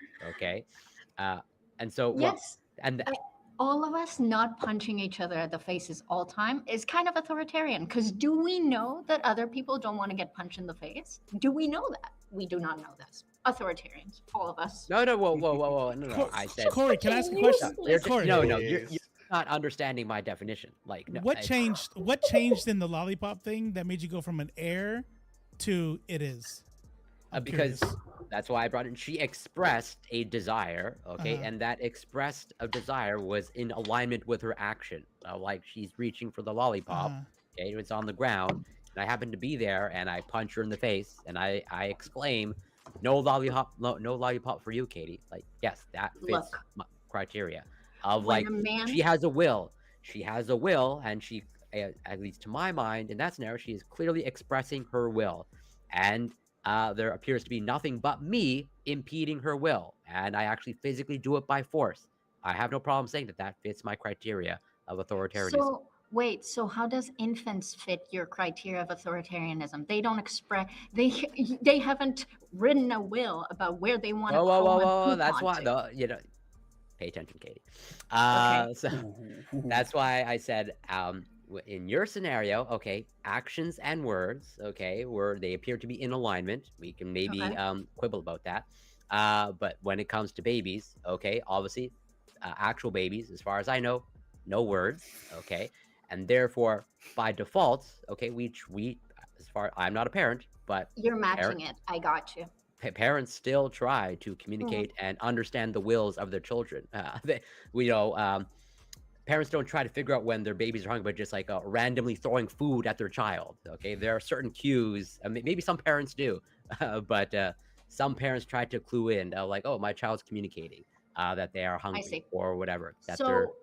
Would we then say that the nice gentleman sitting over there in front of me, if he comes here and he doesn't shoot me in the face, he's authoritarian because I didn't express wanting to be alive yet? And I have words, so if I have not expressed that, it would be authoritarian of him not to do that to me, because who knows if I want to be alive, and he's denying me the ability to die. This is so stupid. No, whoa. Wait. You give an example, and then you're just like not letting anybody to respond or analyze the example. You just say, well, so I'm more than happy to analyze your example and like please potentially do. Okay. So like go through it systematically in terms of, because what I heard is like the person not shooting me is authoritarian. I need more than that. Like why did you assume, like earlier, when we said that I didn't say out loud that I want the lollipop, you said if I punch someone randomly in the face, that's not authoritarian under my definition. Did you not say that? You're right. I did say that. Okay. Assuming it is an actual random act of violence, yes. Okay. Why is that not authoritarian? Because going by my definition in terms of there does not appear to be, as far as we can tell, since we don't have access to the minds of others, there is no intention to control the other person, their actions or behaviors, either for their benefit or not. Okay, so when I punch someone else in the face, I don't appear to have the intent to try to control or alter their behaviors. Potentially, yes. Because it could be just a random act of violence. Yeah, I do recognize that, whatever, people in certain states of mind, may not have intentionality. This is how we tease out murder versus like manslaughter. Yeah. This is not like a difficult thing. I mean, there's shit that happens. Yeah, I mean, getting punched in the face. I'm not adjust talking behavior. about. I'm not talking about the person punching. I'm talking about being punched obviously affects me, and a person punching me knows that.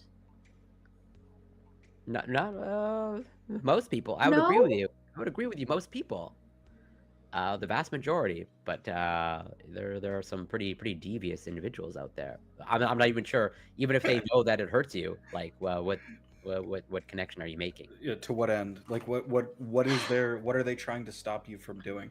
What will are they trying to stop you from expressing into the world? From not being punched. Okay. Are you guys under the assumption that everyone are okay being punched unless they explicitly say that they're not okay with being punched? Yeah, but it's not about violating somebody's boundaries of saying I don't want to be punched. That's not what's happening. Yeah, people's reaction doesn't make the other thing authoritarian or not. It's, do you think that nobody punches somebody for no reason? Do you think that every punch always has a reason 100% of the time? That's not what I'm talking about. Yeah, but okay. That's why I think that's where the disconnect is. No, like no. I think I think I understand like where you're coming from in terms of, yes, generally speaking, everyone's default state, okay, except for maybe some people in the kink community, the default state is I desire not to be punched in the face. Okay, but that's not in contradiction with my definition in terms of someone punches you. How is it not? Because again, if there's an intention to control you in terms of like, I'm punching you so that you go pick up the lollipop. Me punching the face is just like, I'm not trying to exert some sort of control. But if I have an inherent desire to not being punched in the face, and that's my lollipop, and you randomly punch me in the face, that's you curbing my desire to not be punched in the face. No, that has nothing to do with, at least, let me go back to I don't think I put desire in there. I think I put in actions and behaviors. Okay, I desire to stand here, and when you punch me, it moves me back. Yeah, okay. So is that authoritarian? Yeah, I can say that has an air of authoritarianism. Yeah. But it's random. Well, that's again, that's why I said it has an air. I don't have access to the other person. Of like, if this person said, okay, by the way, Katie, I'm walking towards you with my fist extended, okay, and I'm running real fast, and so I want you to get out of my way, okay, and if that scenario happens, and I'm punching you in the face by running my fist through your face, because I want you out of my way, then yes, that is authoritarian. If I just happen to punch you so hard and you happen to fly back a few feet, that may or may not be authoritarian, depending on what my intentions are. Like, yeah, intentions matter. What if instead it's somebody clocks you in a bar fight, and then you go to fight them, you go to clock them back, and they dodge out of the way, and you hit somebody else in the face that was right behind them? Are you being authoritarian towards the person that you accidentally punched in the face? Who are you asking? Corey. Yeah, no, I don't think you're being authoritarian. So you're not. So the victim. Yes. Yeah, like I am not aiming to hit that person in a way that is trying to disincentivize them from expressing their free will in the world. That's not the idea that's going on here. what's happening is a misplaced shot. Yeah, so it sucks. that person, they're a victim of authoritarianism. But yeah, the person throwing the punch, they're whatever, arguably authoritarian.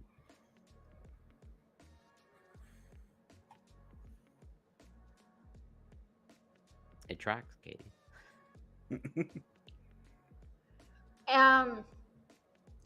It doesn't, but I honestly don't. I'm good. Okay. I'm more than willing to dissect it as much as possible. Like, I'm confident in defending it. I mean, I don't doubt that. I just... Yeah, no. Okay, that's fine. I don't know why that's a problem for you. Like, I don't, like, it seems to bother you. Like, what is the problem with the everyday scenarios that we just went through? I think I've repeated myself a million times. Your I feel this. I definition- feel the same way too. But Yeah. Well, you keep asking me the same question, and if you're not going to, I'm going to say, hey, your definition of authoritarianism doesn't have any social utility, and then we keep bumping into that, which is fine, or what I see as inconsistencies. But honestly, I don't really care anymore. I'm gonna be very honest. Yeah, I think to me the sticky part with the interpersonal stuff is, for me, I have to see a history of it continuing, because that shows me the intentionality that the person is trying to curb the other person's freedoms through force. That's what they're trying to do. So they're there needs doing to it be historically. A pattern. Yes, there has to be a pattern of that behavior, establishing system. that you're creating that system in which that person is subservient to what you want, and it is enforced through some sort of violent means. Yeah, I agreed with that 3 hours ago. Awesome, based. I'm glad, but that's why Corey went out of his way to make sure that he said in the first time that has an air of authoritarianism to it. When he talked about the lollipop example, he's like seeing one, but I need to see two, and I need to see three. Then I can call it a pattern. Then I can assign it that. yeah, you're just looking for more data points. That's understandable. Was that in the definition? I don't think it was baked in, but you know, he's allowed to. Okay. He's allowed to refine it after a 3-hour conversation. That's right. I mean, bet I've been trying for 3 hours to refine it. Listen, that just means we're getting better. All right, we're taking our tools and we're sharpening them. We're cool apes. It rules. No, I think that. You know what? You almost baited me to talk about it again. Almost. Damn.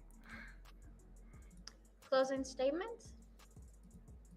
Sure. You know, I'm very happy with my definition. It stood up to lots of scrutiny, and I think it will stand the test of time. And I think it actually has lots of social utility. It's just, you know, people don't know how to recognize it for its social utility. Underappreciated in its time, much like many artists whose ears may or may not have been attached to their bodies. Soon, very good. You will find out just how right I am. Awesome. Go ahead, what's up?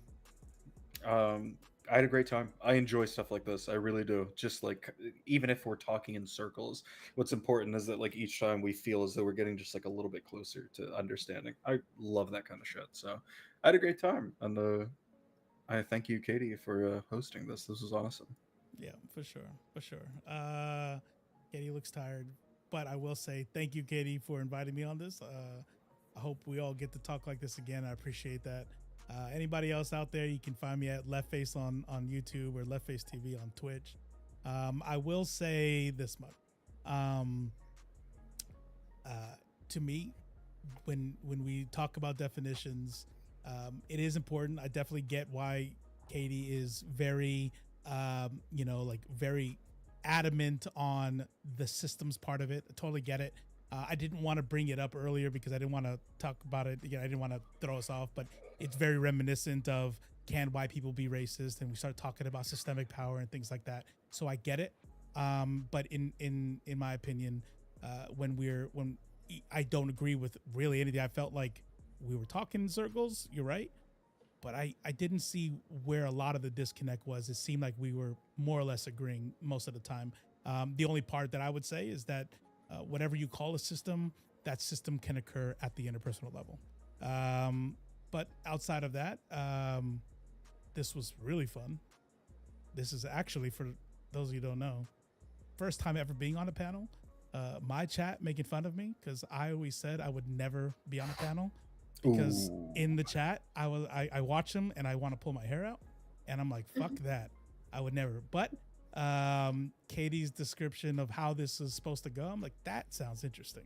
And it's not the dunks and bullshit that, you know, I'm just gonna try to figure out something. Bad faith, I'm just gonna hold on to my There point, were some dunks and bad faith. Don't worry. I don't agree.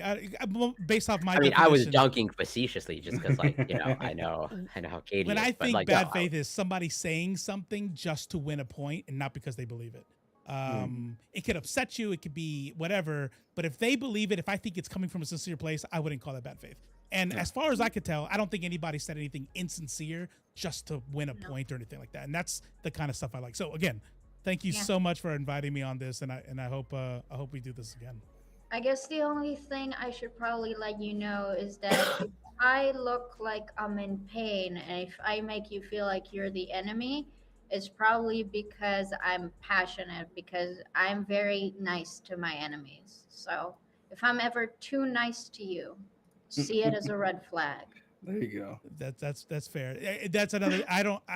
Actually, the only person I I've know ever I'm good interacted now. was Katie. We've interacted on Twitter, but I've never interacted in this case. So there was that only time I was like, why is she talking to me like I'm a chud, like I'm a piece of shit? Like, what the fuck's going on here?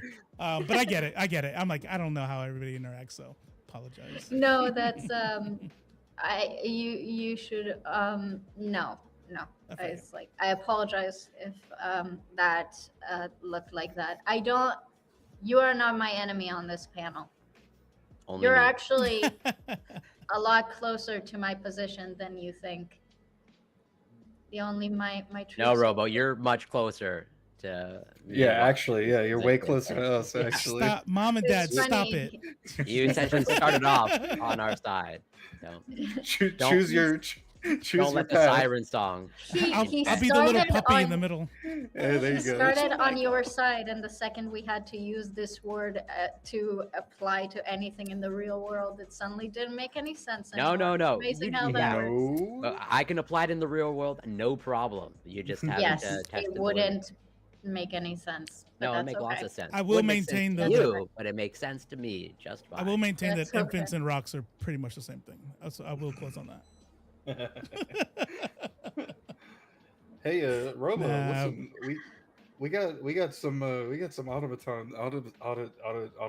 to push back. All right, we got Hey, add me. we got a I'll- major order. All right? I'll DM you, but right now I'm stuck on Dragon's Dogma. But No problem at all. we will brother. definitely link up on Steam. Hell yeah, my man. Yeah. Okay. Bye.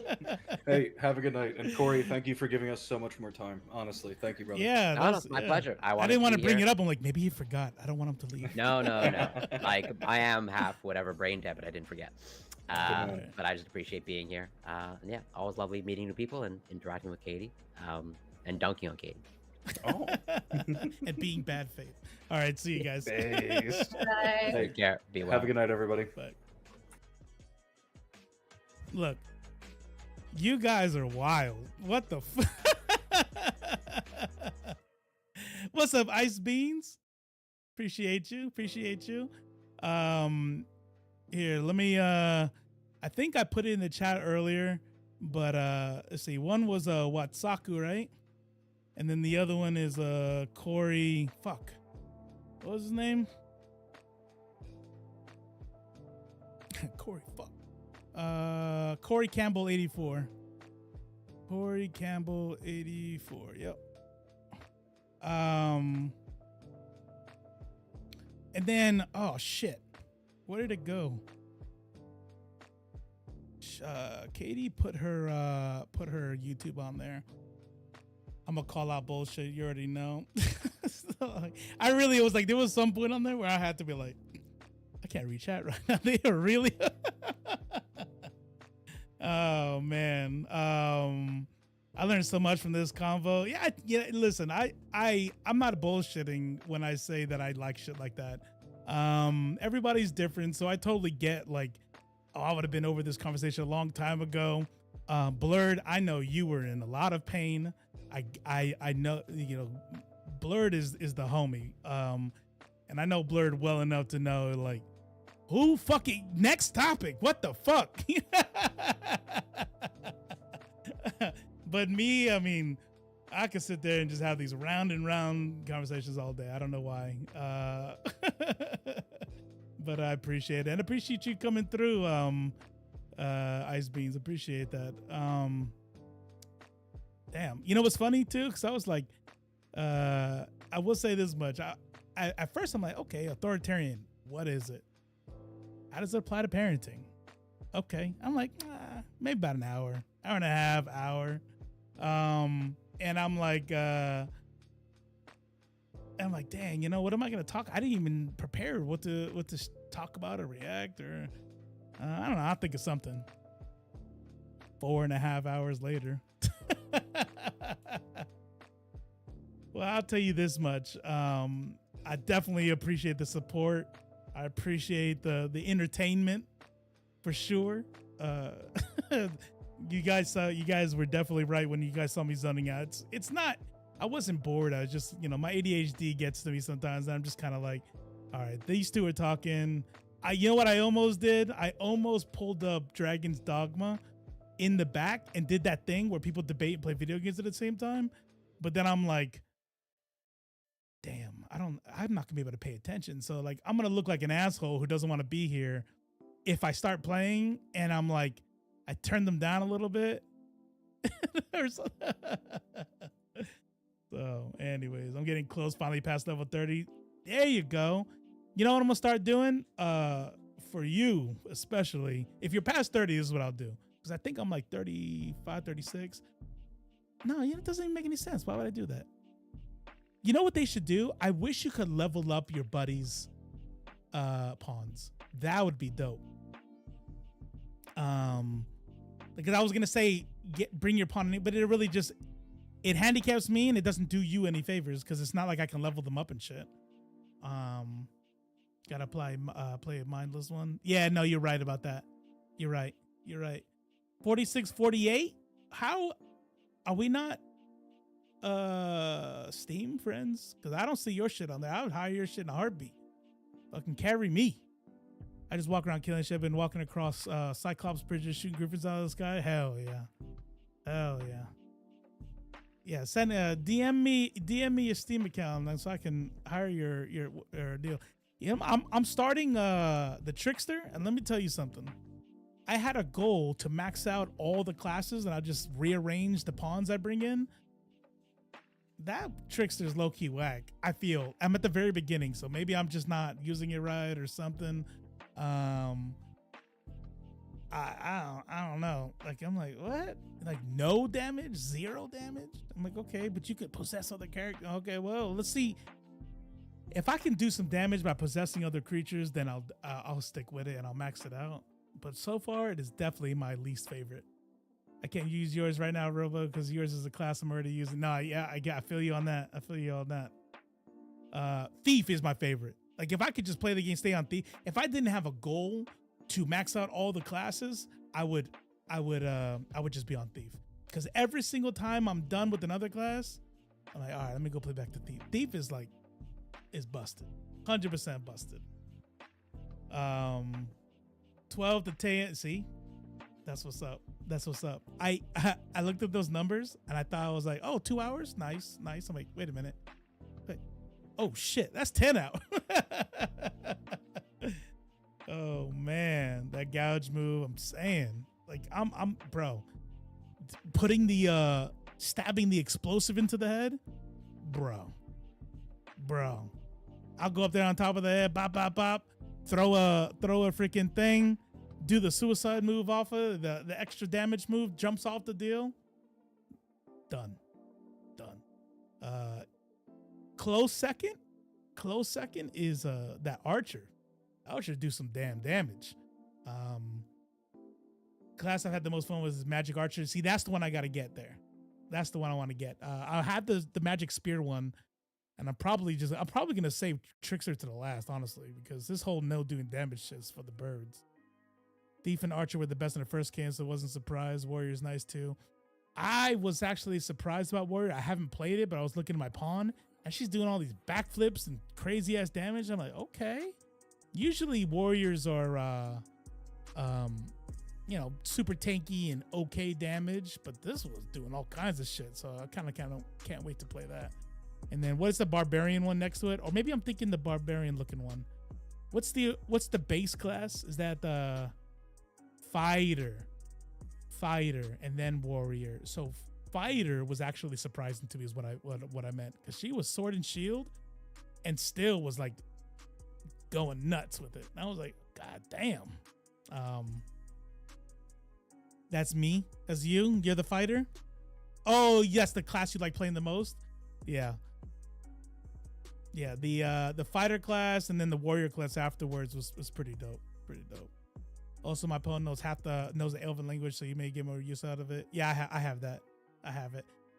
In case anybody didn't know, to get the Elven language, you just give a gift to one of the elves once a day for like 3 days, and they'll be like, "Oh my God, thank you so much. Let me teach you my language."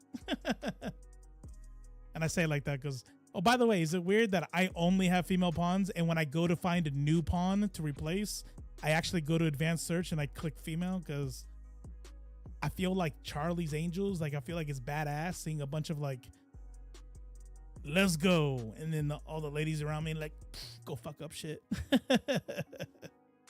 I found the Thieves Guild one by accident. Yep. Have you finished that through? Because I don't want to mess up anything, but that's pretty fucking dope little town. I like that part of the storyline. Charlie's Angels. Yep, that's it. All right. Anyways, that's too much talking about Dragon's Dogma. I gotta go play Dragon's Dogma. Babe, Maneater, thank you so much. I'm sorry that the excitement of the panel kept you up. You're gonna be hurting tomorrow. Being authoritarian. That's right. Yeah, I learned today you can be authoritarian towards AI. I know you guys were getting hyped for me, but real talk, all four of them were fine. All four of them. I got a little sensitive at one point. I thought she was, like talking to me like I'm a piece of shit. I don't know. I think I was being oversensitive. And I don't really know these people, so I don't know how they act or whatever. Like, so sometimes somebody will say something and it's sarcasm, but I didn't catch the sarcasm because I don't know them, right? That's me. I thought the saying that was in your head. Yeah, but here's what I'll tell you. Like 3 times in like 3 weeks, I've had long conversations with close friends. And it pretty much was revolving around the way that I talk when I'm arguing and how my tone and the words that I use, not purposefully, but they are condescending. Like I'm making the person I'm talking to feel like what I'm saying is you're fucking stupid, right? So if I know I can be like that, and this is towards friends and family, maybe a wife or two, if I know I can be like that inadvertently to people I love, I got to give grace to somebody who might be doing that too, to somebody they barely know, So I get it. I tell you. No. I'm not saying that I was doing it here. I'm saying I do it to other people. Can I be honest? Leftist white women, myself included, can be so fucking insufferable. Like a lot of us are so concerned. There was one dude. That is one thing that I would say that is like, a lot of us are so concerned about the fact that we're women and not the rest of our privilege, and we try to use that in order to silence people. Yeah, I mean, not about Katie, not her, but there was a dude on the YouTube side that kept saying that it was gross that 3 dudes were dogpiling a woman. And I'm just like, bro, nobody's being sexist. Calm the fuck down. He goes, I don't care how much melanin she's lacking. She's right. And I'm like, but it's okay. It's okay to be on her side. If she is speaking, facts to you, if she appeals, we're all 4 of us are expressing ourselves however we're expressing ourselves. Devontre, yeah. Then the person disagreeing is not like automatically sexist or some shit. I'm like, calm down, dude. I can't distance myself with them because I'm literally a leftist white woman and need to be able to corral my own. But I really try hard not to pray me. Like, Susan Turpin, let me tell you this. You are definitely one of the good ones. I'll tell you. Oh, man. Shout out to him for holding down YouTube. I'm saying he was out there. I'm trying to build a YouTube population, but he was in there. I don't know. I mean, if anybody's over there watching, I don't know, but they're silent. But as far as who was talking, he's by himself. And he was talking to you. I don't know if you guys saw it on the screen, because he was talking to you guys through the on-screen chat, and he was like, y'all are hating sexist motherfuckers. Oh man, he didn't say nothing out of pocket though. You know what I'm saying? Like, I disagree with him obviously, but it's not like he was like, you're a piece of shit. Low-key impressed by the text art of the giant penis. That was cool. Just didn't want it on the screen because I was trying to read chat. But you know what I'm saying? I responded, told him he's tripping. He definitely was tripping. I didn't understand where he was coming from. That was wild. I mean, if he was from her community, I guess I can kind of see it because people kind of, all right. But which I wouldn't call that parasocial. I think if any of y'all were like in their chat and like, who's this dumb motherfucker? Like, you might feel some kind of way because just by the nature of you guys watching, me, you probably don't feel it. And sometimes it kind of feels like a hit on you. Like, wait a minute. If he's a dumb motherfucker, then if I like his content, then she must be calling me a dumb motherfucker. It's like, so I get it. People get protective, but I don't even think he was from the chat. He was like a random person. I just assume that anybody that I've never seen before on the YouTube side is from Blur's community. Because I got zero discoverability over on the YouTube side. Twitch be feeding me people every now and then, but pretty much if they're chatting on the YouTube side, it's coming from Blurred Koa. So I didn't know. I just never seen the name before. So I'm wondering if it was like a random person. I was just like, bro, you just randomly came over here and decided to like think we're all being sexist because we happen to disagree. But anyways, I will tell you all this much in closing. I'm addicted. I'm not gonna lie, that shit was fun. This was definitely a type of streaming that I could get into. So hopefully y'all enjoy panels. You know what I mean? It won't be 4 hours of defining one word often, but yeah. I'm not so sure. You might have legit gotten that one yourself, or maybe it was Crosstalk. Maybe. He got that from her. I'm gonna head over there and leave a like to feed the algorithm. That's what's up. Thank you, Midnight. Appreciate you. He didn't start saying that until she said, she didn't say we were dogpiling because she's a woman. She didn't say that. What she said was that we're quick to, I think what I felt like she was saying is we were downplaying, no, that we were associating power with control because we're men, and she doesn't really think on that level as a woman. Which, I mean, I could argue against that, whatever. We're not redoing it right now. I'm just saying that I don't think she was accusing us of being sexist. She called it a gender thing, meaning we're arriving at our positions informed by our gender, which, I mean, who knows? Maybe it is. I don't know. I think everybody's experience in life informs their abilities, but she wasn't saying that they were sexist positions. But I feel you. I remember that part. I remember. I feel you. What's happening tomorrow? Thursday. We will not be live on Left Face TV or Left Face on the YouTube side because Nerds of Culture. If y'all have seen the Quiet on the Set and the disgustingness that is the shit that we've been finding out, or shit people always knew, etc., etc. Check it out, because tomorrow we will be on Nerds of Culture over on the Blur Without Fear channel. Check us out, starting at 7:00 sharp. Said it before, said again. Thank you so much for the support, and I'll see you tomorrow on Nerds of Culture. I love you all. Take care.